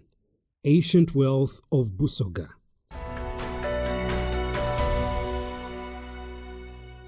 The whole country had many things which were considered to be worth much, but what was taken to be the most important mark of wealth was the attainment of a large number of wives. A person having any number of ivory or cattle, goats, hoes, backcloth, fowls, or any other valuable property was not actually considered to be a rich person if he had only 1 or 5 wives. It's worth noting the following. 1. To be really well off, a man had to have very many wives and houses, ranging from 50 to 100, and about 200 children. The head wife of a rich man had a house which accommodated about 4 to 10 wives. Such a man was much respected in the country, and was assumed to be very, very rich. Even the chiefs paid him much respect. He would not stay a commoner, but would immediately be made a chief. In addition to wives and children, he had many other people living and serving him in his enclosure. Because of the large number of wives, he used to have much land in the village on which to grow food. He also obtained many things from his wives' daughters, which came in form of gifts and bride price, and also from his crops. The more things he obtained, the more wives he married, for every woman was paid for by a considerable amount of dowry. 2. Another form of wealth was the possession of ivory. Only a chief could possess ivory because it could only be obtained from faraway places like Masaba in Bugisu, and it was impossible for a layman to get there as he was not permitted to pass through other parts of the country. A chief, however, was allowed because he was able to make acquaintance with rulers of other parts through which his men or himself would pass when going to and from the place where he bought the ivory. He also had to pay to pass through these other places and countries, and had to preserve some goods with which he and his men could buy food on the way, as well as to give to the residents of the place in order that he may have free passage. This was because sometimes people living in these places through which they had to pass ambushed them on the way back and killed them, taking the ivory for themselves. So to keep safe, you had to make alliances with the people whose lands you were crossing through. Therefore, it was very difficult to obtain ivory. If a person could get ivory and offer it to his ruler, he was immediately given whatever he liked, normally a village or a full mutala. Ivory was not presented for the purchase of a wife or for anything else except for the purchase of a village. Ivory was needed for the making of ornaments for wearing on the legs, hands, and around the necks. A person wearing an ivory ornament was highly admired. It was compared with the wearing of a distinguished imperial medal those days. There were several ways in which an ivory ornament could be presented to a person worthy to receive it, such as when a person was very brave, much loved, a remarkable doctor, one of the royal family, a beloved wife, an outstanding play performer, or in any other way which the chief appreciated. This had to be done in order to warrant an ivory ornament as a present. 3. The third thing which made a man to be considered rich was the possession of cattle. A person who kept cattle ranging from 10 and 100 heads of cattle was taken to be a very rich person, because in those days it was not easy for a layman to acquire cattle, as it is even now. Cattle used to be possessed by highly influential people who were then senior chiefs, and a non-senior chief would not possess more than 15 head of cattle. Moreover, a peasant was not even able to look after such cattle. Only a chief could. Cattle were very scarce among the people in those days. 4.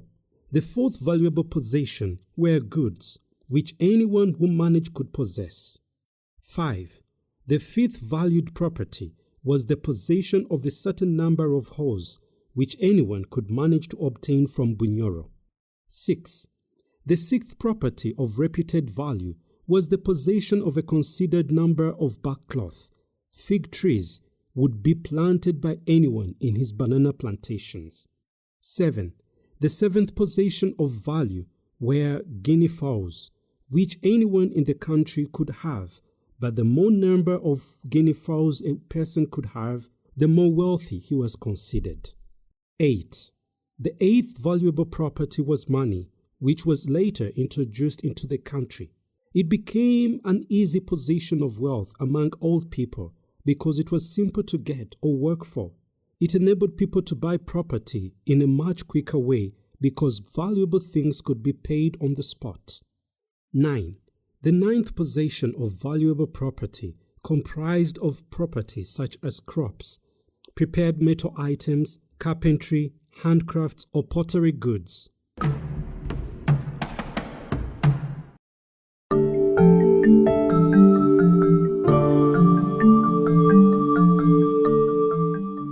Chapter 58. Asian Trading in Busoga. There used to be a system of trading in Busoga, which was carried out in things such as ivory, cattle, goats, horse, backcloth, hens, grown crops, sun-dried bananas, fish, worked metal goods, canoes, shields, and drums. There was also another way in which trade was done, which was on trapped birds which were exchanged for hens or backcloth, or else by obtaining white ants which were exchanged for hens and backcloth, as well as trading in pots, making baskets, mats, hats, ropes, animal trapping nets, and in many other ways. Trading with other countries was very difficult because the journeys were very long, and passing through the countries which lay between was always unsafe, as there was much hatred towards traders. Goods taken through different countries had to pass through chiefs ruling those countries or villages until they reached their destination. A person having a valuable thing for taking through other countries had to give away many things in order to get the valued item safely to its destination. In most cases, important and influential people would befriend the people of the intermediate counties or villages so as to give them safe passage. When goods for trade were being moved to their business centers or destination, no matter whether it was by day or night, the owners had to guard themselves with spears and shields at all times, and it was safer to go in large numbers. That was how they managed to get their goods through dangerous places and territories to the people of the destination where the goods were going. At night, it was not as dangerous as during the day, but all the same, they had to guard themselves the same way. That is why it was not easy for a poor person to go to distant countries or places in order to trade and bring back merchandise. This is also why trading was not very successful during those days. Nevertheless, local people used to trade among themselves in the country in a friendly manner. The system which they used was to buy from one another by means of exchanging or barter trade. For instance, one who had food would exchange it for fish, a goat for backcloth, slaves for horse, and so on. That was how people traded among their friends. Now the senior people or the chiefs could get their trade goods from other countries such as Bunyoro, where they purchased hose, Buganda, where they purchased backcloth, Masaba and Bugishu, where they purchased ivory, and Bukedi, where they could get cattle, goats and sheep. From the islands, they bought white ants, fish, and edible groundnuts. Ancient exports of Busoga. Slaves were the main export of Busoga. Slaves were being exported to Buganda, Bukedi, Bunyoro, and Kavirondo, and most of the other trade goods used to be exchanged locally among the Busoga themselves, either in the markets, roads, or the villages.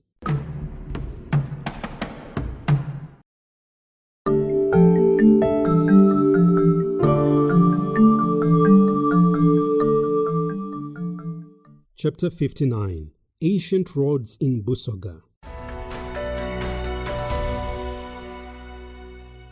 Roads used to be made throughout the country by the people of each particular village. They used to be narrow, only about 3 to 4 yards wide, and they were used freely by the people and house animals. They were controlled by the ruler of the country, who issued orders about their maintenance regularly throughout the country. Sometimes the chiefs of the village would instruct the people to cultivate their roads when they became due for cultivation. All people were supposed to go and cultivate their road, but normally this was the job of the women, not the men, except in the case of an overseer who was a man, and his main task was to supervise the women at work and to show them where each one stopped. Each person in a village was supposed to look after the roads within the village, so they cultivated the roads only up to where their village stopped. A chief or any other person who neglected to cultivate or maintain his part of the road, which he was supposed to do, used to be convicted and fined. Roads were not made over rivers or swamps. Therefore, there were no such things as bridges to cross rivers or swamps. There used to be so much rain during those days, which caused the waters of the rivers always to swell and break the bank, and that is why bridges were never constructed in the country. Along the roads, fences were made on each side as far as the boundary of a whole mitala, which comprised several villages. The fences were made in order to keep away travelers and animals from coming to spoil the crops grown near the roads by the people of that mitala. Fences were often made out of strechnina, ephobia, and fig trees.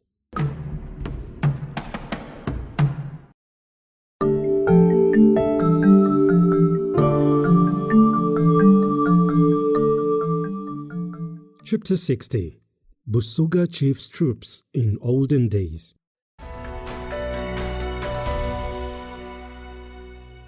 In Busoga, there were no particular places or institutions where warriors could be stationed or trained. Instead, every senior chief or ruler had his own group of warriors from the people in his area. Every warrior lived in his place or home which he acquired on his own until he had proved to be a very brave warrior, when he would now be presented with a particular place for his bravery. All warriors in the village were prepared at all times to defend their country whenever it was attacked. A warrior was not expected to be afraid to go anywhere and fight at any time, in case there should be a war. When he had the drum sounding, warning him that war was taking place at a certain place, he straightway went into that battle, equipping himself with the necessary arms. When he arrived at the battleground, he would be under supervision of a senior brave warrior. In every part of the country, there used to be exceptionally brave warriors who were made captains of other fighters. Each fighter had to obey them. It was also their duty to organize the fighters into battle. These brave warriors were more honored and were offered arms signifying their bravery, such as well-made shields, spears, and a feather crown with a leopard skin.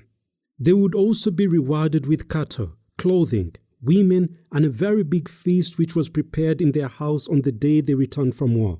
It was also from this group of people that most of the senior officers were made up of, as well as also the village chiefs. A person who was afraid to fight was much hated and was never promoted to any rank or position in the community.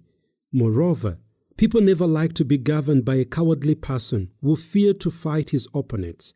Therefore, only a brave person was much liked and respected by all. There was also a secret group of warriors and detectives who carried out their duty or fought during the war. Among them were also the brave men who were treated in the same way as being mentioned above. The night warriors were ordered to murder enemies while they slept at night. Therefore, their duty was to go quietly by night and investigate what their enemy was doing and how they had formed up their camp, or any other spy function. Another thing they did at night was to destroy or burn down the enemy's camps or steal their arms. Sometimes they had only to kill the enemy's brave soldiers or the captains leading the enemy fighters. Therefore, a brave night warrior's sleeping place was never known, for he mixed with the public all the time. If it was known where he slept, probably he would be killed. The same applied to the senior chiefs. No one knew where they slept, and during the day they would be guarded by their guards. The Abalaguzi used to find out for the chiefs in which direction the enemy would come and inform them accordingly. Then the chiefs would send their native doctors and charmers to such places to go and charm the battlefield, or else send them to where the enemies had camped and poison their food and drinking water.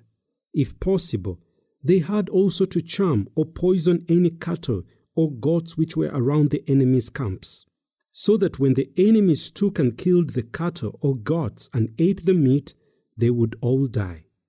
Every side acted the same way in order to conquer their rivals. That was how battles were fought and troops obtained.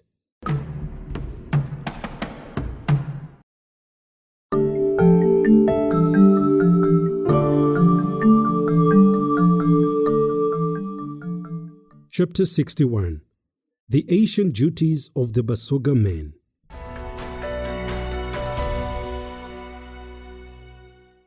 The chief duties in which the Busoga men derived wealth were: number 1, growing of food crop which could be sold.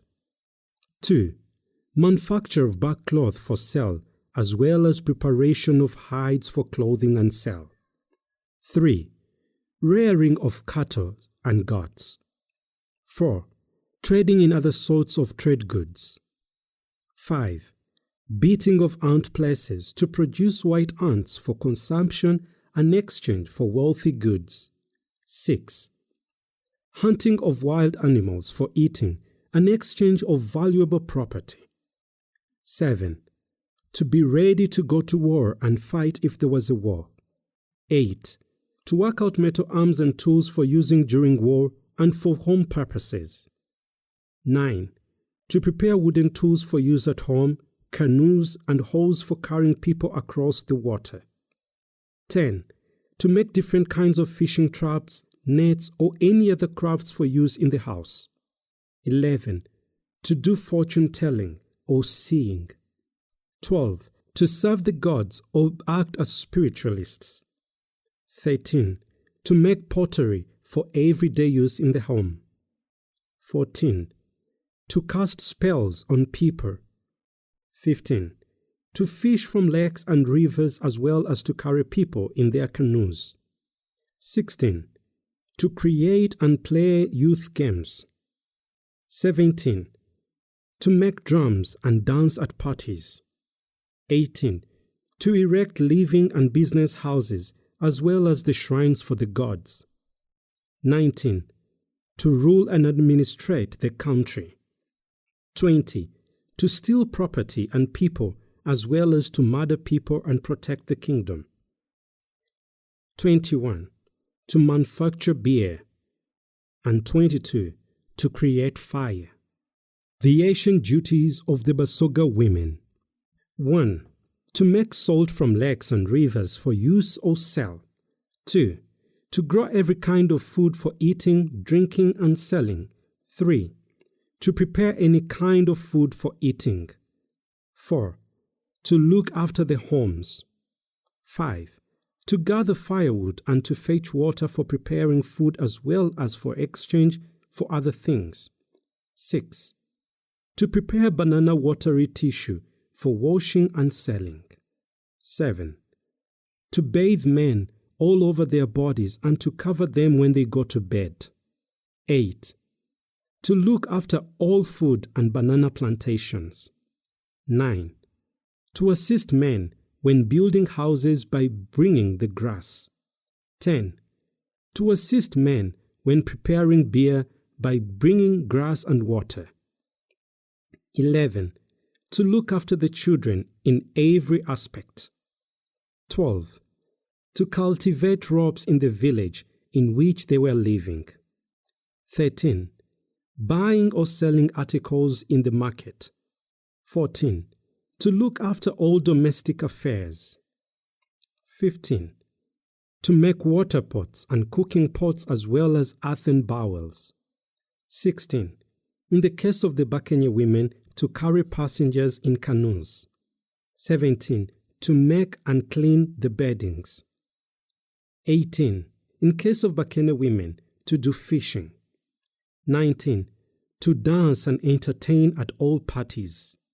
20. To serve the gods and act as spiritualists. 21. To be seers or fortune tellers. 22. To look after the sick and wounded in all aspects. 23. To play and participate in entertainment games. 24. To cast spells if she wanted to do so after learning from an expert. 25. To lead the mourning sessions and cry bitterly for the dead.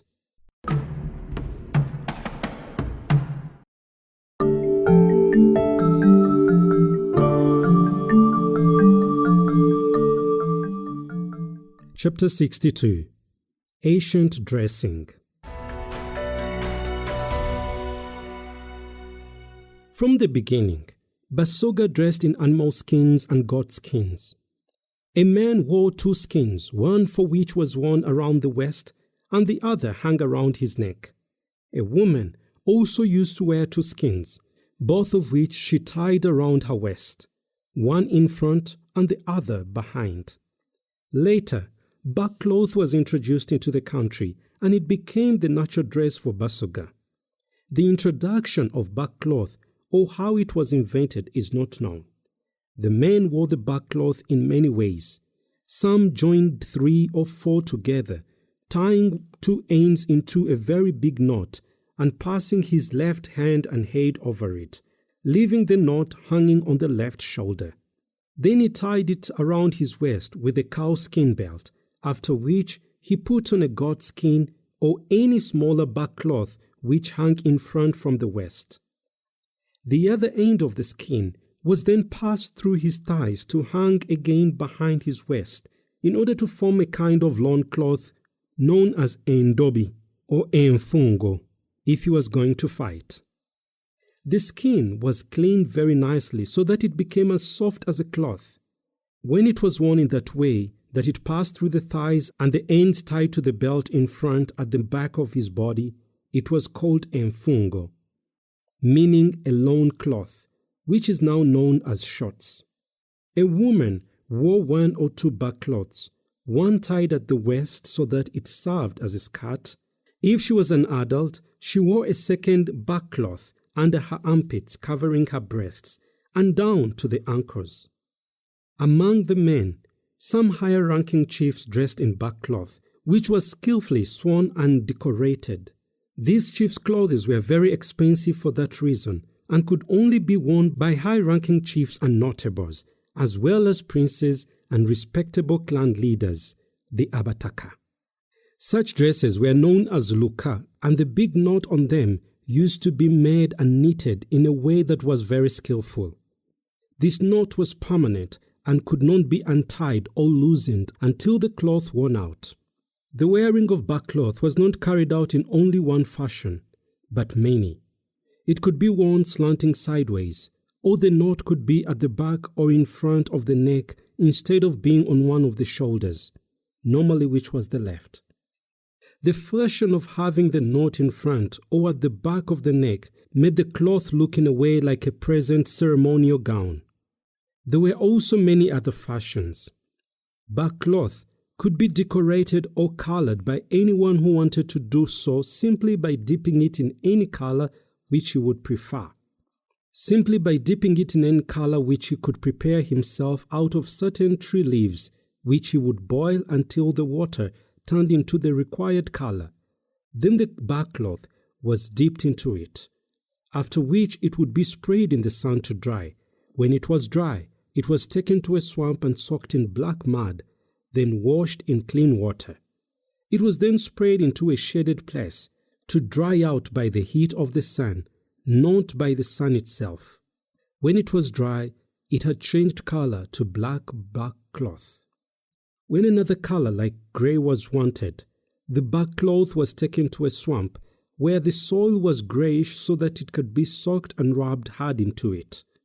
After washing it with clean water, it was sprayed out into the sun to dry, after which it turned gray in color. In this gray coloring, no other dye was used. Back cloth for both men and women used to be dried in that way. Sometimes they were colored or decorated by means of burning, while they were still raw on trees, so that when they were removed to be taken or beaten into cloth, they were whitish. If one wanted, a back cloth could be patched with other materials of back cloth using a needle, or else it could be decorated by means of colors obtained by boiling leaves of certain trees. Back cloth was also used for beddings as well as for wrapping dead bodies for burial. It was also used as a form of curtains in some rooms.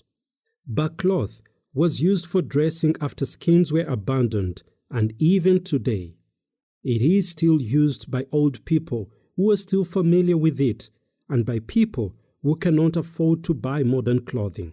But to the bigger part, however, it is mostly used as beddings and, of course, still used for wrapping dead bodies.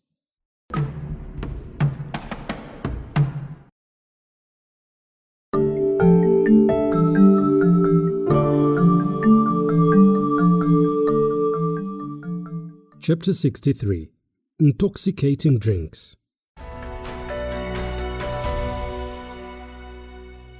Long ago, the well-known intoxicating drink in Busoga was known as mara, made from millet. But as people gradually refrained from using millet as food, it died, and so the mara also disappeared. Millet died out after the introduction or discovery of bananas in the country. There was a kind of banana known as imbide, which when ripe could be made into a beer by pressing out the juice either by the hands or the feet, depending upon the quantity. Then the juice is mixed with water to the required taste, after which flour which has been ground out of millet is added to it in the right proportion. It is all put into a pot and left in a place warm enough to heat it by natural process, and the result is always beer. A place is chosen on a certain small anthill where the pot is placed after laying under it some grass on which the juice was pressed and produced. Then the pot is covered with banana leaves, and above it more grass is put so that it may become airtight. The pot remains in this situation for 18 to 24 hours, after which it is opened and the beer is tasted. If it is not quite ready yet, it is recovered and left for more 26 to 28 hours, where it is now usually found to be ready and tasting like beer, and it is now called mwenge, or beer. Formerly, the beer was not made only in pots, but was also prepared in banana leaves as well as in wooden vessels made in the shape of a canoe. But nowadays, it is prepared only in pots. The mara beer, which used to be made out of millet, is prepared in the following manner. The millet is ground into flour, which is mixed with water and then poured into a pot. It is then placed under a fireplace or into a pit which has been dug, remaining there for 7 to 14 days after being covered with soil. Then the pot is taken out and the mixture, fired and spread in the sun to dry thoroughly so that it can become stiff. The next step is now to take another quantity of millet. This time, the millet is unground, and mix it with water, then stored in a clean banana leaf or in a pot where it will stay for 4 to 6 days, after which it is taken out when it has already germinated and has roots. This is also sprayed in the sun to wither, and then it is ground into flour. Now, there are 2 kinds of flour. The first kind, which was fired and stiffed in the sun, is known as mara. And the second kind, which was simply soaked in water and dried after germinating, is known as bumeri, meaning which has fermented. But the mara is put into a pot containing some water and then stirred in order to dissolve, after which bumeri is also added. Then the pot with the mixture is put together on the fireplace where it is warm enough to heat it, so that now it will be ready after 2 days. After 2 days, the drink is intoxicating and ready to be served when it is known as mara, prepared out of millet. In conclusion, it must be remembered that the mara and the omwenge, that is the one that is made out of the imbide bananas, are the only intoxicating drinks of Busoga. Although the mara type at first used to be drunk by the chiefs only in private, however, these days it is brewed and drunk by everybody, and anyone who wants to prepare either types of intoxicating drinks is at liberty to do so.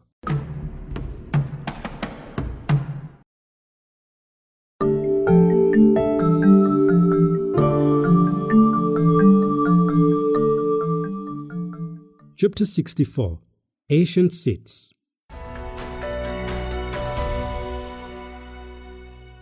In the past, people used to sit on goat skins, except the senior chiefs who usually sat on the skins of wild animals, such as cumbrous cobs, hartebeests, lions, leopards, and so much more. Some other senior chiefs sat on well-made stools which used to be made out of mesita trees and had 4 legs. There used to be a rule observed by the general public that a layman, known as a mukopi, or a chief who had only a small area, were never allowed to sit on a stool. If it was known that a person in the above category was using a stool or had one in his home, his property was taken away from him, or else he would be dismissed from controlling his area. Later, all chiefs were permitted to acquire stools for sitting on as time went by. The laymen were also allowed to use them now. Anyone used to have a seat of this kind in his home, and when he happened to go on a visit to his friends, he was accompanied by a servant or a child, one of his sons, who carried a skin seat on his back for his master to sit on. A host never offered a seat to his guest, even if the guest was in a superior position. If a person had neither a servant nor a child to carry the skin seat for him, when he was going anywhere, he carried it himself under his armpit. A skin seat was carried everywhere as no one liked to sit on the ground, and when stools became popular, it was now the usual thing. Women did not sit on these kinds of seats except highly respectable ladies who owned stools which were carried by their house girls or servants wherever these senior wives went. Other women, even if sometimes they were the wives of chiefs, were not permitted to sit on such seats, although they could sit on back cloth as in the case of brides, or on special occasions which did not warrant sitting on mere ground. However, all women who were abasamize or practiced spiritualism used to have their own skin seats because of the gods whom they served were treated as men, although some of them were married. Every time a woman of this nature was in action, that is, having the spirit of the god ascending on her, she was treated as a man, even if she had a husband. But at that particular moment, she was the Almighty, having control over her husband until such time that the spirit dismounted her and was gone. When that happened, and all the articles pertaining to the performance removed, Then the woman resumed her ordinary status as a married woman, observing the restrictions the same as all the other ordinary women in the country.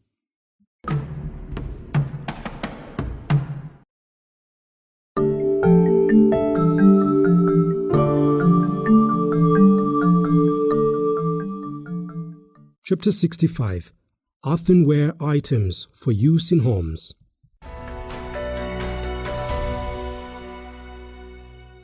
The first of these were cooking pots.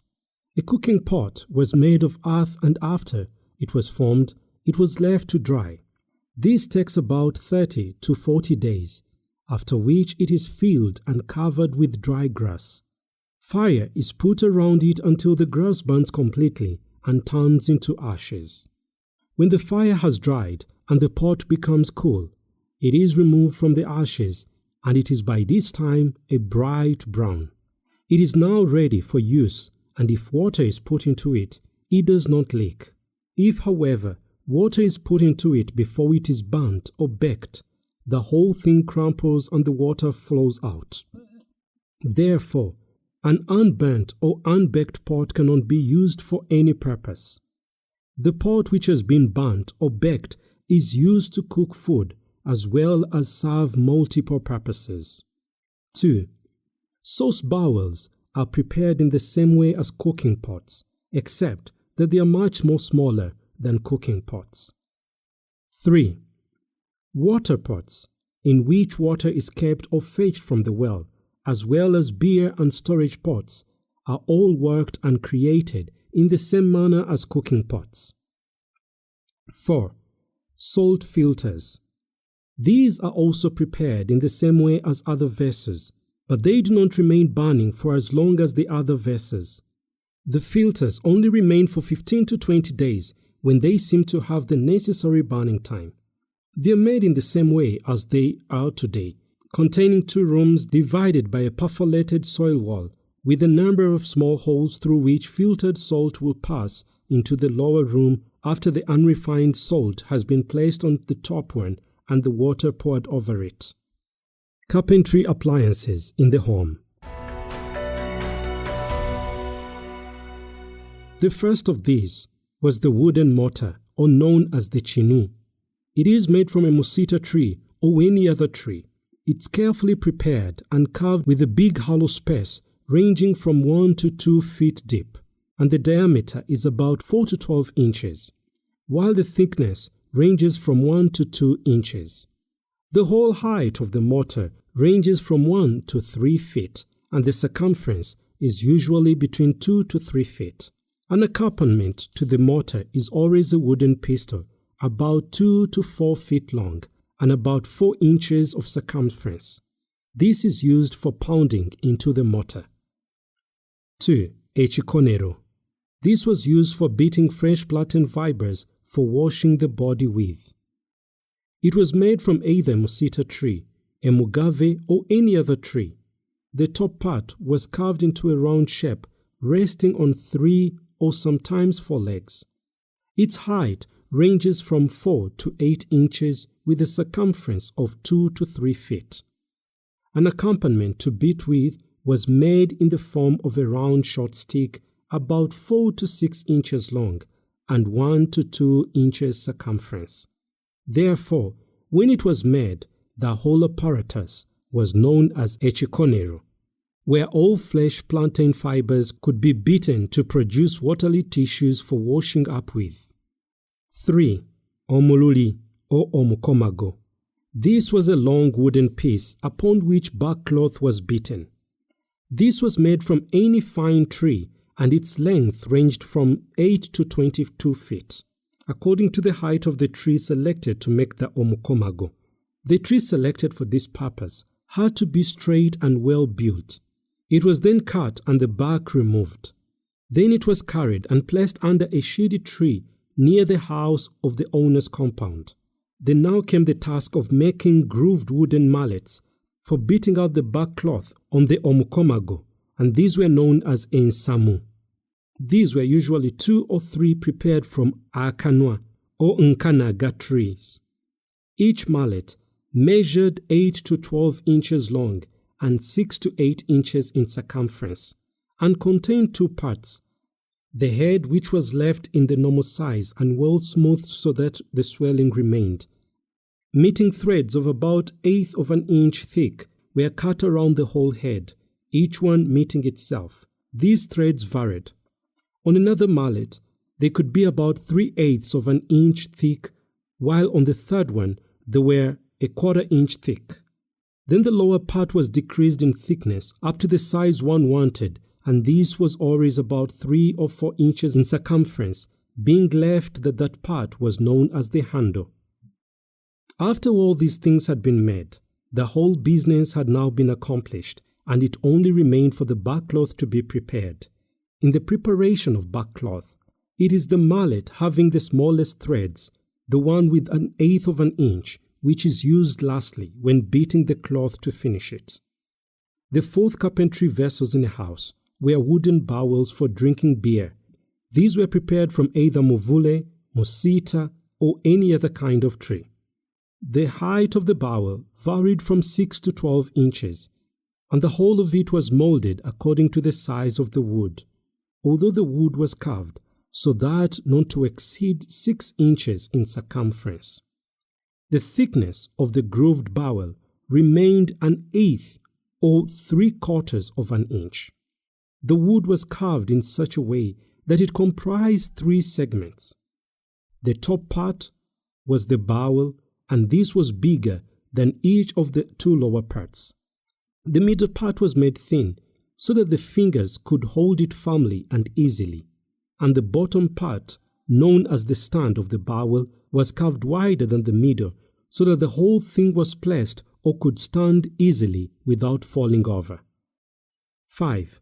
There were also other wooden bowls for putting sauce in, or for making juice or brewing juice.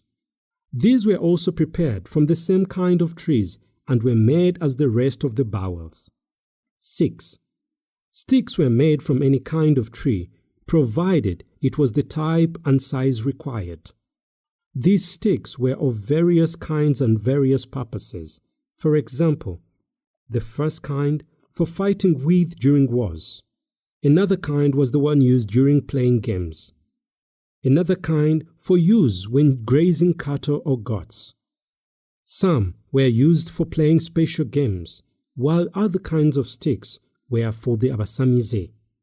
Other kinds of sticks also were made for walking as luxury, or in the case of the elderly, as walking sticks. Sticks were also made for ceremonies and other purposes. All these were made according to their significance.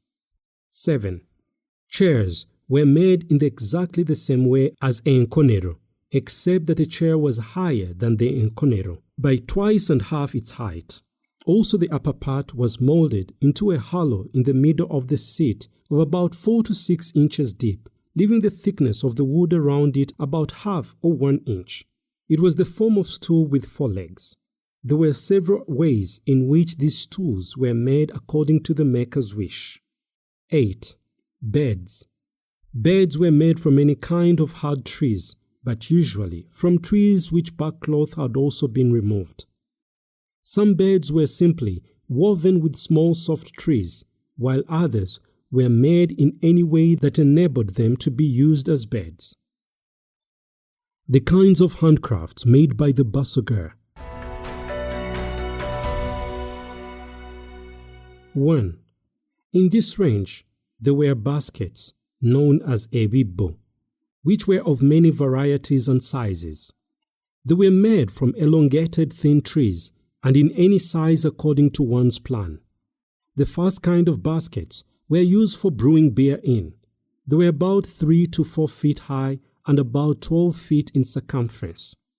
The second kind of baskets were small sizes and were often used for multiple purposes. 2. Sleeping carpets or mats or cushions. These were woven from plantain fibers or from midribs of withered banana leaves or from grasses which normally was used to thatch houses and to prepare juice. These sleeping carpets and mats and cushions were the ancient form of mattresses used in the country. 3. Net bags.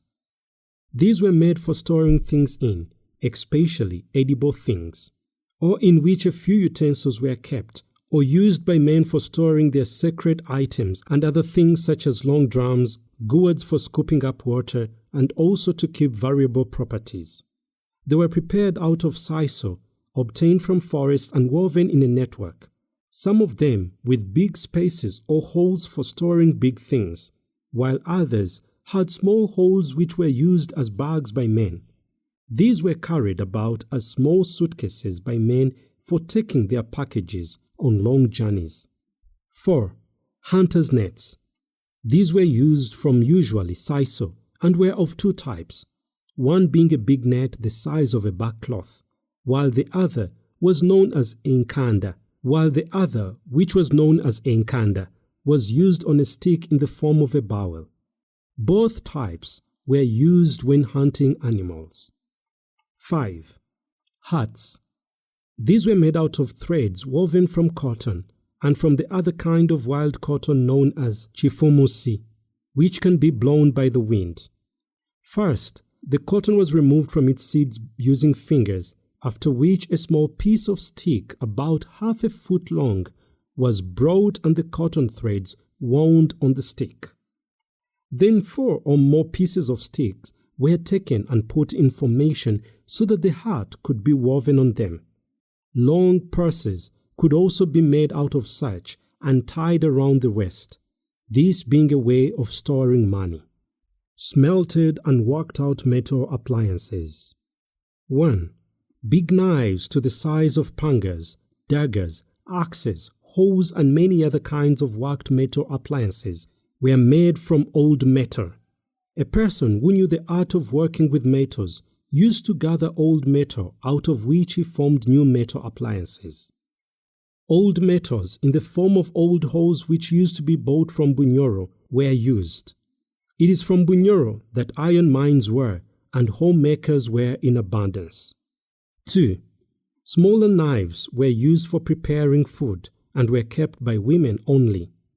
But daggers were made or kept in order to be used as a defense during fighting or for slaughtering cows, goats, chicken, and any other animals. These daggers were kept by men only. Axes were used to cut down any sort of tree when it was required for any purpose, or to cut bone off meat, or when a knife or a dagger or a hoe or a spear failed to work effectively. Spears were made in many different ways according to the purpose, but were normally prepared for defense when fighting. Some were also made for the use of hunting as well as fishing. Asian food layouts when eating. The commonest layout on which food was served in every chief or peasant's home was the banana leaf, which was used as kisoga plates, forks and spoons.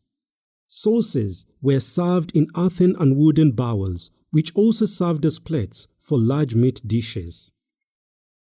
Drinks were served in calabashes, which used to be of different sizes and kinds. Sometimes they were also served in wooden calabashes. Drinks were also served in gourds, which were used to scoop out water from pots. Only water and beer could be taken from them. These were the glasses or cups of that time. They were made from a fruit of a certain kind, and some were carved out of wood. Beer calabashes were used to serve as well as store beer. These were of various sizes and kinds, being made from certain kinds of fruits and some from carving of trees. There were also carved wooden glasses, as well as glasses made from calabashes, which were used for beer only.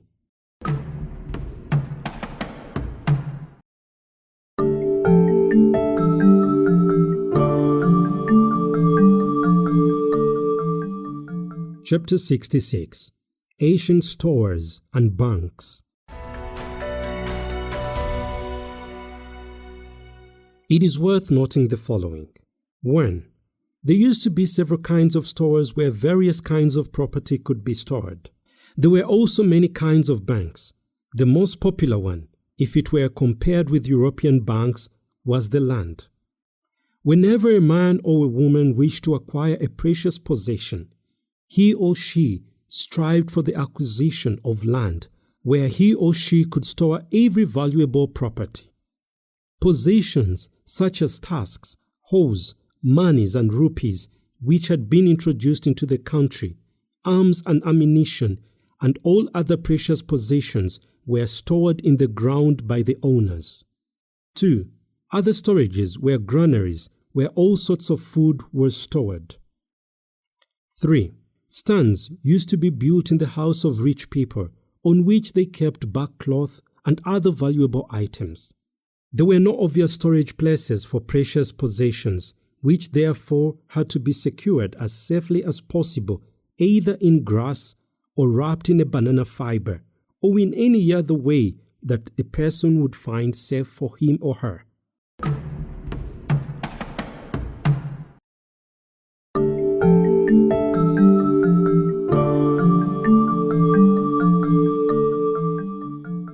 Chapter 67. Feasting Days in a Year. Now every kingdom had its own feasting days which were not observed by other kingdoms in the country, but which applied to everyone in the country according to the custom. However, there were obligation days which were very common to all the people of Busoga, and such were the days of harvesting. On these days, people of each mutala collected every kind of food which they threw on the next mutala to theirs. This was carried out by every mutala throughout the country and signified the offering of harvests to the gods. There was also another similar day, which was observed by everybody throughout the country. These were the days when sacrifices were made to all the gods on account of the cattle which people possessed in the whole country. This was after arrangements had been agreed on by all cattle owners in a particular area for a particular day on which to prepare a feast to be offered to the gods for their cattle. 7 days before the selected day of the feasts, all the herdsmen, together with some old men and young boys, transferred their head of cattle to another place near a swamp and stayed there for 7 days preparing their cattle. The milk which was obtained from these cattle during this transfer was not sent home to the people who owned them, but was taken by the people who stayed away and looked after the cattle. No head of cattle was allowed to remain at home at the time of sanctification except if it was sick. On the 7th day, these cattle owners sacrificed bear, hens, goats, and so the feast was performed in recognition of sanctifying their cattle. This was done yearly throughout the country, but because the counting of months was unknown, it is impossible to know the particular period or month during which this was observed. Normally, it was carried out approximately during the period between the months of October and December, when drought had just begun. The harvest feast used to take place during the month known as Nabitereke, which is May of every year. This feast was not the same as that of offering food to the gods, because this one was staged for the people themselves to eat the result of their harvests of the year when the food crops had become due for harvesting. Before the feast day came, the senior chief of the area went among his people, notifying them of the particular day we shall celebrate the year's feast, which meant they would eat the first yields of the year crops. When the day broke, all the fireplaces in the homes with fire, known as the old fires, were destroyed completely, and the ashes removed from the fireplaces and poured on the rods to signify that the fires of the old year had completely burnt out. After that, the people went to the chiefs where the feast had been arranged. Each person presented something which he could afford to contribute to the feast, such as a hen or a goat, and the chief offered 2 or more head of cattle, as he would afford. When all the people had gathered there, the chief instructed a good dry log and a small piece of nice dry stick to be brought. Then a hole would be made in the log, and a small rag of bark cloth, rounded up at one end of the small stick, was turned briskly into the hole of the log by a strong person until smoke came from the hole. He continued to turn vigorously until the rag had caught fire. Then the rag was removed from the stick and placed on dry grass, which lighted the first fire to be used to cook their food at the New Year's feast. At this, the cattle, goats, hens that were brought for the occasion would be slaughtered, and their meat as well as other food cooked on that first fire. After the feast, everyone went back home carrying some fire from the main fire to start a new fire in their homes, as the old fire had been destroyed. This kind of feasting used to take place once every year, and when it came to an end, the senior chief would issue an order instructing all the people to have all roads well cultivated. When that had been done, the chief would start inspecting them, and if he found someone who had not cultivated his part of the road, such a person was fined according to the rank of the chieftainship, sometimes even being dismissed from the community.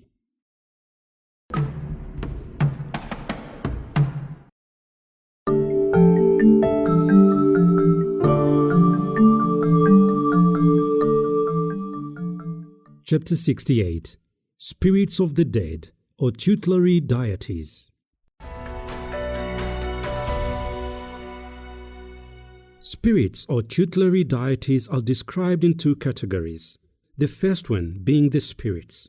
A spirit is quite an incomprehensible thing as regard to its resemblance, and nobody knows where it lives, where it goes about, how it lives, and why it does not die. It is not possible to understand the personalities of a spirit, for it is not a human being, nor an animal or water, nor a stone or soil, nor a carved wood or a worked-out metal, not even a handcraft work, nor is it a form of magic, a fetish, an idol, or a fetish heart.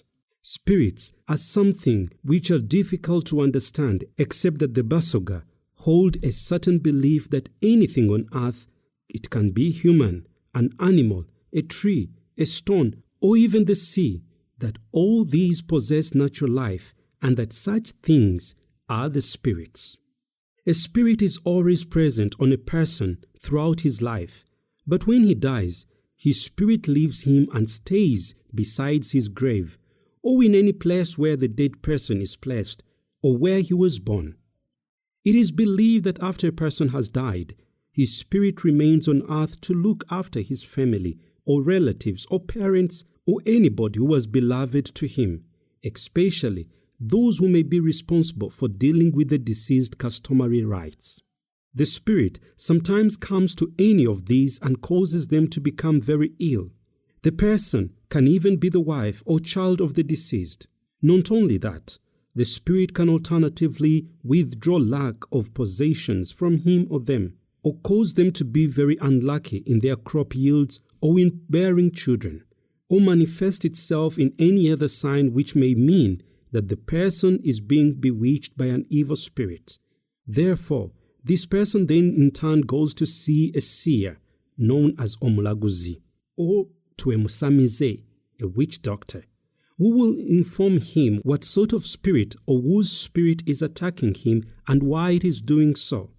The reason may be simply because this person refused to arrange or failed to fulfill the will of the customary rites of the deceased person. There are also other spirits which stay on the roads and footpaths, or even in the garden. Such spirits can ascend on people who pass by, even though they are not related to them. These spirits of this nature do not cause serious inconveniences to their victims, except to make them shiver very much and always to feel cold. It is like this that a person will be diagnosed that a spirit or a muzimu has descended upon him.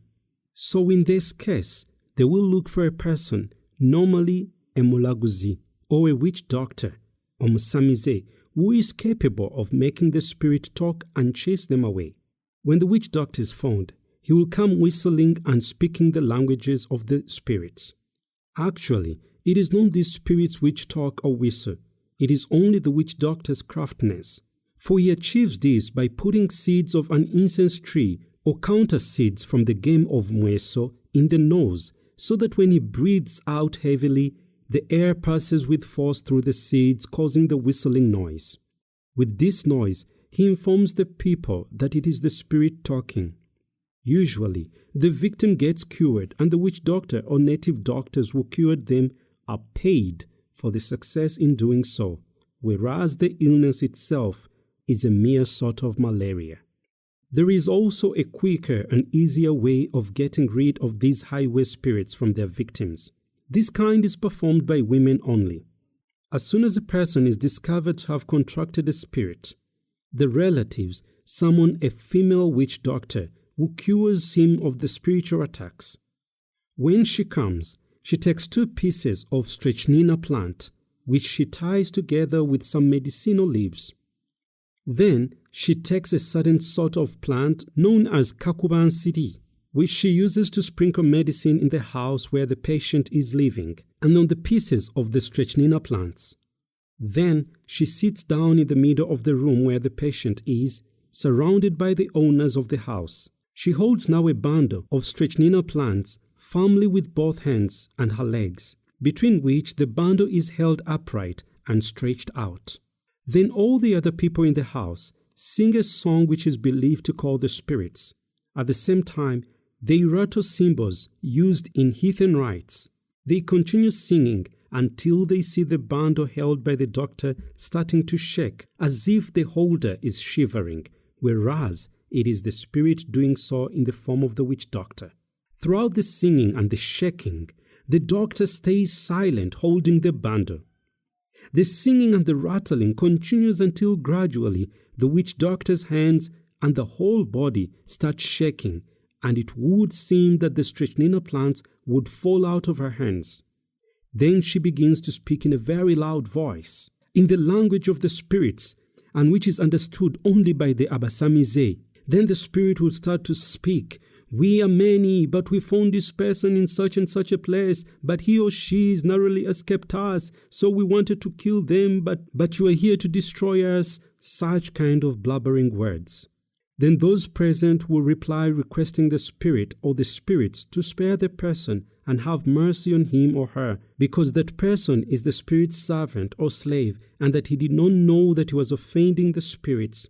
After much negotiation with the spirit, the doctor gets up vigorously and runs swiftly towards the direction where the spirits had entered the patient. She runs for a distance of about 200 or 400 yards, where she falls on the ground heavily in the middle of the rod. Then she becomes unconscious and seems to be dead. Behind her come 3 women who have followed her since she ran out of the house. They have also run so swiftly as she did. One of them holds a piece of broken pot in which she carried certain medicines with burning cedars. This broken pot contained some medicine which was lit with burning cedars in order to produce smoke, and was placed near the witch doctor at the time that the people were singing. The second woman carries the wooden mortar in which there is medicated water, while the third woman is the rattle player. When the doctor gets up to run, these 3 women also get up and run following her as swiftly as they can. They are thus appointed and arranged before this sort of race, and when they get to the place where the doctor has fallen and is unconscious, the woman with the wooden mortar containing the medicinal fluid sprinkles them on the unconscious doctor's head, legs and hands, while the other 2 assist her by straightening the bent fingers and toes of the doctor. When they see that she has awakened, they now return home, leaving her there with the things that they had brought. On their return, they take another way home and carry the wooden mortar and rattle, only leaving behind the doctor's tied strychnina plants and the piece of broken pot with its contents. They do not look behind to where they had left the spirits or the doctor lying in the rod, because if they do turn behind, the spirit will return with them. So they go straight back home to the patient. This is how the spirits were discharged or cast out, but this only refers to the spirits of this nature, which are not of the patient's family or clan. Any spirit of a patient's deceased member of the family or clan is not disposed of as in this way, but it is got rid of by making a feast and sacrificing a goat, or in the case where the deceased person was an important official, a cow, and by building a fetish hut or a shrine for them. Normally, they are the spirits of the people who were much respected before they died, or were the abataka, the heads of the clan, or had several children. Sometimes such spirits became gods and tutelary deities. In order to find out why a certain spirit had caused illness or any other trouble to a certain person, the relatives of that person invited a seer, or would go to one, who informed them what sort of spirit it was and what it wants to be done in order to settle its grievances. After these people have fulfilled the requirements, the patient sometimes gets cured or the trouble finishes, but in some cases, the patient may not get cured nor the trouble cleared up, even if everything has been carried out according to the likes of the spirit. There are two ways of knowing that a spirit exists in a family. The first way is to consult a seer who would tell them whether it is a spirit. The second way, being a person falling ill and a doctor sought to tell whether it is a spirit attacking the person and how to get rid of it.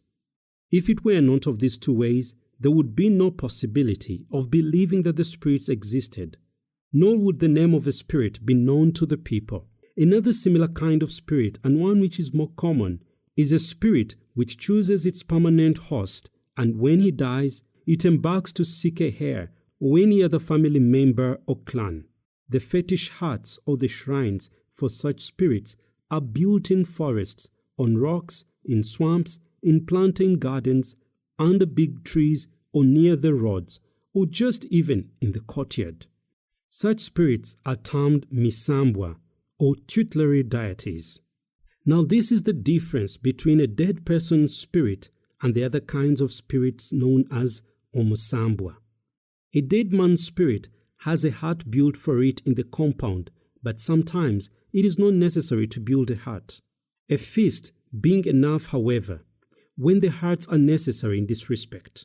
But a small hut will do, and when the hut becomes old and falls, no maintenance is necessary, nor is a hut made until some other trouble occurs, when a new hut will have to be built.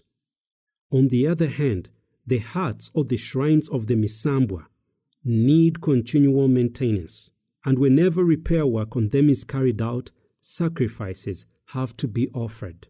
So the misambwa or the tutelary deities were much more feared and much more respected. People usually carry out the repairs during seasons of drought because this is when people think that the failure of the rain falling is due to the fact that not enough sacrifices were offered to the misambwa. Again, huts of these misambwa are attended to when the particular spirit attacks the chief or any other important person who is responsible for the construction of its hut or for offering it a sacrifice. It causes serious trouble to him or his family, and at last it speaks to the responsible person and tells him what it really wants to be done for it. That might be to build a hut for it or to offer just simply a sacrifice. Then its request is carried out accordingly and immediately. The kind of spirits known as misambwa vary in many ways, just as the construction of the huts in many different places. There are different categories. Some misambwa are the spirits of very important people who died long ago, or were witch doctors or heads of clans, the Vataka, who had done extraordinary things in their time which had marveled many people. At their death, their spirits became misambwa after a long lapse of time. These were the people such as Mukama, Chintu, Kalabu of Bugweri, Kafamba, Namugera of Bulamoji, Namwanjo of Bugabula, and many others. Now these names became the names of certain misambwa, and before these people lived, there were no misambwa bearing such names. Other kind of misambwa are those which originated from the hills, mountains, lakes, rivers, and big forests. Because all Busoga believe that everything on earth was created by God, therefore it is He who gives life or spirit to them, and they do not perish. That makes the Busoga call such life or lives spirits.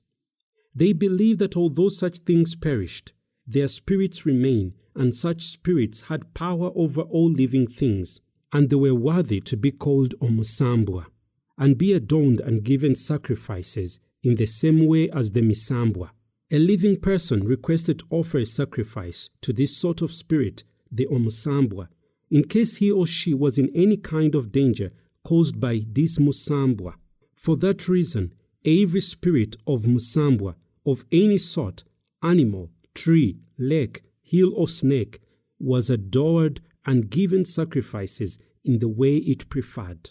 No Busoga would rebel or refuse to comply with the orders of the spirits or Misambwa until such a time that the European religion was brought into the country. Then those who followed it started to believe that there is only one God Almighty, who is having full control over everything. The believers stopped adoring and presenting sacrifices to these heathen spirits and abandoned everything connecting them with worshipping the spirits. However, before they followed the European religion, they continually bore in mind that if one disobeyed a spirit or Musambwa, one was liable to lose all of his luck and chances, and that the whole country had to suffer rain shortage and similar troubles. These days, pagans complain that because chiefs became Christians and have abandoned the old ways of worshipping the spirits and fulfilling the needs of the spirit, the whole country has changed for the bad in every aspect, compared with the state in which it used to be when the spirits were worshipped. Rain is no longer falling as much as it used to, when it would fill the rivers with water. The whole country now is dry, and droughts are rampant. The plantains are no longer healthy as they used to be long ago. The population has decreased considerably as the birth rate has fallen. People die much more earlier now than they did in the past, and chiefs are very soon dismissed from their chieftainship, whereas formerly they would live as chiefs until they died. All this is said simply because they do not know how the world changes gradually, and they think that the spirits or the Misambwa have become annoyed because they are no longer worshipped, and therefore the spirits have revenged themselves by causing danger to the country.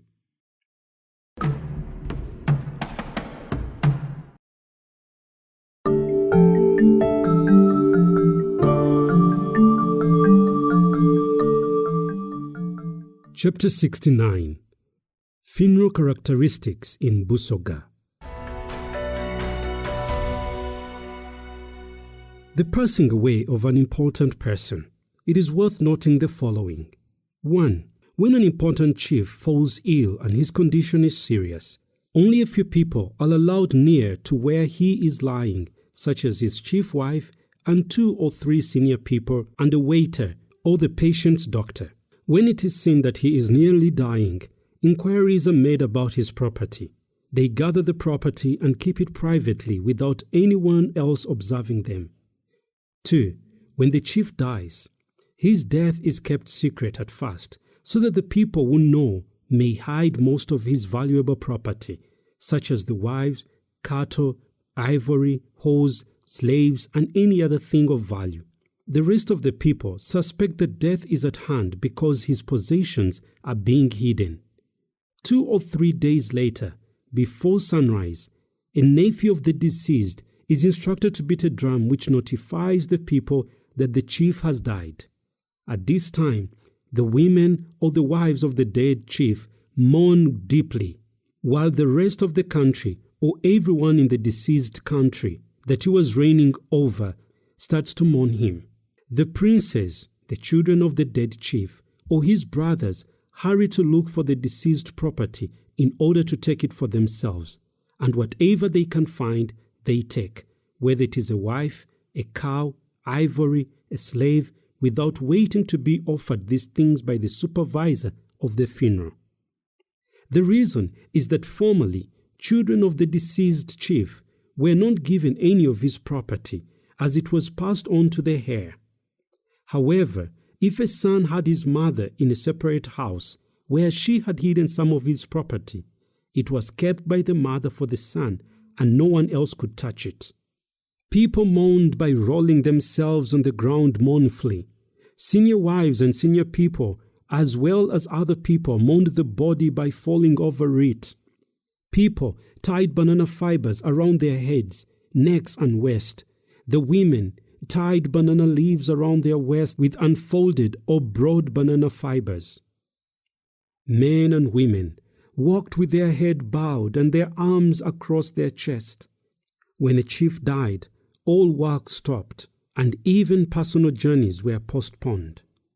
If a person was found to be going on a journey, instead of staying to mourn, he would be turned back, but if he resisted, he would sometimes be severely beaten or even killed, and whatever was found with him would be snatched away.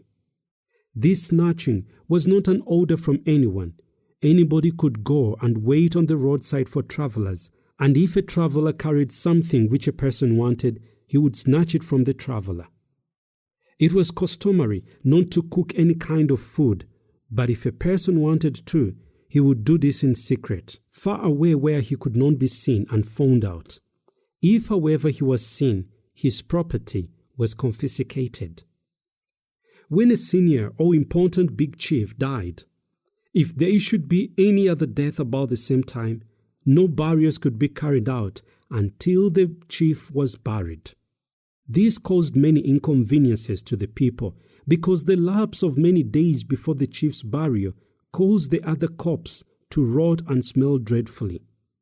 Cocks were not allowed to stay in the village in the time between the chief's death and his burial. The intention being that no cocks should crow while the head cock, the chief, remained unburied. People were not allowed to shave their hair from their heads during the time that elapsed between the chief's death and the ceremony of finalizing the funeral rites. The dead body of a senior chief remained upon the thighs of the senior wives for 7 days and no more.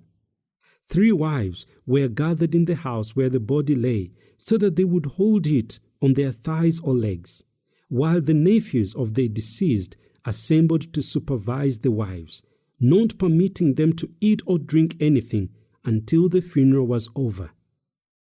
The burial place for a big chief.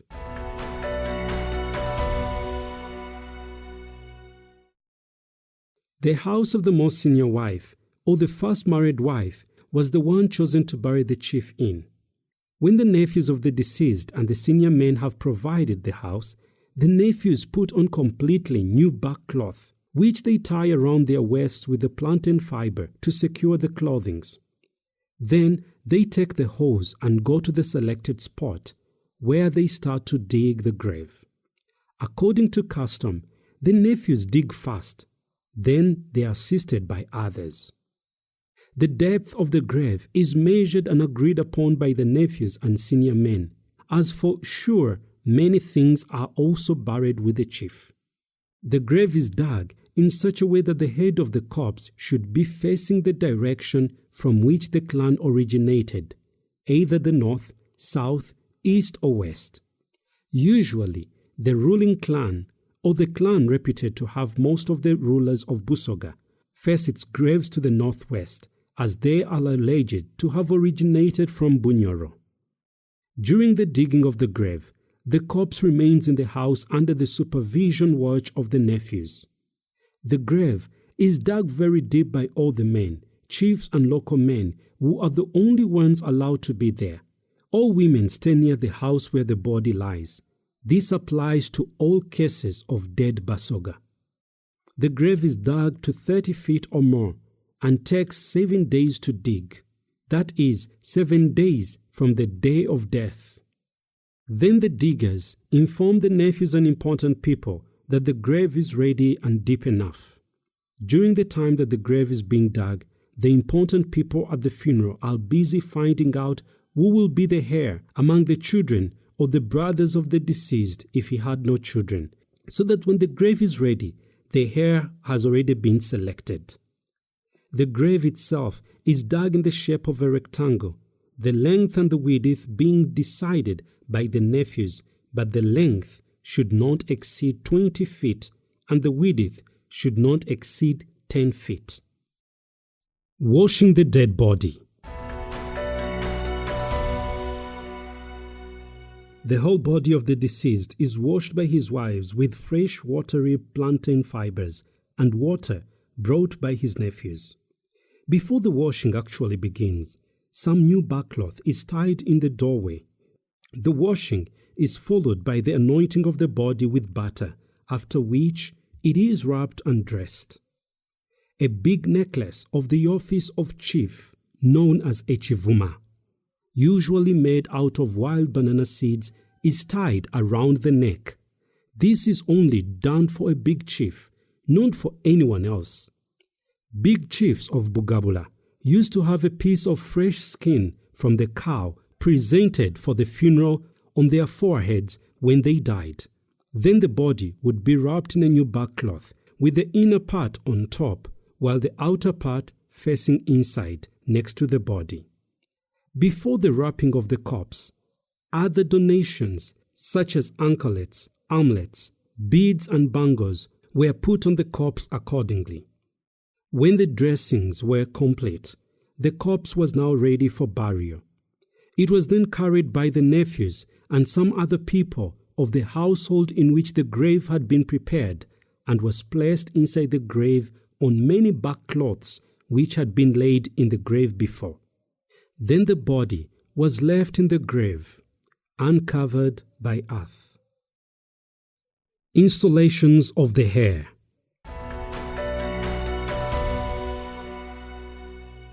On the same day that the corpse is put in the grave and left uncovered, a very big bull is chosen from the dead chief's herd of cattle and tied to the entrance of the house in which the body is lying in the grave. Then all the princes, those are the sons of the deceased chief, including the heir, are gathered and brought, while all the senior people, nephews, nieces and others supporting the elected heir gather around him holding sticks in their hands, while some of them hold him. The reason for this is that when the other princes see that the heir has been chosen, they may become envious and also bring their supporters to fight the heir. If they succeed in killing him, another prince is made heir. When the heir is brought to the entrance where the bull is tied, he is handed a very symbolic spear of the family or the clan. He holds this while an elderly man utters some words, offering the presence of the dead chief at the same time praying for him. Then the elderly man turns to the dead corpse and starts to utter these words, "You the dead person," and he calls it out by name. "Better stay 3 days in the grave and then come back to destroy those who have killed you, so that they also have a taste of the soil that they have caused you to eat for nothing, whereas you did nothing to cause danger to them." When the old man had finished saying these things, an old or senior nephew presents the bull to the dead uncle, speaking in the same way as the old man did, and offering some other presents which were contributed to the funeral and for praying. When the nephew had ceased speaking, the heir would take up the spear in his right hand after being presented with it by the nephew, and use it to spear the bull in the chest as strongly as he could. The senior nephew removed the spear from the bull's flesh and handed it to the trustee of the heir, who would also spear the bull. When this was done, the other animals, cows and goats which had been contributed to the funeral by the other people, would also be brought and killed by the nephew by strangulation. Then the bull which was speared was skinned and the liver removed. This liver was cut and a small piece roasted in a fire and placed on a small wooden bowl. The bowl was placed in the grave at the feet of the corpse by one of the people who also stayed in the grave until the nephew poured the first soil in the grave. Then the man inside the grave would take the soil and tie it in a plantain fiber and hide it. He kept this soil for 2 or 3 days, after which he returned it at night when they performed the burning of Akasanja and spread it over the grave. This was done so that the spirit of the deceased should not be buried with the human body. It was meant to free the spirit from the body. When the nephew had finished pouring in the first soil, and the man inside the grave climbed out, the other people started filling the grave with earth. The corpse had been laid in the grave on the right hand, whereas other places the corpse would be laid on the left hand, varying according to the tradition of the clans. The heir does not attend or take part in the burial. His only part is the spearing of the bull, which signifies that he has introduced himself as the heir of the deceased. So there is no need for him to present himself at the burial. He is escorted by one of his nephews, who with the assistance of others brings the widow to the heir. Later on the same day, they bring other widows, as many as they can find, to the heir. The day of the burial, an enclosure would be built with dry banana leaves for the heir, who was guarded against envious brothers who might want to murder him. When the heir was installed, the chief traditional drum of the clan was beaten vigorously while the heir was being applauded and praised. Severe mourning followed the installation, and it would be heard a long distance away. Some mourners might even attempt to jump into the grave so that they could be buried with the chief, but they would be taken out forcibly by other people. When the grave had been covered with earth on the third day, all people slept in the huts which they built themselves around the deceased chief's home, in which the grave was. But the nephews, nieces, and old women slept that night in the main house. The young widows by this time had already been given to the heir, and other widows would be taken by the deceased's other sons or his brothers. The heir must be the real son of the deceased or his real brother, and a trustee of the heir is selected from the old people with close relationship to the deceased. This trustee also spares the bull when the heir dies, and is also given one or more wives from the widows. A place must be given to him straight away in the house of the heir, and he is regarded as the second heir. One of the daughters of the deceased is also appointed as the third and last heir of his father and given a share appropriate to her from the property. Every adult who comes to the funeral, whether he is an in-law or simply an acquaintance, brings a backcloth, some of which is given to the nephews and nieces, while some is reserved, until such a time known as the time of refining the funeral, when these backcloths are put in the grave in addition to those that are already there. At the funeral of a big chief, the burning of akasanja was not performed as it used to be done to the rest. Instead, there would be beer known as beer of akasanja, which was drunk after it had been prepared and became ready. Then everybody returns home and is not allowed to shave their hair until the ceremonial day of finalizing the funeral rites, known as Okwabia Olumbe. Until that day, however, people are permitted to carry out their work. If anyone was found to have shaved their head before the ceremonial day, even if he was a very small child, all the property of their house was taken away from the owner, and sometimes the whole home was taken away. The funeral rites ceremonial day for deceased big chiefs. There was no specific time for the ceremony to take place, but it was left to the discretion of the senior people, the nephews, and the heir to select a day on which to perform this ceremony. When they had chosen and approved the day, the nephews, nieces, and the heir went into the banana garden. There, the heir cut down a beer banana known as the Mbide, after which the nephews and nieces cut enough beer bananas to bury in the pit.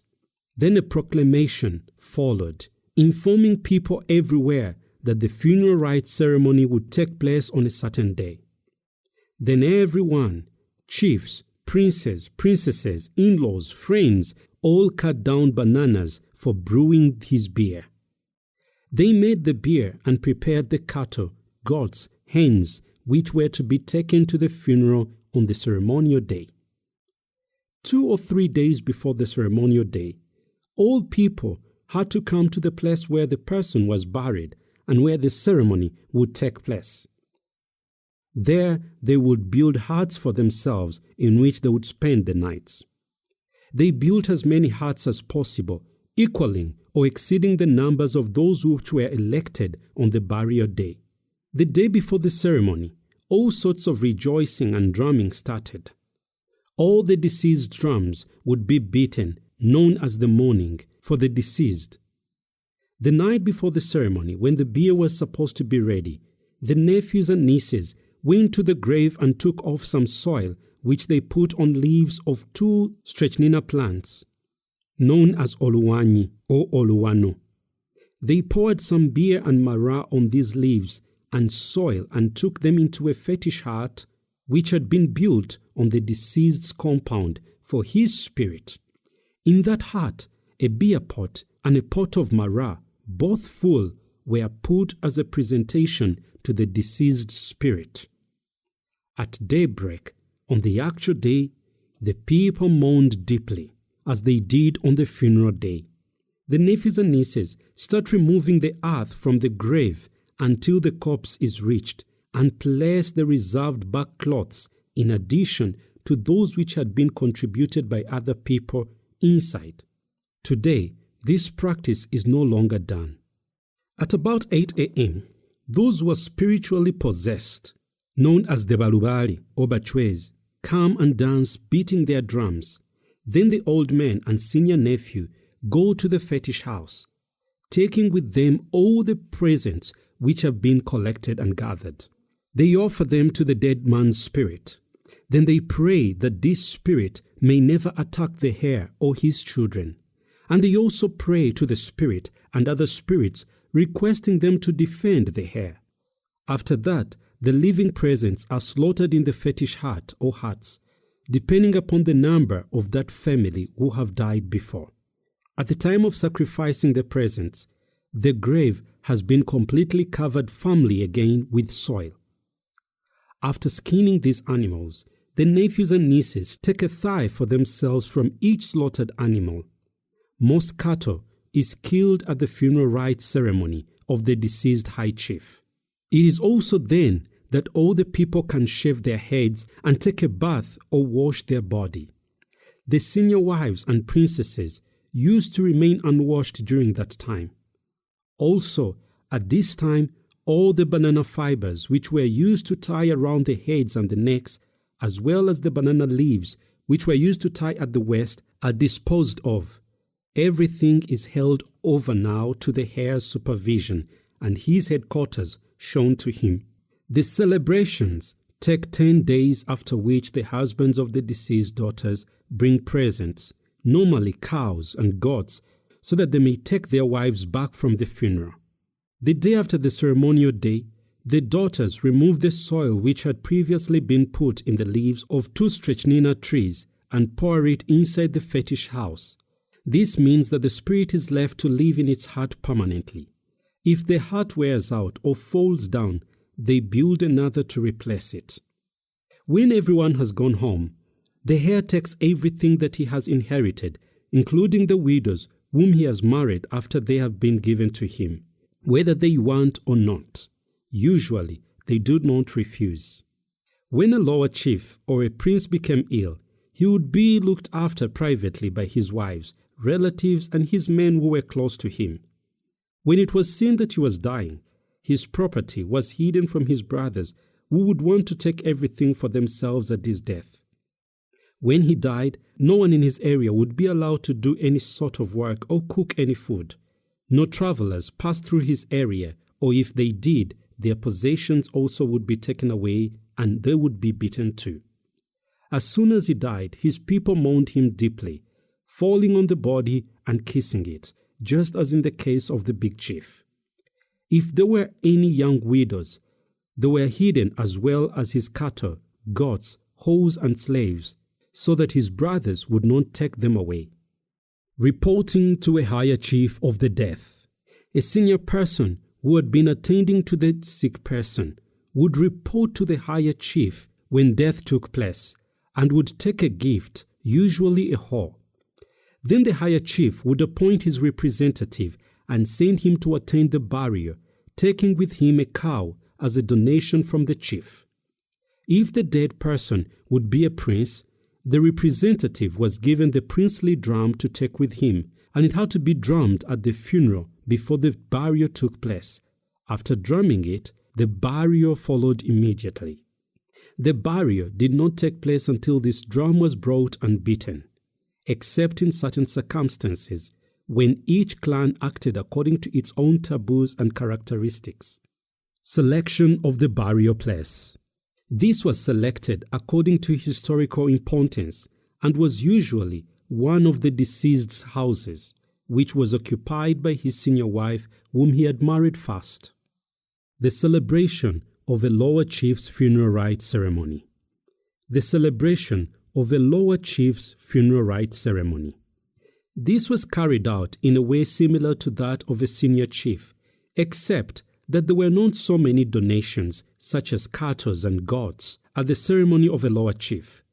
The heir was at liberty to rule his people directly without a trustee, even if that heir was still a child. An old respectable household with a large family. When such a person died from a respectable household with a large family, his body was kissed and people were not forbidden to travel, although cooking food on that day was not allowed until after the burial. His friends, relatives, and children who were not present were informed by a messenger as soon as possible.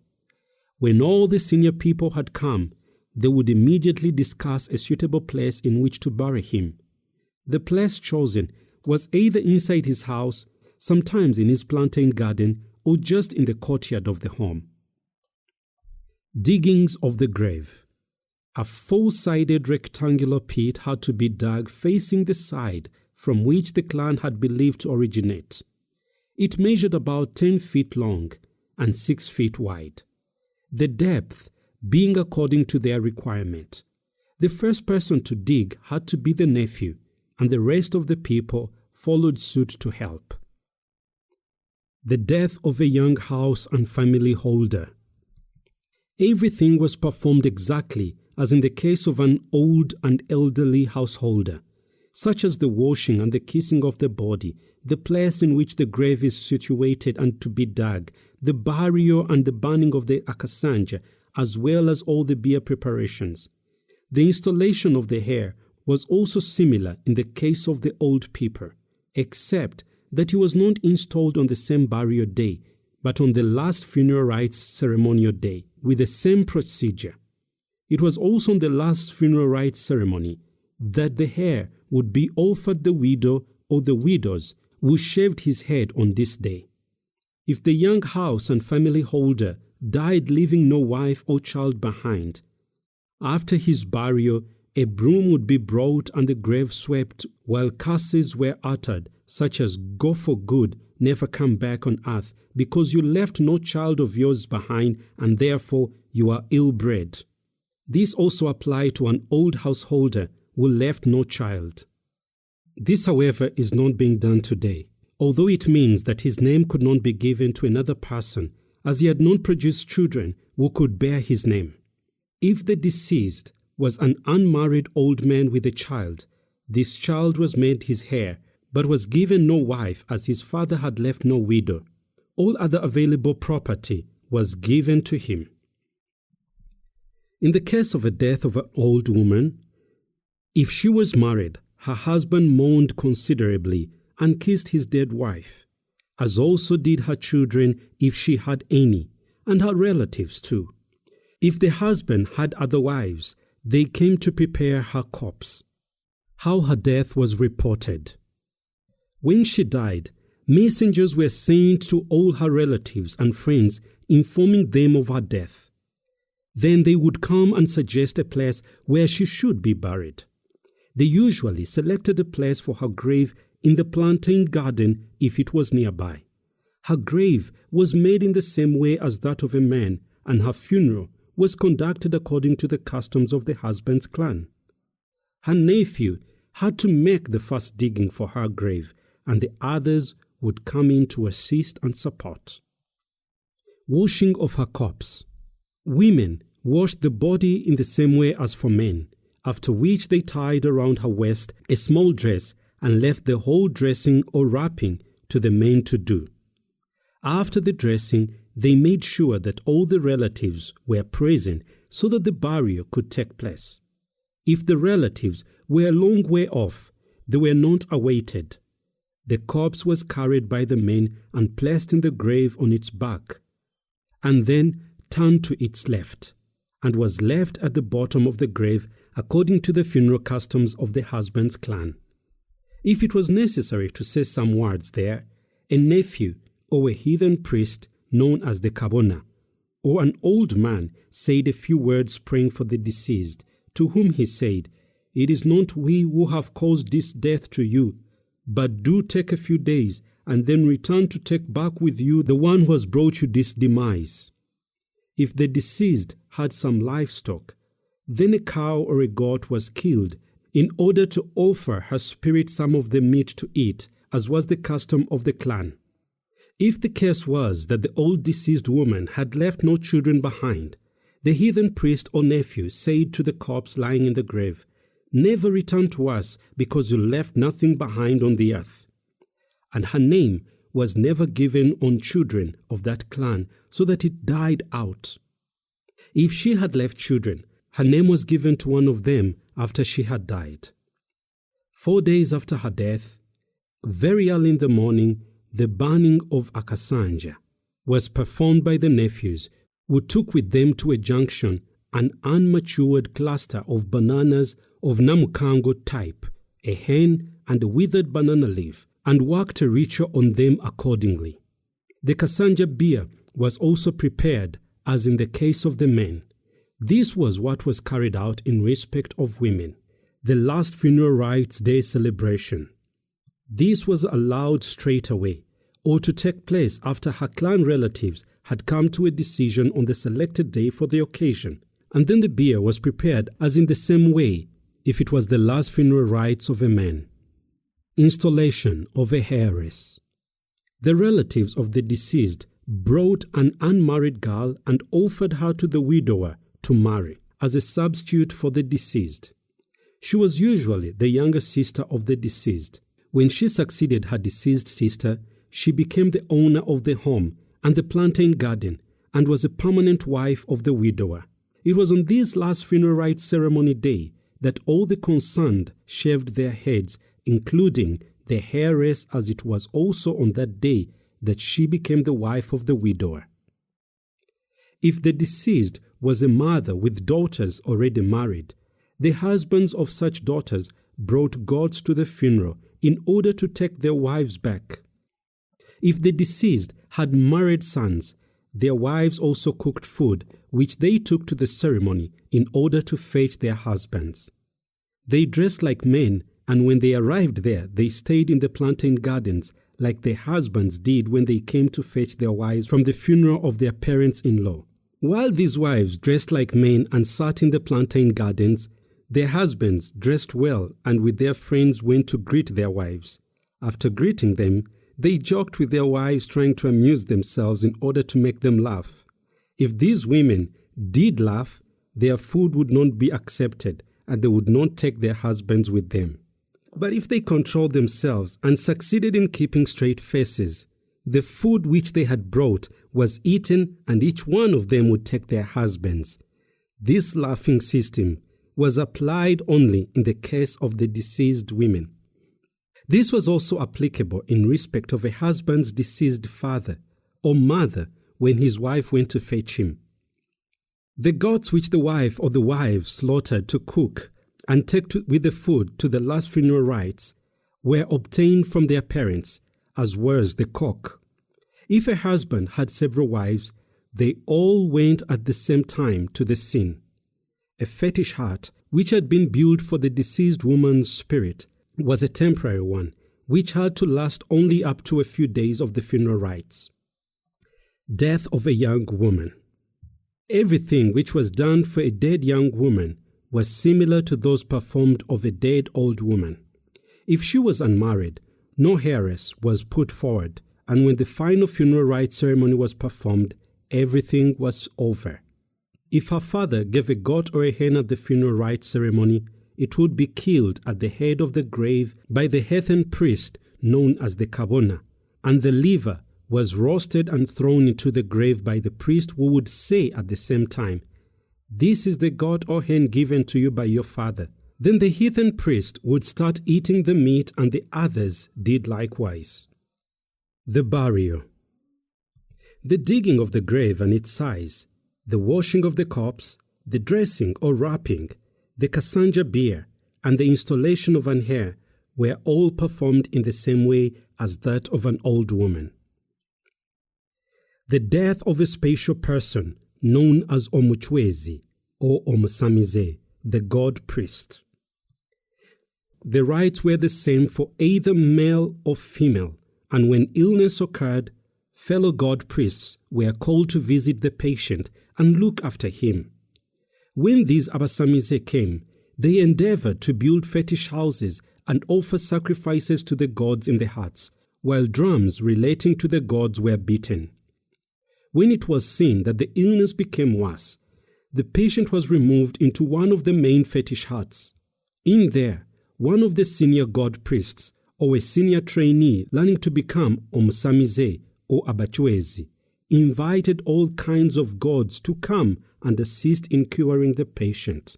Before this general invitation was made, usually the spirit, or Lubali, the god practiced by the patient, would be called first. And if it was a male spirit causing the illness, it came into his form before others and said, "This is a very great battle, but we are trying very hard to fight it, and still we are fighting ahead." Then it left the spirit and went away. If the patient recovered from the illness, another spirit, this time female, came and possessed the patient and remained on him or her, remaining until the cure was effected. However, if the patient did not survive, the male spirit mentioned at first would say, "This is a great battle going on, but we will not be able to overcome it." This signified that the patient would die, even though all the god spirits were implored to spare the patient. Their cries would not be heeded, and not even a single voice would come out any longer from any of those spirits or gods, in spite of beating of the drums of the priest and the rattling of the insasi. It would all be in vain. Later, the patient died. If the deceased was a senior god priest, a drum known as Omubala was beaten with sticks to inform the people that the god priest had died. The beating went on for a very short time only, then the rattling of the insasi followed, with soulful singing of godly hymns for the passing of their friend and fellow god priest Omuchwezi. Any person who was not in the category of Abasamize or Abachwezi was not allowed to approach the dead body.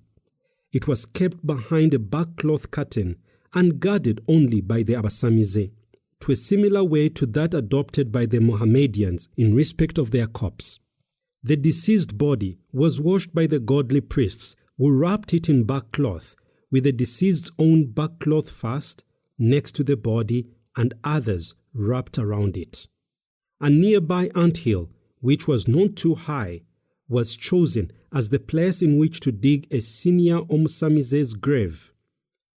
An Omusamize and a nephew were the first to dig, and each of them was given a brand new backcloth to wear and handed a hoe in his or her right hand.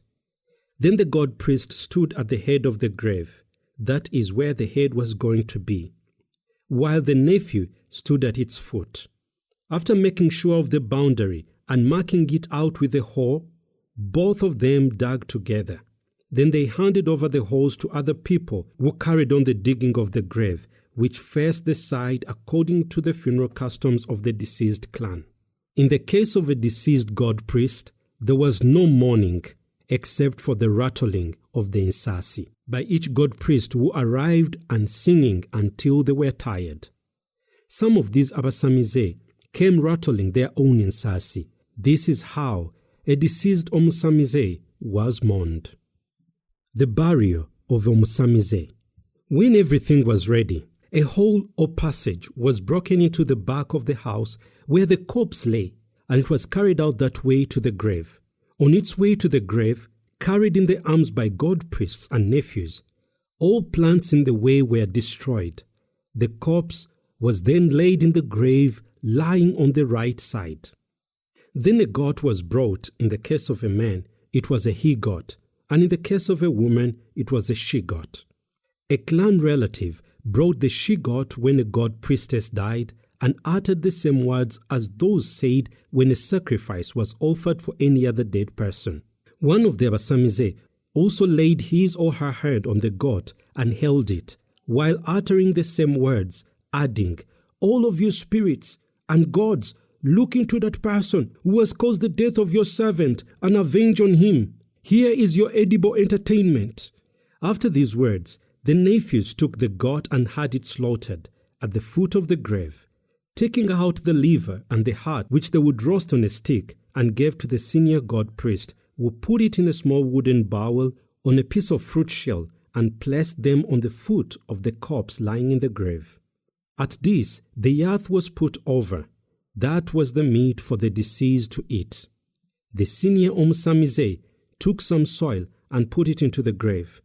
At the same time, a close relative of the deceased who was inside the grave took it in his hands as it fell and took it away. This was done in order that the deceased spirit may not be buried with him. It was meant to separate the corpse from the spirit. This was also done on other dead people who were not Abasamize. The soil was taken, tied in a banana fiber by the person inside the grave, and was kept for 3 days, after which he would return it secretly at night in a half-filled grave by removing it from the plantain fiber and scattering it over the grave. This meant that from that time the deceased spirit stayed on the surface of the grave. Then other people covered the grave with more soil but left it so that the god priests could complete it at night. Therefore, at nightfall, all the Abachwezi or the Abasamize gathered around the grave and completely covered it with soil, making it firm. They sang and danced and drummed through the night, and none slept. Early next morning, they brought creeping plants known as a bombo to cover the grave completely. That ended the ceremony. After 3 days for a man and 4 days for a woman, the burning of Kasanja would be performed in the normal way, as well as the preparation of a Kasanja beer. After the burial, no one cooked any peeled food for the next 2 days, so matoke or bananas was cooked and peeled for those 2 days. Then a goat was presented to the deceased's immediate village neighbor, and after being killed, was put into an earthen pot formerly used for sauce by the deceased. Then all the women came and washed their hands in that blood, mixed with some other medicines, which was believed to make them immune from being attacked by a spirit, after which they started peeling the bananas. Only male god priests were allowed to wash their hands in that blood, and other men were forbidden to do so. When all the necessary performances had been completed, everyone, especially those who had come from far away, returned to their homes, leaving the funeral supervisor, literally known as the owner of the funeral, to look for the necessary funeral rite commodities, which could take any length of time. Then the ceremony day was chosen, and all the people, including the god priests, summoned to attend. On the evening previous to the last funeral ceremonial day, the host brought a sheep and a goat to the senior god priest, who with other god priests choked and killed the animals quietly at night so that the other people could not see. This was done at the graveside. Skinning of both animals followed, and the meat was eaten by the god priests, who ate it all during the night. On the next day, they danced all the time, and much beer was available, which was drunk throughout the previous night and that day. Formerly, in this particular case, a fetish house and the spirit was not summoned into the fetish hut. Today, however, this is done in respect of other dead persons. A fetish hut is erected, and the deceased godly priest spirit caught and taken into the fetish hut. After the last funeral rite ceremony, the Abachwezi or the Abasamize would instruct the owner of the home to prepare for the heir's installation, and then they went away. When the day of the installation arrives, these godly priests would return to perform the installation of the heir, who was also going to be made a new Omusamize to succeed the deceased Omusamize. They brought all their godly drums and rattles. All people of the deceased families or clans from which their heir comes are requested to sit down, and the godly priests who have come from all over that area start drumming, singing, and rattling their nsasi around the people who are sitting down. This is kept up all day and night continuously in order to find the heir among the seated group. At last, people notice one of the group members changing and hear him or her saying, "I am so and so, and at last I have made a decision to come." Immediately, all the people gathered around him or her, including the Basamize, will soon request the owner of the house to give him a goat. On receipt of this, they present it to the new God-possessed priest so that he or she may speak in a godly possessed manner. As soon as the goat is offered to the god, who is by now in the form of a new Omusamize, he or she starts to speak unnaturally or in a supernatural way. It should be understood that at the time of installing a deceased Omusamize's heir, a great many Abasamize or Abachwezi of every grade attend. Therefore, when they have succeeded in having him or her speak, everyone highly respects him. Before the others leave for their homes, they select among themselves 2 maidens known as Nandiri, whom they leave with the heir for 2 days, serving him or her and preparing all the necessary commodities for the Omusamize, and showing him or her how everything concerning the job is performed.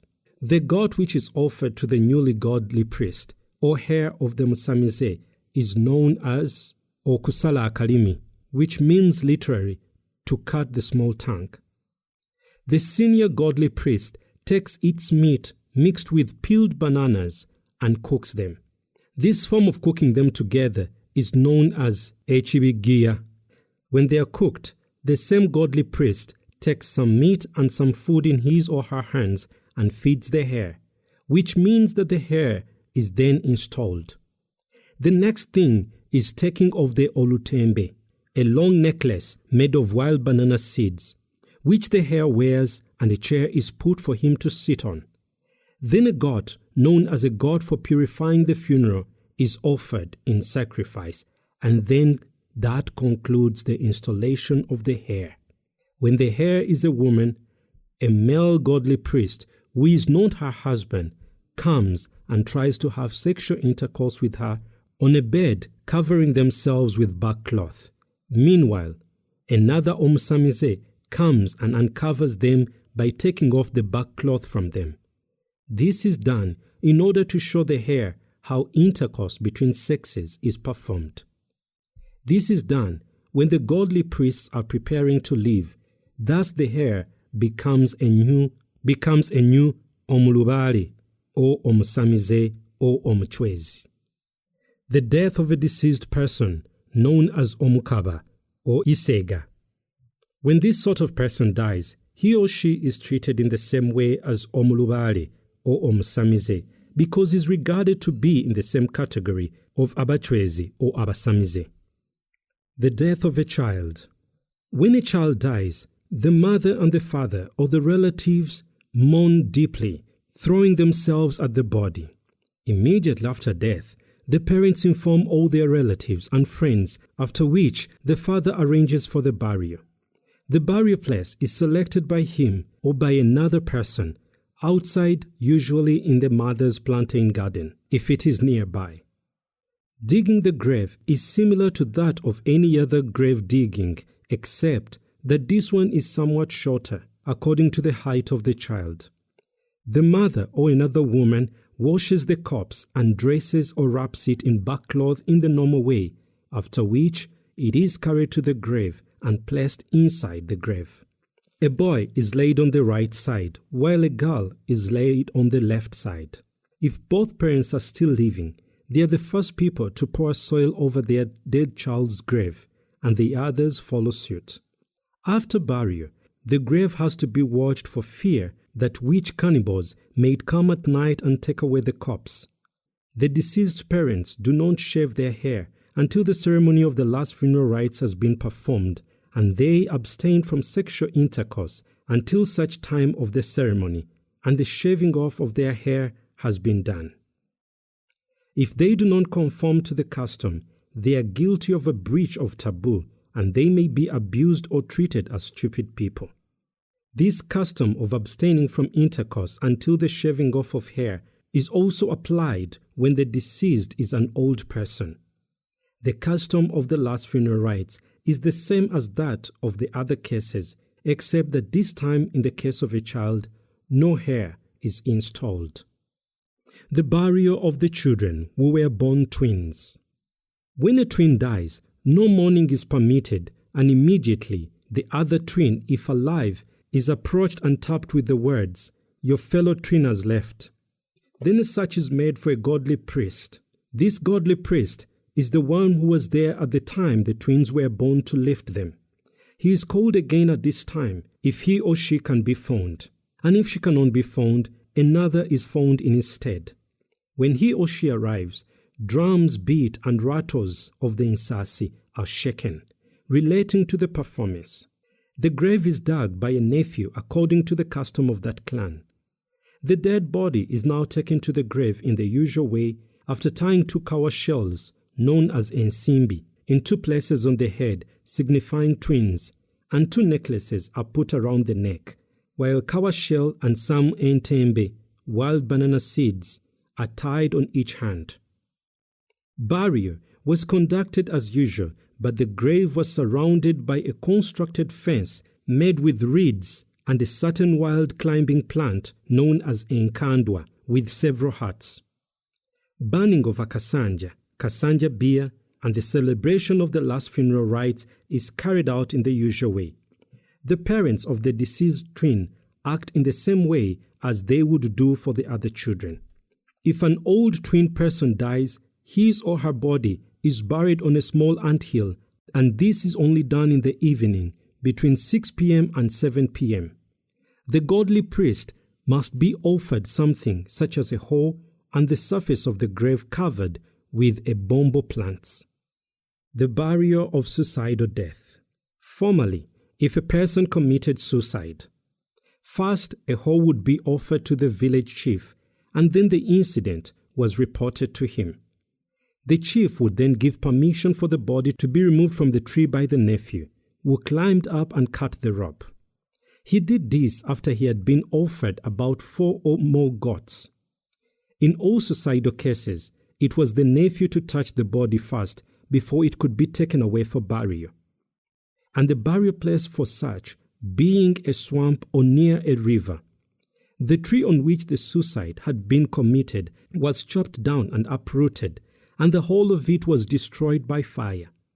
A goat had also to be supplied by the person responsible for the deceased, and this goat was burnt in the same spot. Nothing else used to be done in this respect, apart from what has already been mentioned. But today, a person who has committed suicide can be mourned and also buried in the usual way.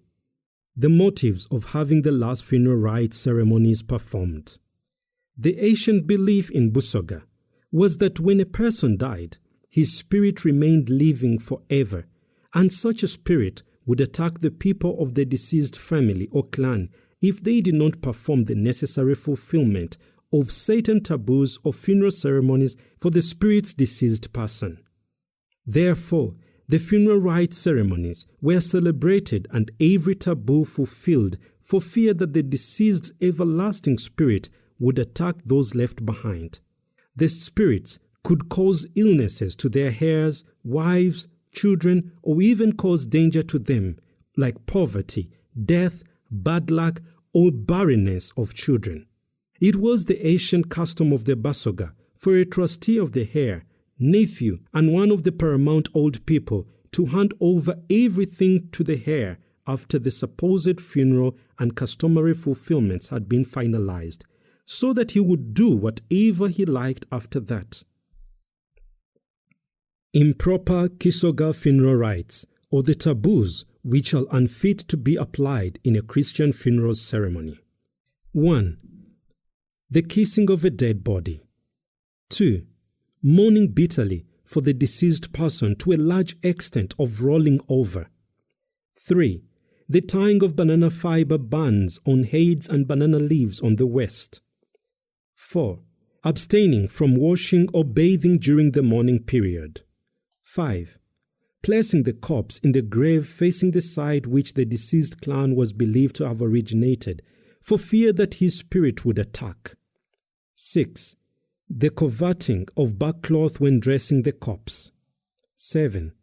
The utilization of a nephew or another person for fear of bad consequences if all is not done according to customs. 8. Burying the dead body with certain things such as cloth, meat, beads, or any other items for fear that the deceased spirit may come and claim them. 9. Erection of huts at the graveside for fear that witch cannibals may come and take away the body. 10. Taking away the fast soil poured over the corpse in the grave in order to keep away his spirit from being buried with him. 11. The burning of a kasanja and its respective performances. 12.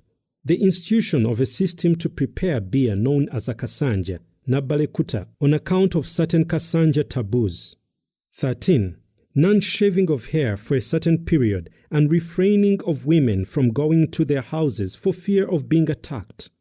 The others include the offering of certain things such as goats at the funeral by husbands in order to have their wives back, for fear that if they do not do so, their wives would have serious trouble on their return to their husbands. Also the seizing women for their hair without their consent. Construction of fetish huts and putting spirits into them, and offering meat and beer with much adoration. Also the inviting of godly priests to come and perform dancing, singing, drumming, rattling of the insasi, and then offering to a spirit beer, goats or hens, all these being conducted by these said godly priests.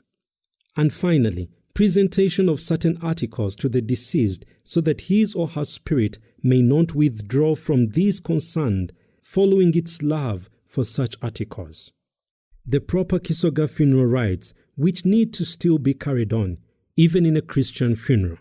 These include straightening or caring for the dead body, washing the dead body but without other intentions or significances, donations of backcloth for dressing the dead body, digging the grave without any special observations, dressing or wrapping the dead body in backcloth without any special observations, burial of the dead body without certain accompaniments such as meat, and lastly, installing the heir publicly and handing over his inherited property to him in front of all people without him having to transfix a head of cattle or a goat or perform godly priesthood.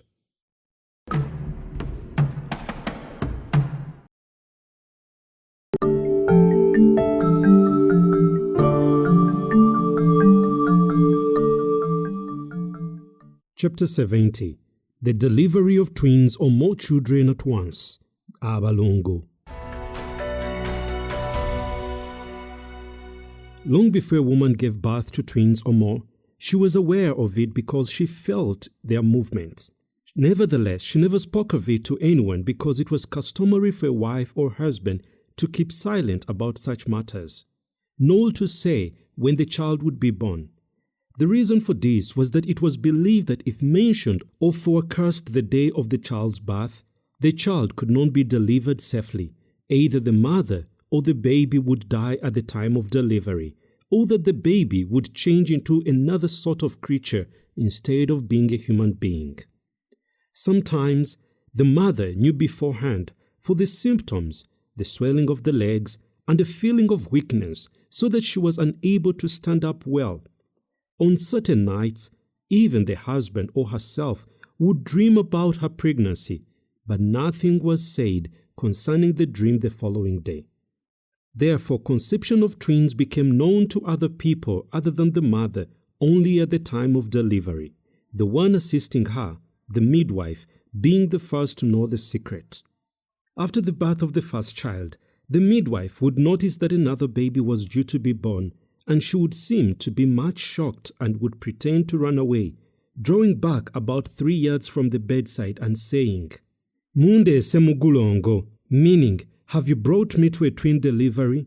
Then she would come back forward to assist the mother to give birth to the second child.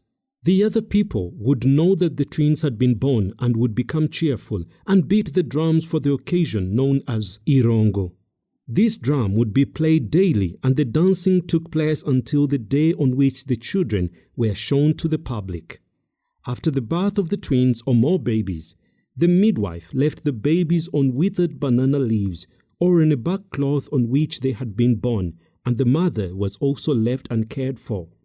Then the husband would immediately send for a godly priestess who served the god known as Lukowe, and he would also as well send for his wife's parents, to whom he would also send an unused new hoe with a message. To his own father he would send an old used hoe.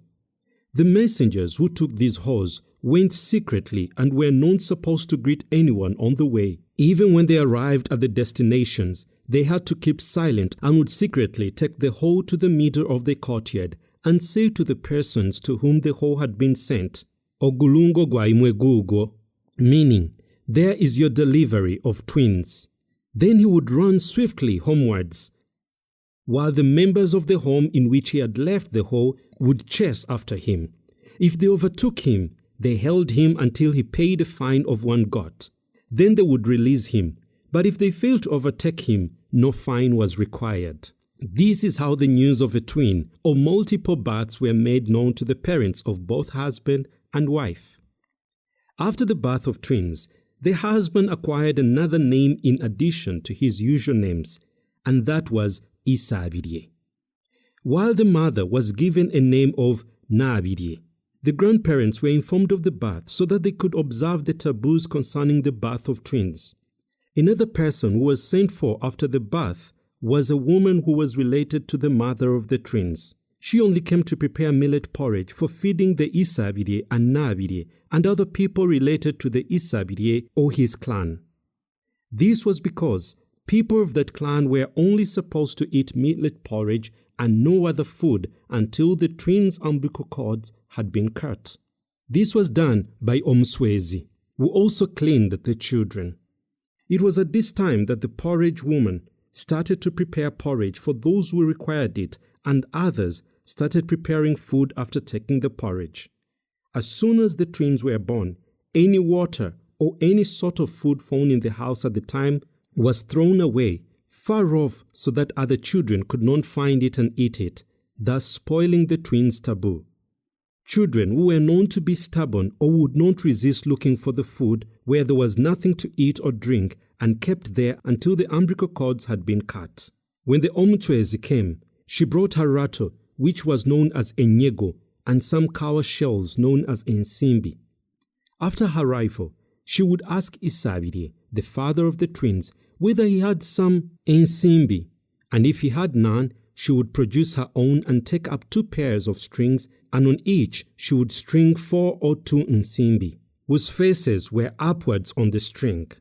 Then each pair was tied around the head of the Isabirye and Nabirye, and the parts of the strings bearing the Nsimbi had to be exactly on the foreheads of the faces, with the Nsimbi facing outwards. Then the midwife, the nephew, and the Omswezi each did the same on their heads or foreheads. These Nsimbi were known as Impaulo. After this, the nephew or niece went to fetch water from a well, and when he or she returned, sent for Olukandwa tree. When this was brought, the Omswezi tied a bombo, creeping plants, around it and offered a razor blade for the cutting of the umbilical cords to one of the others to do so. The umbilical cords of the twins were only cut with a razor blade instead of a reed strip which was used on an ordinary birth. When all that had been done, the Omswezi took up her insasi and started rattling, saying, You twins come peacefully with good peace. Do not have bad feelings towards Isabidi and Nabidi. Also have a good feeling towards your own selves and be kind to other children. After saying these words, she poured some water on a banana leaf and with both her hands or palms drew the water from the leaf and poured it over the twins together. She then starts bathing them one at a time. If she did not pour water over them at the same time, it was believed that one of them would become displeased and thus cause trouble or danger. After washing the twins and caring for the Nabidi, the midwife lifts the firstborn twin while the nephew or the niece lifts the second one. At that, they take them from the delivery place known as a chabai to a prepared place for them to stay in. However, if they happened to be an old man in that village who had been the first settler and who had produced twins, he would be offered a hen and ensimbi, in this case meaning money, or a back cloth, and would be requested to carry those twins instead of having them carried by the midwife and niece. The Nabidi and midwife stayed beside the twins' bed until the umbilical cords had been cut off. Then the midwife would go to her home. The Nabidi and midwife stayed beside the twins until the umbilical cords had been cut off. She stayed until this time in order to nurse the twins in this period. And only after the umbilical cords were cut off, she could then go home. How to deal with the placenta of twins?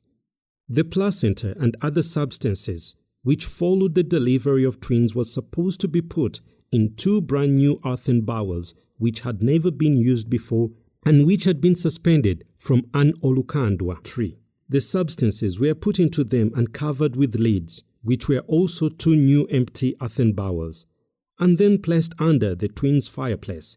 The ashes would be poured over the twins' bowls by the niece. This was done until the day on which the twins were taken out from the house. After all this had been done, the woman who was responsible for preparing always the millet porridge would bring in a brand new earthen bowl and millet flour. She would prepare some porridge by mixing the flour with water only, and no other flavor or sweetness was allowed.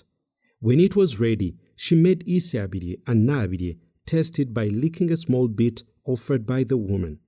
This was also offered to all the relatives and relations of Isiabidi who were present. Only by doing this was cooking and eating allowed again in that particular home in which the twins had been born. The spot where the twins had been delivered was feared by everybody, as it was believed that if anyone passed over that place, his feet would lose their whole skin.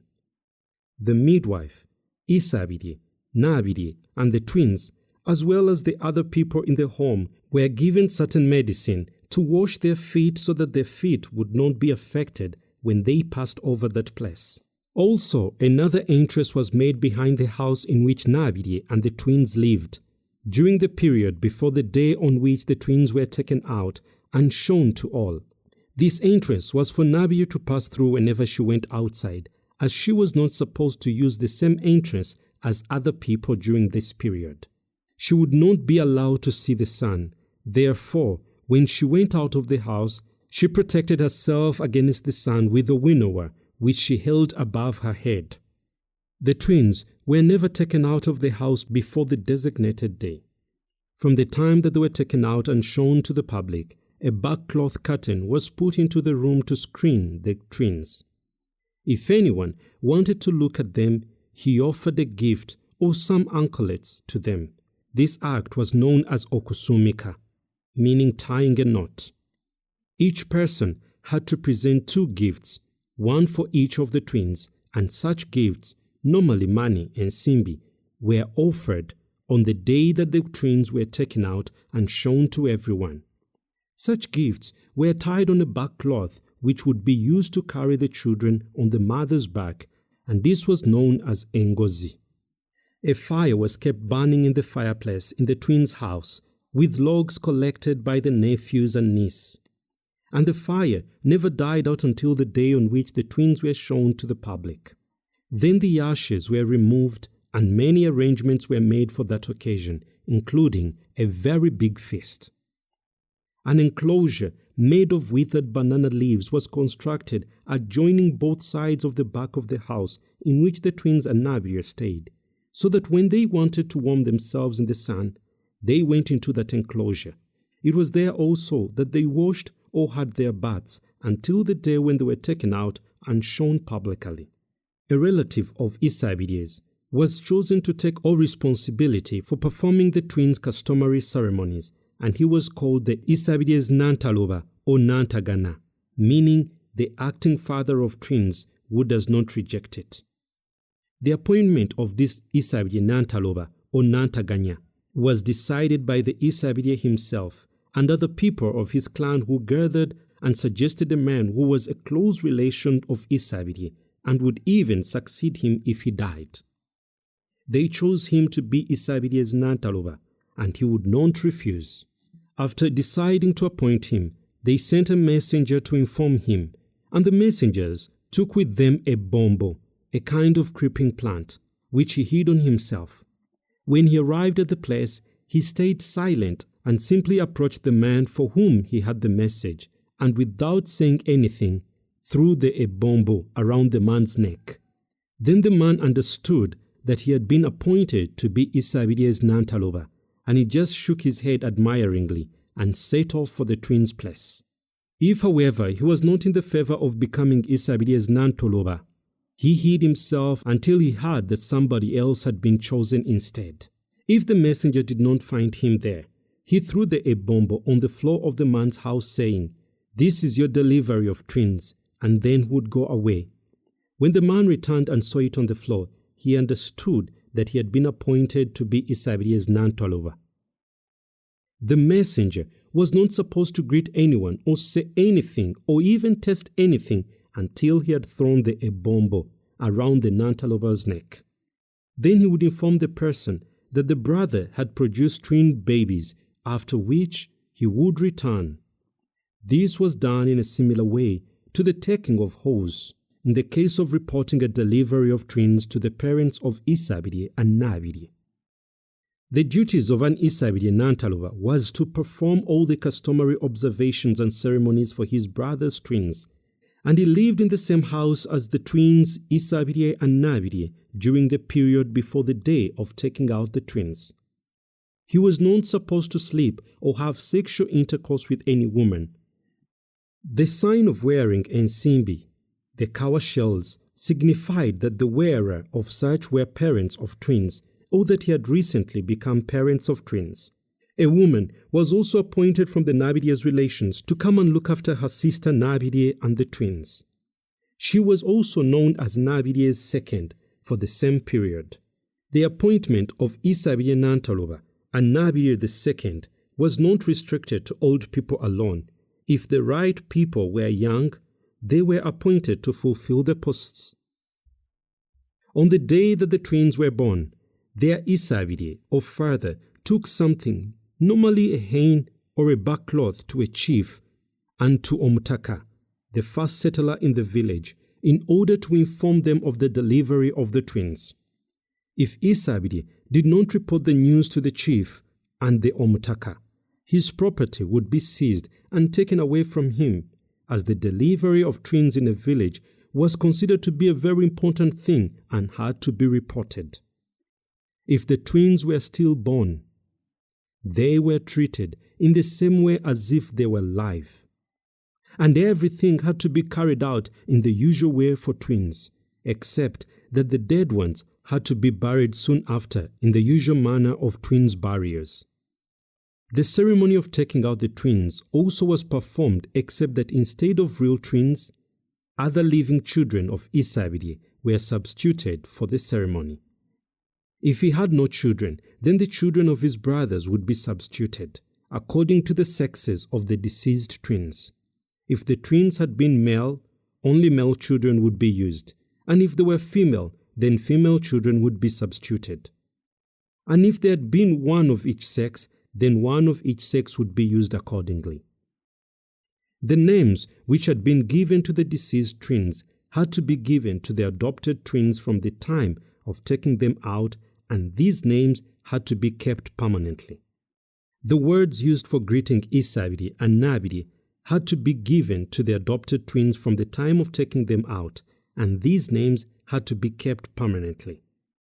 The words used for greeting Isabiri and Nabiri during this period before the taking out of the twins were greeting Isabiri, Kanyoko, and Isabiri would answer Kanyoko.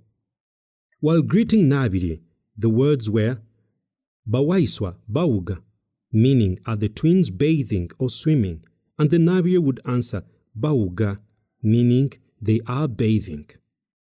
When Isabiri walked about, he carried a walking stick on which he tied a lukandwa and a bombo plants, and in Simbi the kawa shells, and 2 wild banana seeds in tembe, so that everyone would see that he was the father of twins who had not yet been taken out, so that he would be greeted accordingly. After they had been shown and taken out, he ceased taking his stick with all these decorations. The Isabiri, Isabiri's Nantaloba, and Nabiri, and the second Nabiri, as well as the niece, all strictly observed the taboos and customs concerning the twins, such as not to have any sexual intercourse during the period preceding the day of taking out the twins, even though the men had other wives, but they were not supposed to have any contact with them. Whenever Isabiri and Nabiri were offered food, they had to share it with the twins in the following manner. When they took the food, some would be put aside to be divided in 2. These would be dipped into the sauce, served with the food, and put aside on 2 strips of banana leaves. These 2 small bits of food were reserved for the twins. If the sauce contained meat, then 2 bites of the meat would be added to the food. Then he or she would start eating. If the food had been served far away from the home where the twins were, the same thing was done, and the food reserved for the twins was brought home and eaten in front of the twins.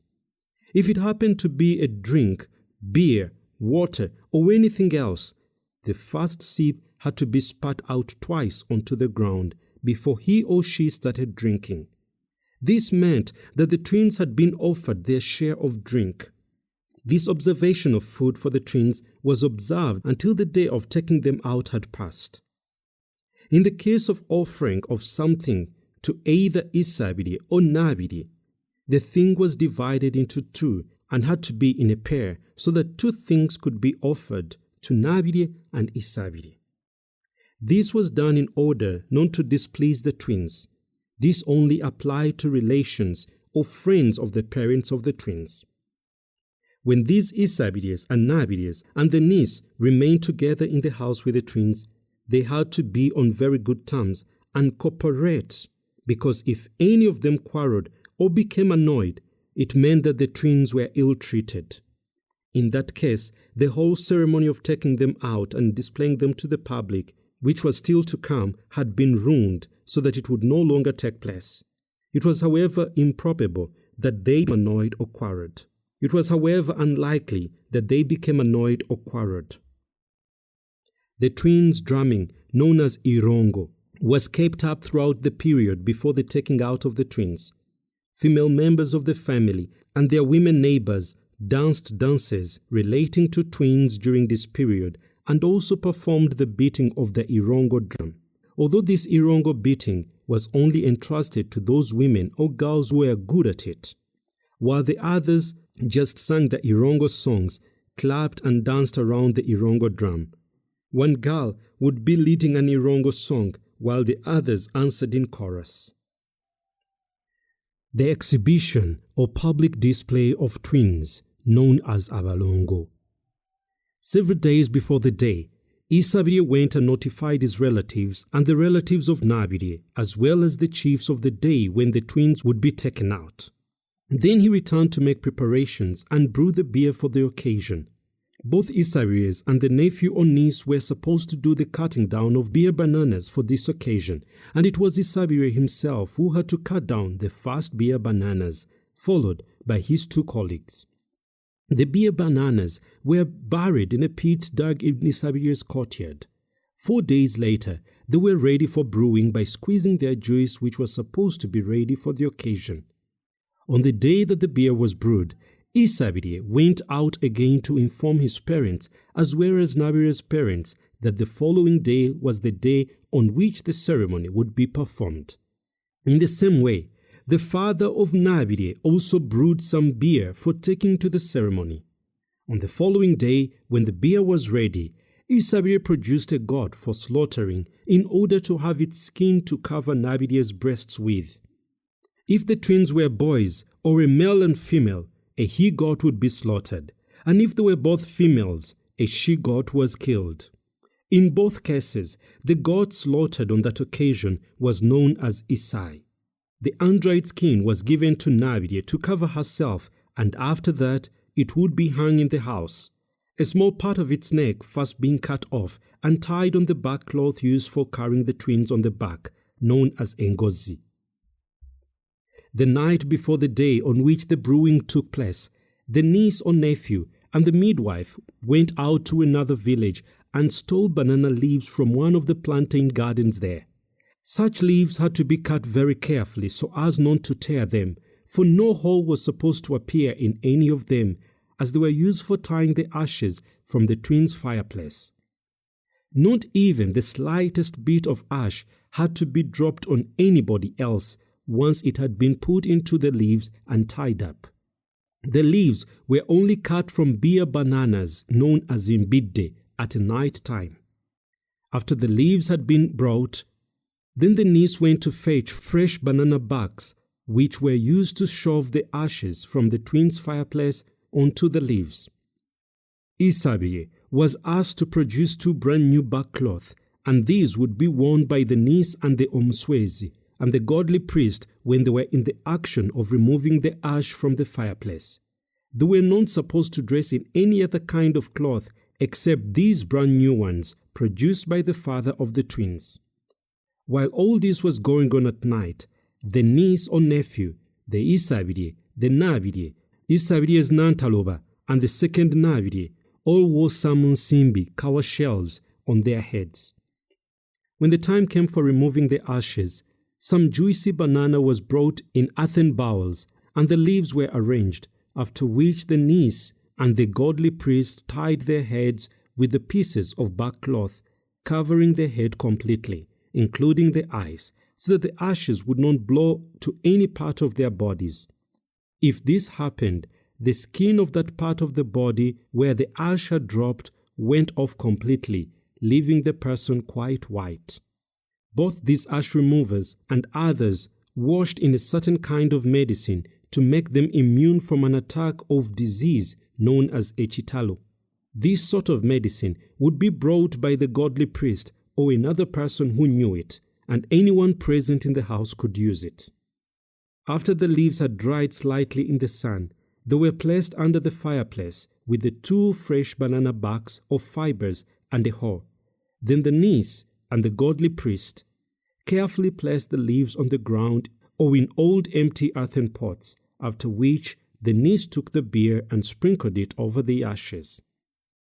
When this had been done, she took the hoe and started digging up or removing the ashes and putting them on the leaves, using the plantain shovels to remove the ashes over which she kept on sprinkling the beer.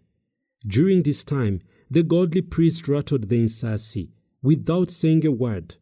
When she reached the 2 covered earthen pots containing the placenta and other things, she took them up as they were and placed them in the ashes on the leaves and tied them securely.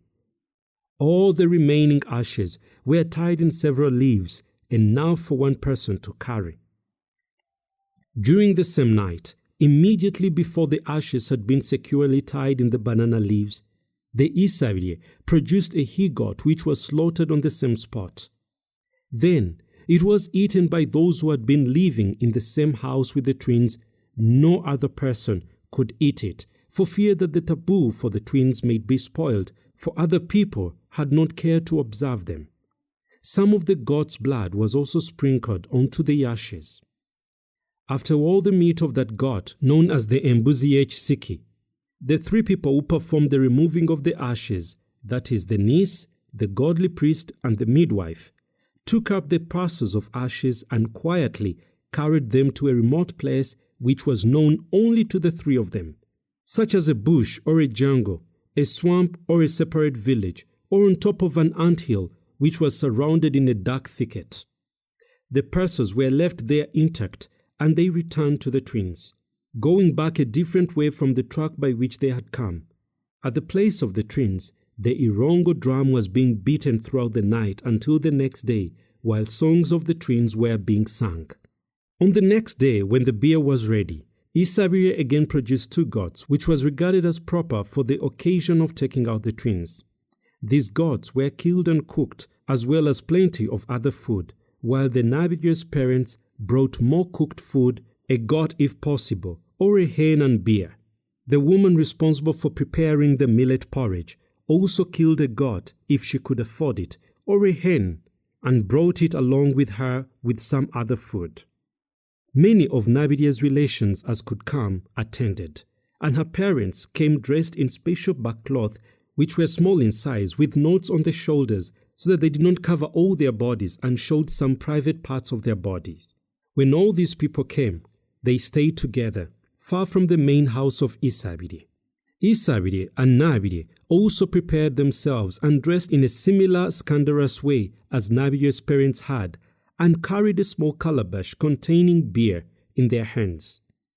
Isabire's Nantaloba and Nabidire's second, the niece and the godly priest also dressed in a similar way, and each also carried a small calabash of beer in readiness for a certain game which took place in due course. All people took part, and the game was carried out in such a way that each person poured some beer over another. These preparations took place in the house where all the arrangements for the occasion had been made. People on both sides tied a bombo plant on their head and on their bodies. The Irongo drum was being beaten continuously, and any woman who wished kept on dancing. At about 2 or 3 o'clock in the afternoon, when all the arrangements were ready, the midwife took up one of the twins and carried him outside where the Irongo drum was, and started singing, wiggling the child. She continues doing this and singing while she goes back into the house and returns 3 times. Then she stops. Then Isabire and Nabire, as well as all the other people, come out of the house and sing in response to the midwife's song. The Nabire takes the other twin while the Isabire starts singing another song, saying, Nabire mbaire nkwenda aye twaiwa choya. With the words, meaning, I have been loving you, Nabire, but you don't shave your pubic hair. And Nabire answers the words, Naiha, naiha, naiha. I do remove it off myself. She says this 3 times. Then Nabire also starts her song with the words, Banange kankineku, banange kankineku, banange kankineku. Meaning, please let me dance for a while. She mentions this 3 times. And the other answers, Kola, kola, kola, kina, kina, kina. Meaning, do, dance, dance, dance. She continues with her song. Bwenti bwena kola nazala weiswa, bwenti bwena kina nazala tenywa, bwenti bwena kina nazala unja, bwenti bwena kina ahu, ahu, ahu. Meaning, I tell you, this is how I danced and produced Waiswa, how I danced and I produced Teiwa, how I danced to produce Bavidye, how I danced to produce Unja. And this is how I danced. She dances that way, drawing her legs apart, demonstrating how she used to make them when in intercourse, which resulted in twins.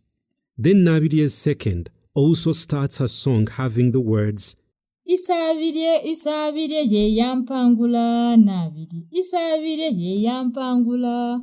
Meaning, it is Isabire who overcame me. Nabide, it is Isabire who overcame me. It is him who succeeded in giving pregnancy to you. Then the father of Nabide also starts singing the words, Tina keje, oromana norwandeta, Tina keje, oromana norwandeta. Meaning, I wouldn't have come, I came for the child. He sings this twice, while the others answer, Tinakeje olw'omwana n'olwandeeta. Tunakeje olw'omwana n'olwandeeta. Olw'omwana n'olwandeeta. Olw'omwana n'olwandeeta. Olw'omwana n'olwandeeta olwana. I came for the sake of the child 3 times. In the course of the songs, both Isabirye's father and mother-in-law quickly approach the group in which Isabirye and Nabirye are and quickly drink from their own beer calabashes, but without swallowing it. They spit it over Isabirye and Nabirye, or else they pour it over them straight from the small calabashes. In response, Isabirye and Nabirye do the same to them. Then all the people rush to pour beer from their small calabashes over each other, so that everyone now becomes wet. This is then followed by a group of people from Isabirye's in-laws, removing the grass from the roof of Nabirye's house, while the people of Isabirye's group try to defend it by preventing them from doing so. Isabirye's group fight the other group until they overcome them. This is done 3 times, and after the group have been overcome, all the people take off the bombo plants from their bodies and throw them on the roof of Nabirye's house. In the meantime, Isabirye's group start chasing away people of the other group who run away, leaving everything arranged for eating, such as food and a large quantity of meat, but later they return to eat. The food eaten on that day by both groups after the fight is known as emvagano, a meal shared between 2 parties after their quarrel or fight in order to forget all about the fight. And the friendship is now resumed. All such food on this day is gathered by the niece and brought into the house where it is eaten. Isabirye and Nabirye are the first persons to eat the food, which is the only food eaten that day. Then the others start eating. After eating, Isabirye produces some money, a reasonable amount, and puts it into the food baskets which contain the food from his in-laws, this money being taken as a reward for what they have done. The reward for the porridge maker is not included in this because hers has to be different. That ends the day's ceremony, and the people return to their homes to await the following day, known as the day for tying the twins and the day on which the slaughtered goats would be eaten. Therefore, on the following day, all relatives come back again. Isabirye produces a new food basket, a new cooking pot, and also a new earthen pot, a kind of net bag for storing bowls, and so many other things, and produces 2 new back cloths.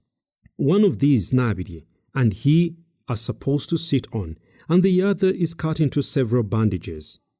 He also brings a small back cloth, beaten from the bark of a kind of fig tree known as insole fig tree.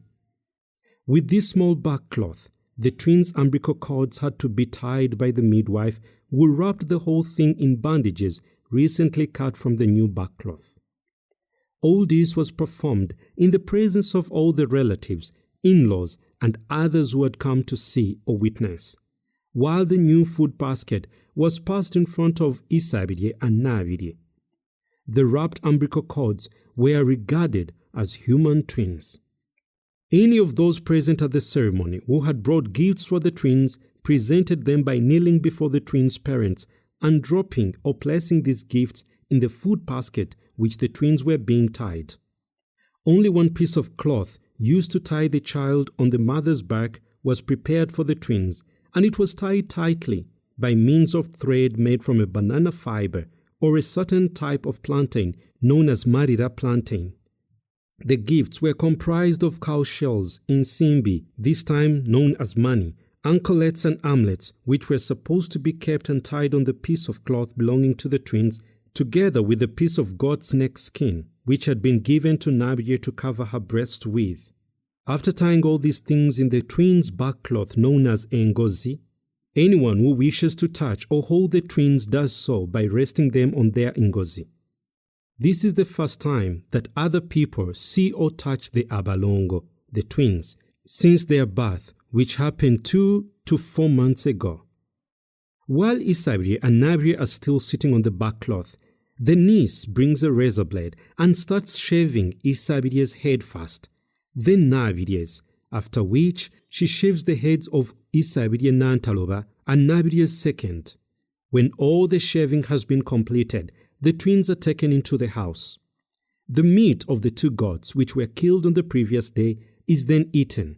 It is known as the day of shaving off hair, or kumwa enviri, besides being known as the day for tying the twins, or kusiba abalongo. This meat is eaten by all the male relations of both sides, Isabiries and Nabiries. But in the case of any male relative of Isabiri being absent, a bone or a small piece of meat is served and kept by Nabiri in a mid-sized calabash known as akadome, tied in banana fibers. When that relative comes, he is given this meat after he has offered a gift to the twins, known as tying a knot or kusumika.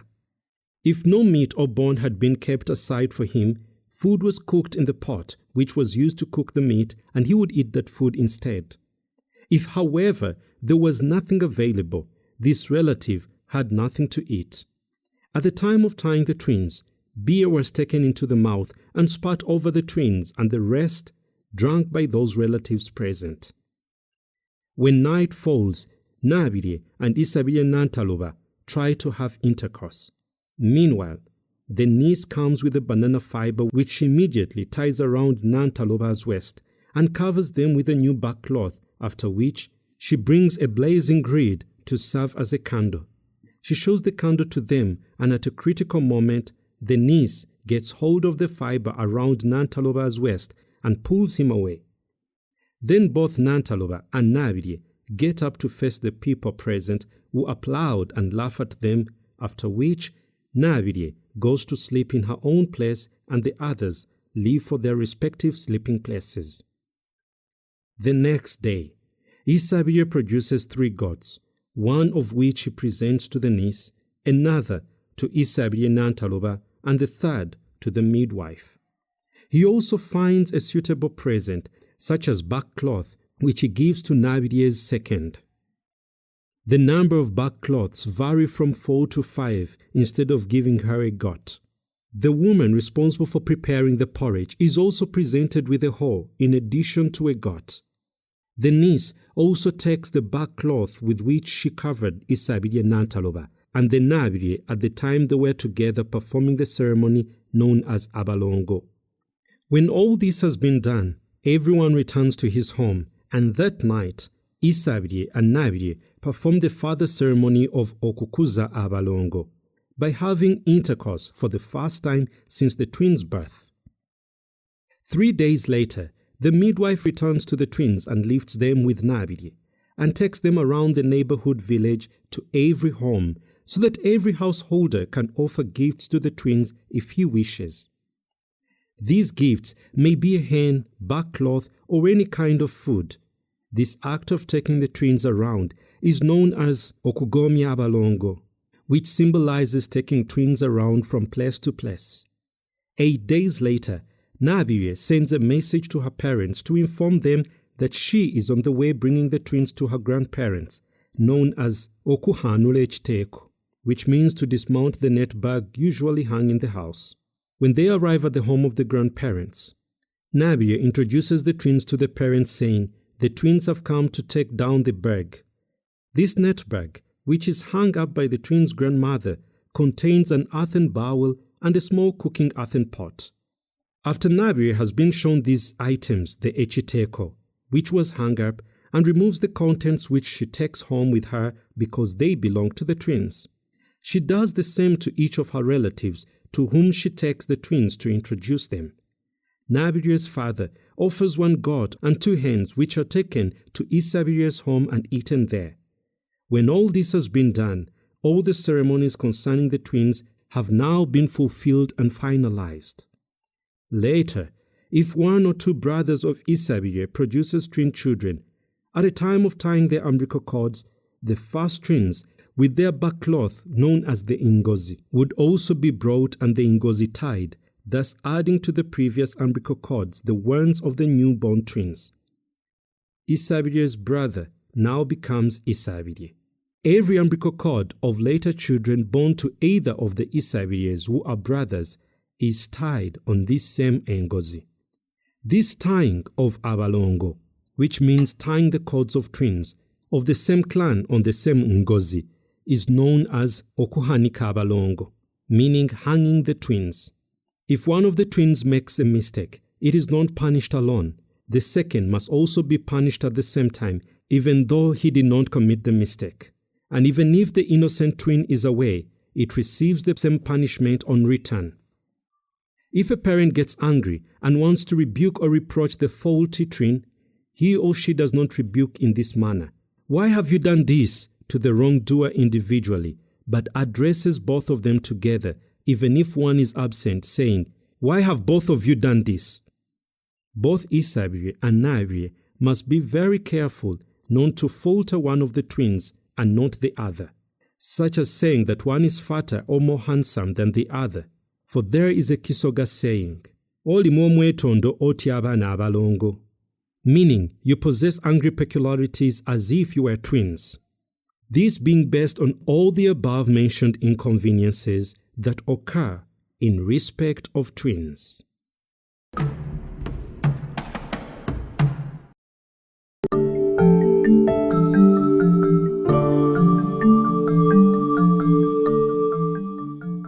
Chapter 71.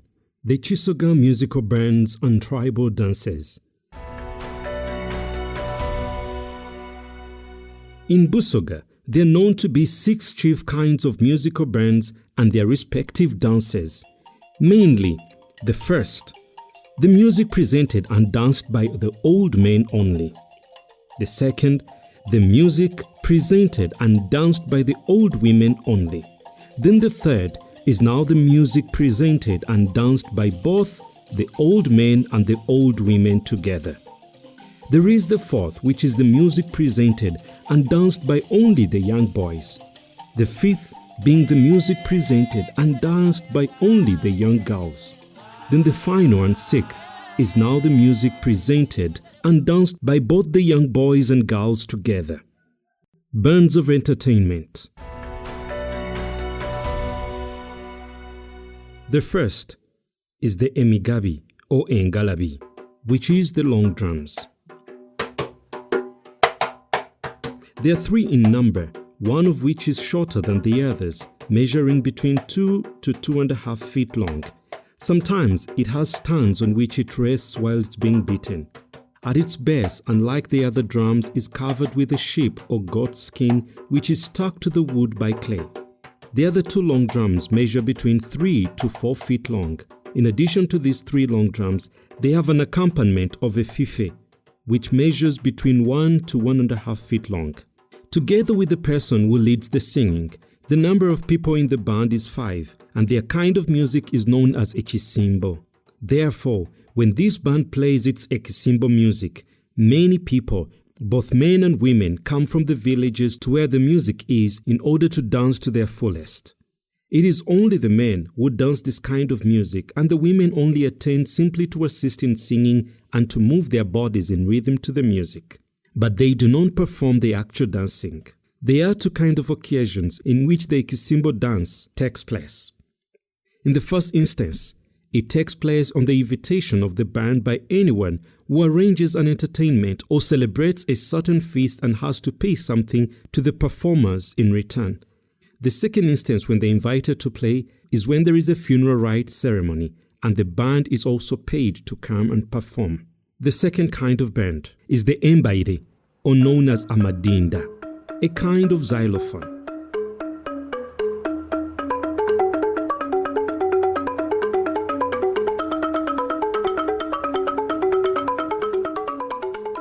These are prepared with each one having a broad circumference of about 1, 2, or 3 feet long. They are made out of unsambia tree and their length differ according to the sound required. A hole the size of a bowl is molded on each side of the wood. In order to have the full set of xylophones, they must be 15. They are played by 4 people, and the 4th playing on all the different notes in order to make the music amusing, and he stays on the other side of the set. They are laid on 2 plantain stems, one on each side of the set, and a small piece of stick struck into the stem between each xylophone so as to keep them in place when playing. They are beaten with wooden hammers, the same as those used to beat other drums. An accompaniment of 2 short drums A long drum is added to the music in order to make it more entertaining, while sometimes another accompaniment of 5 or 6 trumpets decorated with the names of animals formerly used by the Saza chief Zibondo are also added. The dancers perform to this xylophone music in the same way as those who dance to the music of the ngalabi, which is the long drums. Of course, some dance around the xylophone band and some dance in the same place as with the ngalabi. This band can be played at any entertainment or occasion on which the organizer may wish, and he has to pay for it. At other times, the performers themselves will play whenever they like to amuse themselves. The fourth kind of band is the amagwala or amakondere, which are the trumpets. These are made out of horns obtained from the following animals: the cobber's comb, the marsh antelope, and the bushbuck, as well as from other animals which have nice horns. Trumpets can also be prepared out of certain fruit shells, such as the oblong calabashes known as the amabuga, and those calabashes which grow in the form of gourds, or known as enyendo. To make a full set of these trumpets, the band must be comprised of 20 or 30 of them, played in various tunes and with an accompaniment of 3 short drums known as engoma and a long drum known as engalabi. Dancing to this band is performed in the same way as the first 2 kinds of bands of the ngalabi and amadinda bands. The fourth kind of bands is the fifes. These are made out of a kind of jointly plant known as ebituntu and from bamboos. They are prepared in short lengths not exceeding 1.5 feet long and are fifed in different tunes in order to produce an interesting music. The dance performed to this music is similar to the dance of the xylophone music. The fifth kind of band are the drums. A full band of drums consists a great number of drums, sometimes as many as 25, while at other times they may be just 2 to 5, including some long drums. The dance to this music varies according to the nature of the occasion, but sometimes it is performed like an ngalabi dance. 6 are the drums for traditional clan beating, known as engoma zemibala. These can be many and grouped according to the wish of the organizer of the occasion, and they are beaten on joyful occasions as well as any other usual occasion. It can even be a sad occasion, such as death or a funeral rites ceremony. The seventh kind of band is amayembe, or known as mahasa music. These are dried fruits of certain trees known as omuyebbe, and they are used as rattles. They are played on certain occasions such as twin ceremony and when taking part in music of a number of about 30 to 50 men and women, each one holding a small stick in which 2 of these 3 amayebbe are tied. These people make a single line and dance forward with a step on each side, playing or rattling musically with their amayebbe. In addition to this music, there is an accompaniment of 3 short drums. This band also plays on joyful occasions like the xylophones. The 8th kind of band is the olukuje entertainment. This is arranged by one of the old girls of a village. This is arranged by one of the old girls of the village who is not yet married, and several people of that village come to attend and take part in it. It takes place during the night, and in the course of it, the women stay on one side while the men on the other side. The person leading a song, who may be either a man or a woman, sits in the middle of the 2 groups and leads the song while the other people answer in chorus. During the interval, the women choose their favorite man and they spend the interval together, resting in a place they find and embracing each other. A man can rest with 1 or more girlfriends together. This sort of rejoicing takes 30 days before people leave the place, and the father of the girl who arranged it offers a goat which is eaten at the end of the feast occasion. 9. Echimasa or enyaga, known as the hump. This has 8 strings or cords like a guitar, leading from the bottom to the top of the ball-shaped frame. This echimasa is played by 2 people, one playing on the chords in the same way as the guitar, while the second plays with the 2 sticks, each of which has 2 branches with 4 dried fruit shells containing several dried seeds to serve as rudders on each branch. In addition, there is an accompaniment of a small drum beaten with 2 sticks by one man and a long drum played by another person. This music would not be performed in public. It was only performed for senior people in private when they would be drinking their beer with the old chiefs. Then the senior men or the chiefs would dance because the music was played privately for them. 10. Entogoli or ndongo. Another sort of hump. This could be played whenever the performer wished, exactly the same way as a guitar. Formerly, only men used to dance to its music, but nowadays women also dance to it. This instrument has 8 chords and is played by one person, but it can also be played by 2 people with an accompaniment of a fife and no drum. 11. Irongo drum. It is single and is beaten only by the women on the occasion of celebrating twin ceremony. Only women were supposed to dance to its music, but these days men have deprived the women of this right and also dance to it. Dressed up like women so as to make their dancing more interesting to the other people. 12. Bridal songs. These are only sung by girls at the time when they are escorting the bride to her betrothal, and the respective dances are performed by the girls only. The 13th kind of band music is the idoda music. It is comprised of 2 short drums, but long drums can be played at the same time, especially at the time that the husbands are going to fetch their wives from where they had gone to attend a funeral ceremony. Dances to this music are performed by men only. 14. Enfudio. Another kind of entogoli hump. This used to be played by one man and it had only 1 chord. Only one man at a time was supposed to dance to its music. The 15th kind of music and band is the Chiswezi music or dance. It was the godly priest's dance. These people have their own special dance which they perform with 4 drums and small trumpets used by a certain creed of godly priests believing in or worshipping a certain god known as Nabuzana. The music is played in several instances, such as when one of the fellow Omuswezi or any other follower becomes ill or dies, when initiating one who wants to become Omuswezi, or at the time of constructing a fetish hut, and also when sacrifices are being offered to a mizimu or a misambwa. The dance is performed by men and women together. 16. All these bands have their own sort of music and dancing, but Embaire, trumpets, and the long drums Ngalabi have very similar music and dancing. The ancient Kisoga games. Some of the ancient Kisoga games have now been replaced by modern ones, although some are still being played today privately by commonly people in their own homes.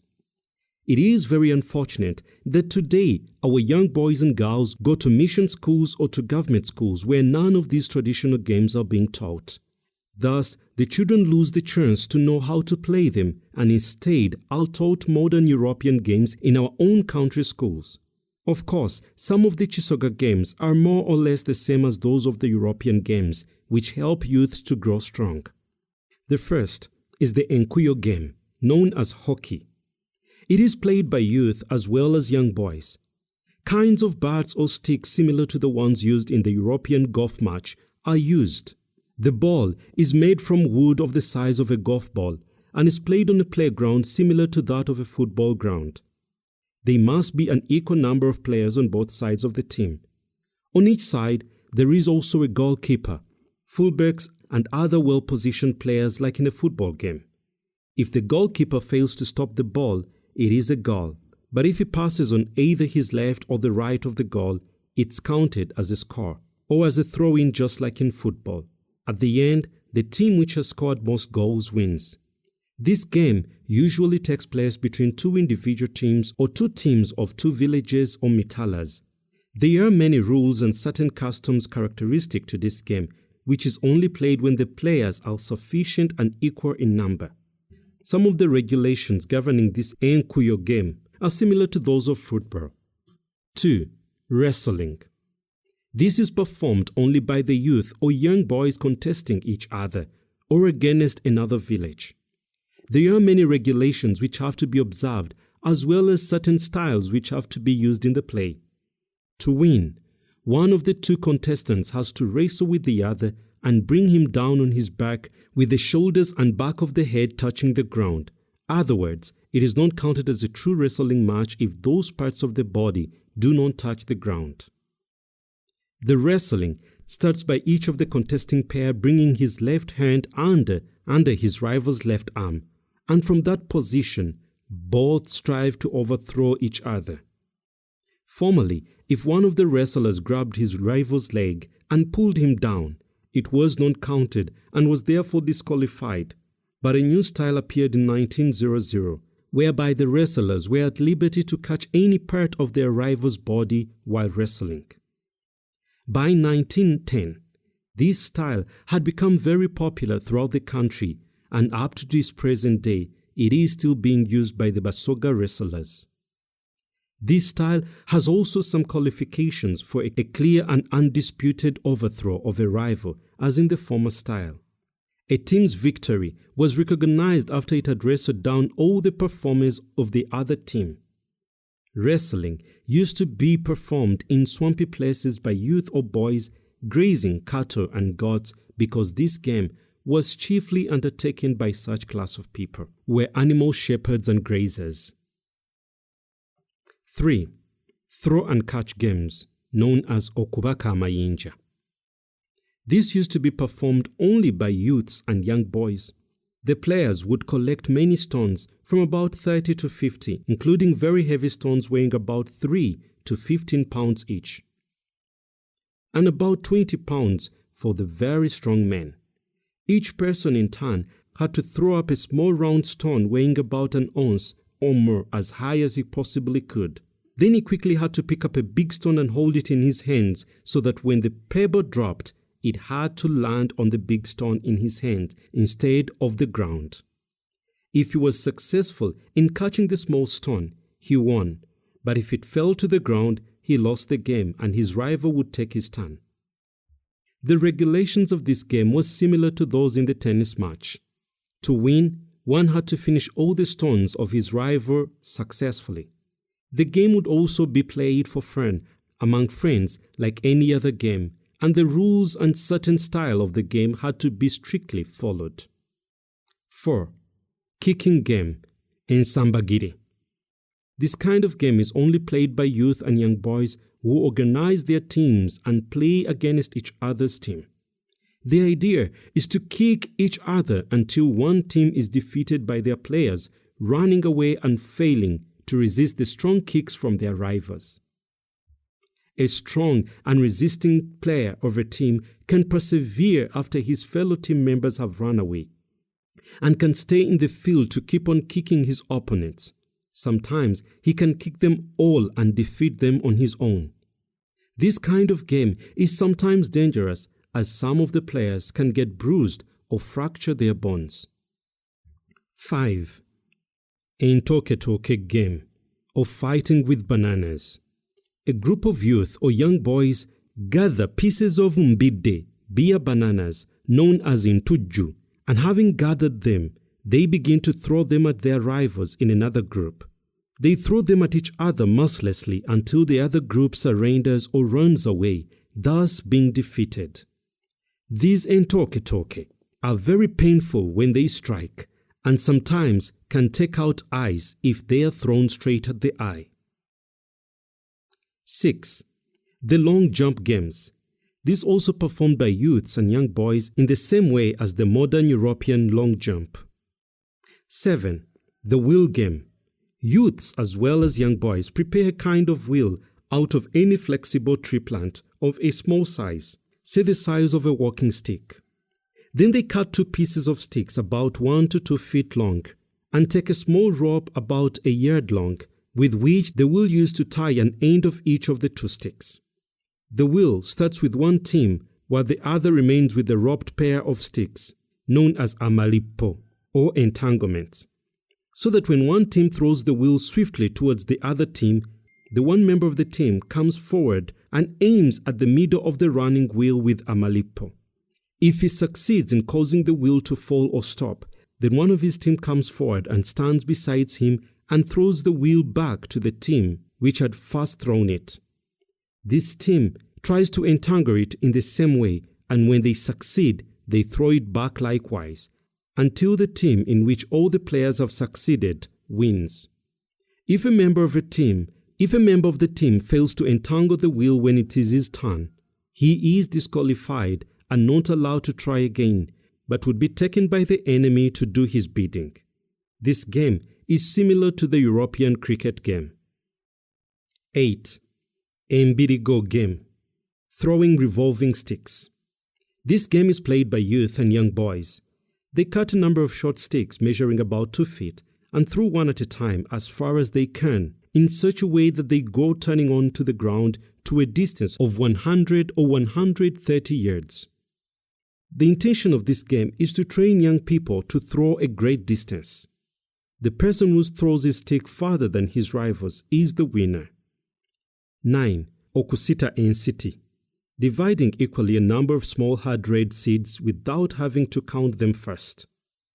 This game can be played by any number of people, but no fewer than 2. It is played by young boys and girls only. Its purpose is to train the young in estimating or guessing properly the number of things. 10. Okubonga enje. This involves playing around with seeds of omuwafu tree. This is played between youth and young boys. 11.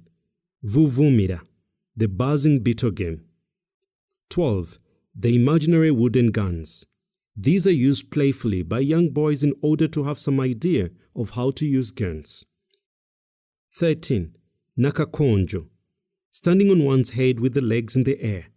This trains the young boys who practice this to use or exercise their heads. 14.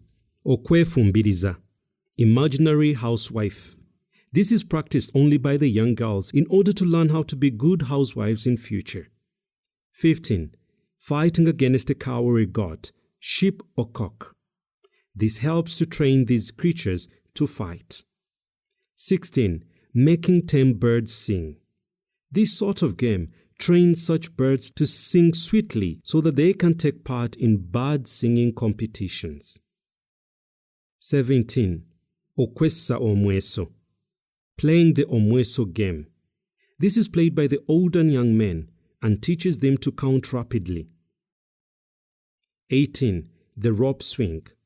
This is used and practiced by the young boys and girls to swing on. It trains the children to get rid of nervousness. 19. Kokopi kokopi wezeremba. It is played by young children who are just learning how to walk. 20. Enkadaigo, a kind of stilt. Stilts are used by men only to teach them to walk in case one has a missing leg. 21. Playing with amayebe on a string. It is an interesting game played by only the young boys. 22. Ontwalawa, the Where Are You Carrying Me game. This is performed by young boys and girls by carrying of someone on a person's back, which shows friendship between them. Fudugalagamba. This is played by young boys and girls and it indicates or teaches how parents love their children. 24. Compiling entengo tengo, colocynth berries. This game is played in such a way that one has to compile a certain number of these berries and the other aims only to hit them, as in the hockey game. This trains one to aim accurately. 25. Kabuguma. This is performed by the young boys and girls only. 26. This is a game of a sort of counting from 1 to 10 in the following manner. Kulo, Kolosi, Katambala, Kamusale, Nyemye, Kamulimba, Karegere, Kamutende, Kamanyirira, Kurikumi. This was the sort of playing counting in Bulamoji country. 27. Another game that was played was Nkonyogo play. another sort of game played by throwing short pieces of sticks. Then there was the cholyo game. This was played by preparing mud, which is attached to one end of a long small stick. Then the player holds the stick at the other end and with great force swings it so that the mud is flung off and goes as far as 300 yards away. And the last game was swimming. This was done in a pool or lake or a nearby river. In addition to all these games, there were various other games that are not even mentioned in this book.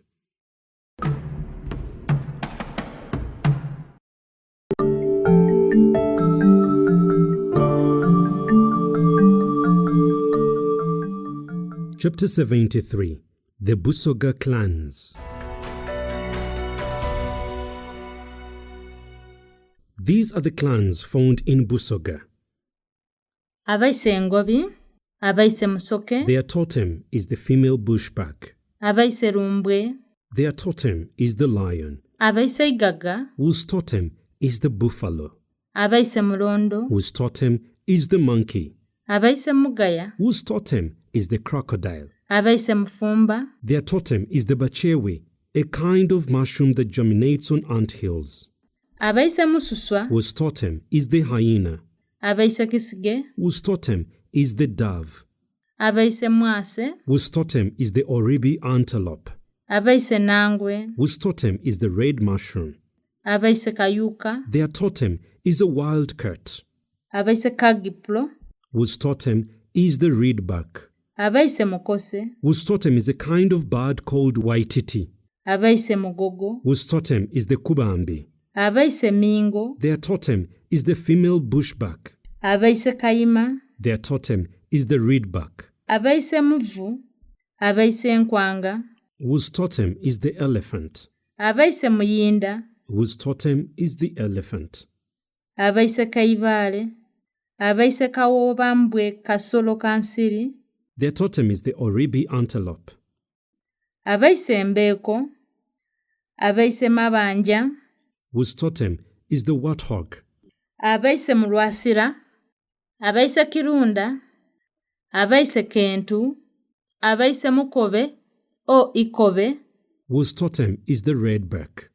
Abaise Kisawe, Their totem is the mushroom. Abaise Mwebya, Abaise Muganza, Their totem is a kind of animal known as kansiri or kasimbwa. Abaise Kibogo, Abaise Wakoli, Abaise Mugabe, Abaise Kaziba, Abaise Makika, Whose totem is the buffalo, Abaise Mukaya, whose totem is the pig. Abaise Namwemwa, Abaise Ikula Okitenja, Abaise Igulu, Abaise Mabiro, Abaise Gembe, Abaise Ndase, Abaise Mulawa, Abaise Musubo, Obuseus, Their totem is a kind of bird called kasense. Abaise Mbupi, Abaise Muwaya, Abaise Kisanja, Abaise Njege, Abaise Mulinda, Abaise Ikoba, Whose totem is the female bushbuck. Abaise Mukonzi, Abaise Mukubembe, Whose totem is the fried millet. Abaise Muyomba, Whose totem is the agret. Abaise Isanga, Whose totem is the guinea fowl. Abaise Ensozi, Whose totem is a kind of fish. Abaise Muwanga, Their totem is the savrocat. Abaise Kiyemba, Their totem is the savrocat. Abaise Matende, Whose totem is the dove.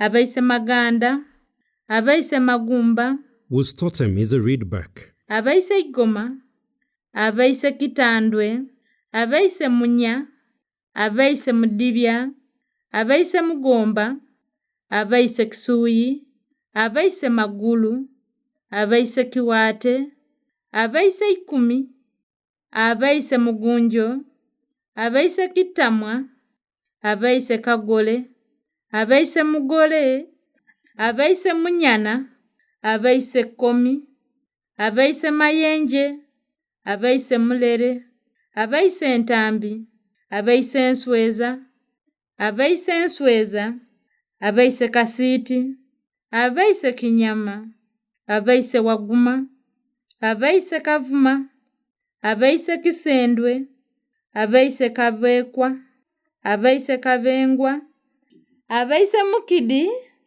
abaise Mutiliba, abaise Kawungwe, abaise Muwere, abaise Ensono, abaise Entabaazi, abaise Nyulya, abaise Igobe, abaise Balaluka, abaise Nkaaya, abaise Mayanja, abaise Maliga, abaise Muye, abaise Nsambajja, abaise Lugonda, abaise Mulumba, abaise Isambwa, abaise Musaabi, abaise Kijugu, abaise Kirimira, abaise Kaluba, abaise Irumba, abaise Nkwalu, abaise Wanjeru, abaise Ikoba, abaise Bwaire, abaise Kawungwe, abaise Kalija, abaise Kairi, abaise Nkaaya, abaise Nunga, abaise Mugabwe, abaise Katuba, and abaise Mukwana.